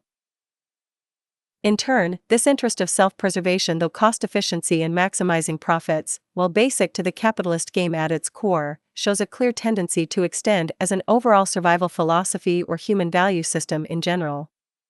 In other words, social values become altered by this economic need for constant self-preservation, and very often it manifests itself into behavior which, in abstraction, might be condemned as excessive, selfish, or greedy, when, in fact, such deemed characteristics are mere extensions or matters of degree with respect to this basic conditioning to stay ahead. Therefore, the overall trend of increasing income inequality in general should not be a surprise. While the United States, with its deeply competitive nature, is a highlight of extreme class inequality today, the trend is still very much a global phenomenon. While the debate about historical trends versus current trends can be made regarding why this period of time, the early 21st century, is showing such extensive increases in the wealth gap, we might conclude that certain structural factors have made their way into the system and these factors are assisting the disparity. We may also conclude that these mechanisms are not anomalies of the system, but rather represent a natural evolution of capitalism through time. For example, the vast income now coming from capital gains is a case in point. While seemingly a minor nuance of general income, some economic analysts have deemed capital gains to be the key ingredient of income disparity in the U.S. Capital gains are defined as the amount by which an asset's selling price exceeds its initial purchase price. A realized capital gain is an investment that has been sold at a profit. Its most common context is with respect to the selling of stocks, bonds, derivatives, futures, and other abstract trading vehicles. It has been found that in the United States alone, the top 0.1% of the population earns about half of all capital gains, and such gains account for about 60% of the income of the top 400 richest citizens. The class mechanism of capital gains is interesting because it is a privileged form of income. While the stock market might be used for conservative mutual fund and retirement investment by the general public, it is really an upper-class person's game when it comes to substantial returns due to the high level of capital initially needed to facilitate such high-value returns. Like the elitism of high-level interest income, capital gains are a class-securing mechanism fueled by pre-existing substantial wealth. Then we have the differences in income with respect to one's position in the corporate hierarchy. In a study performed by the Canadian Centre for Policy Alternatives, it was found that Canada's top CEOs make an average worker's yearly salary in 3 hours. In the United States, according to research by the Economic Policy Institute, the average annual earnings of the top 1% of wage earners grew 156% from 1979 to 2007. For the top 0.1%, they grew 362%. In contrast, earners in the 90th to 95th percentiles had wage growth of 34%, less than a tenth as much as those in the top 0.1% tier. Workers in the bottom 90% had the weakest wage growth, at 17% from 1979 to 2007. They continue. The large increase in wage inequality is one of the main drivers of the large upward distribution of household income to the top 1%, the others being the rising inequality of capital income and the growing share of income going to capital rather than wages and compensation.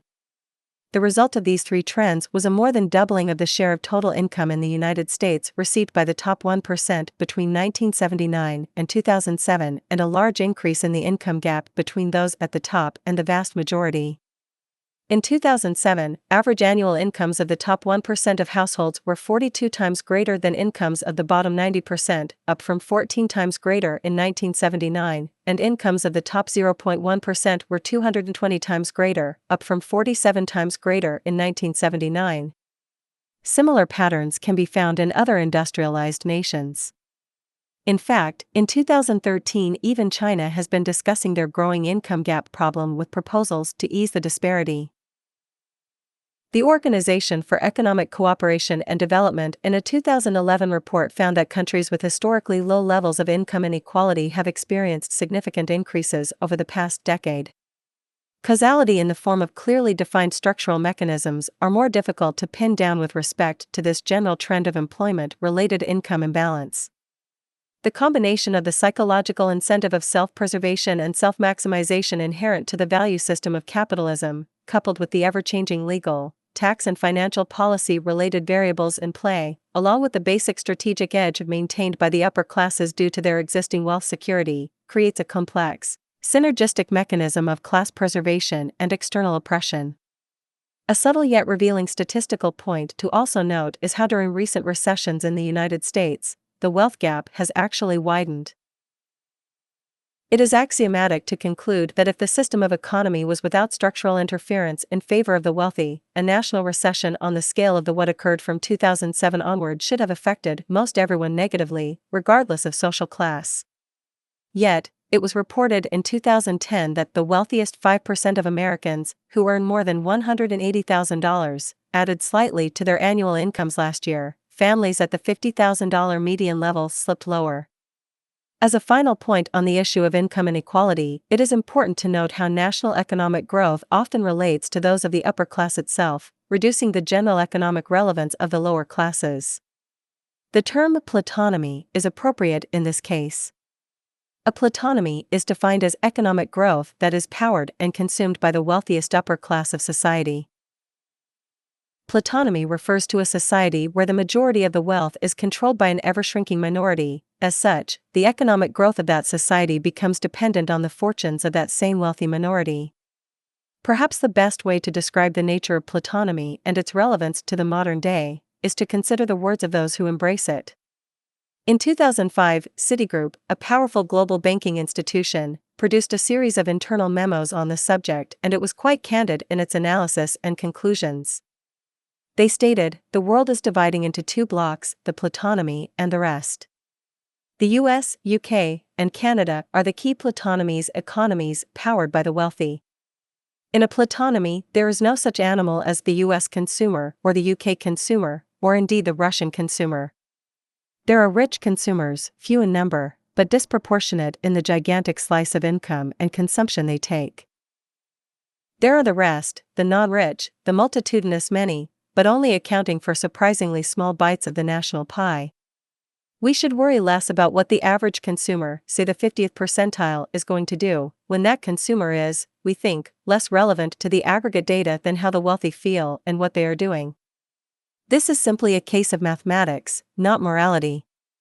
With 20% of the American population controlling 85% of the country's wealth, it is clear that those utilizing that 85% are more important to the GDP or growth of the economy. What this means is that the financial system has little incentive to care about the actions or financial well-being of most of the public." It continues, "The heart of our plutonymy thesis is that the rich are the dominant source of income, wealth and demand in plutonymy countries such as the UK, US, Canada and Australia. Secondly, we believe that the rich are going to keep getting richer in coming years, as capitalists, the rich, get an even bigger share of GDP as a result, principally, of globalization. We expect the global pool of labor in developing economies to keep wage inflation in check and profit margins rising, good for the wealth of capitalists, relatively bad for developed market unskilled/outsourceable labor. This bodes well for companies selling to or servicing the rich." With respect to the relevance of the rest of the population, the memo states, "We see the biggest threat to plutonymy as coming from a rise in political demands to reduce income inequality, spread the wealth more evenly, and challenge forces such as globalization which have benefited profit and wealth growth." Our conclusion?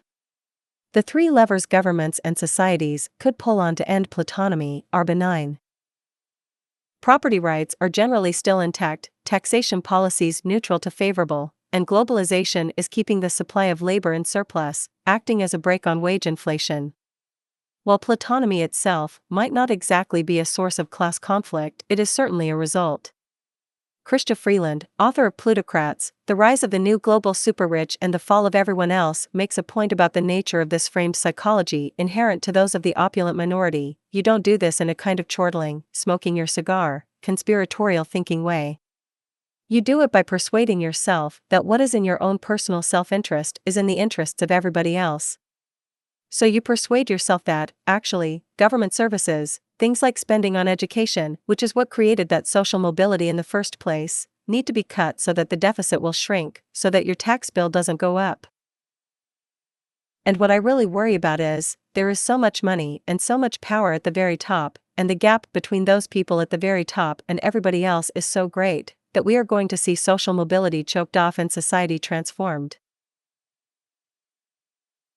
In conclusion, a great deal more could be said with respect to the multi-level battling occurring on the planet Earth, mostly centric to financial and market power and its institutional preservation. From physical violence to subtle legal manipulation, the theme is consistent and dominant. It could even be argued that progress itself has war waged against it, since established corporate institutions who maintain powerful market share in a given industry will often work to ruthlessly shut down anything that can compete with them, even if the product is progressively better or more sustainable in utility. Change and progress itself, in real terms, are not readily welcomed in the capitalist system, as it often disturbs the success of established institutions. The incredibly slow rate of application of new, sustainability improving technological methods is a case in point. In fact, on the corporate level, there is not only a perpetual war to reduce such competition, but there is also the ongoing exploitation of the public in general. Adam Smith actually made this point in his The Wealth of Nations, stating, "The interest of the dealers, however, in any particular branch of trade or manufactures, is always in some respects different from, and even opposite to, that of the public. To narrow the competition is always the interest of dealers, but to narrow the competition can serve only to enable the dealers, by raising their profits above what they naturally would be, to levy, for their own benefit, an absurd tax upon the rest of their fellow citizens." On the national level, peace today seems to be merely a pause between conflicts on the stage of global civilization. There is a war going on somewhere virtually all the time, and when there isn't, the major powers are busy building more advanced weapons and are selling off the old ones to other countries who are posturing in the same way, all under the name of not only protection but in the name of good business as well. Even nations themselves have taken on a form of class hierarchy, with dominant first world nations subjugating poor third world nations. Common gradient terms such as superpowers, powers, subpowers, and vassal states can be found in historical literature with respect to the national class hierarchy, and the structural mechanisms which keep this gradient in form are not very different in intent than what keeps the social classes in order.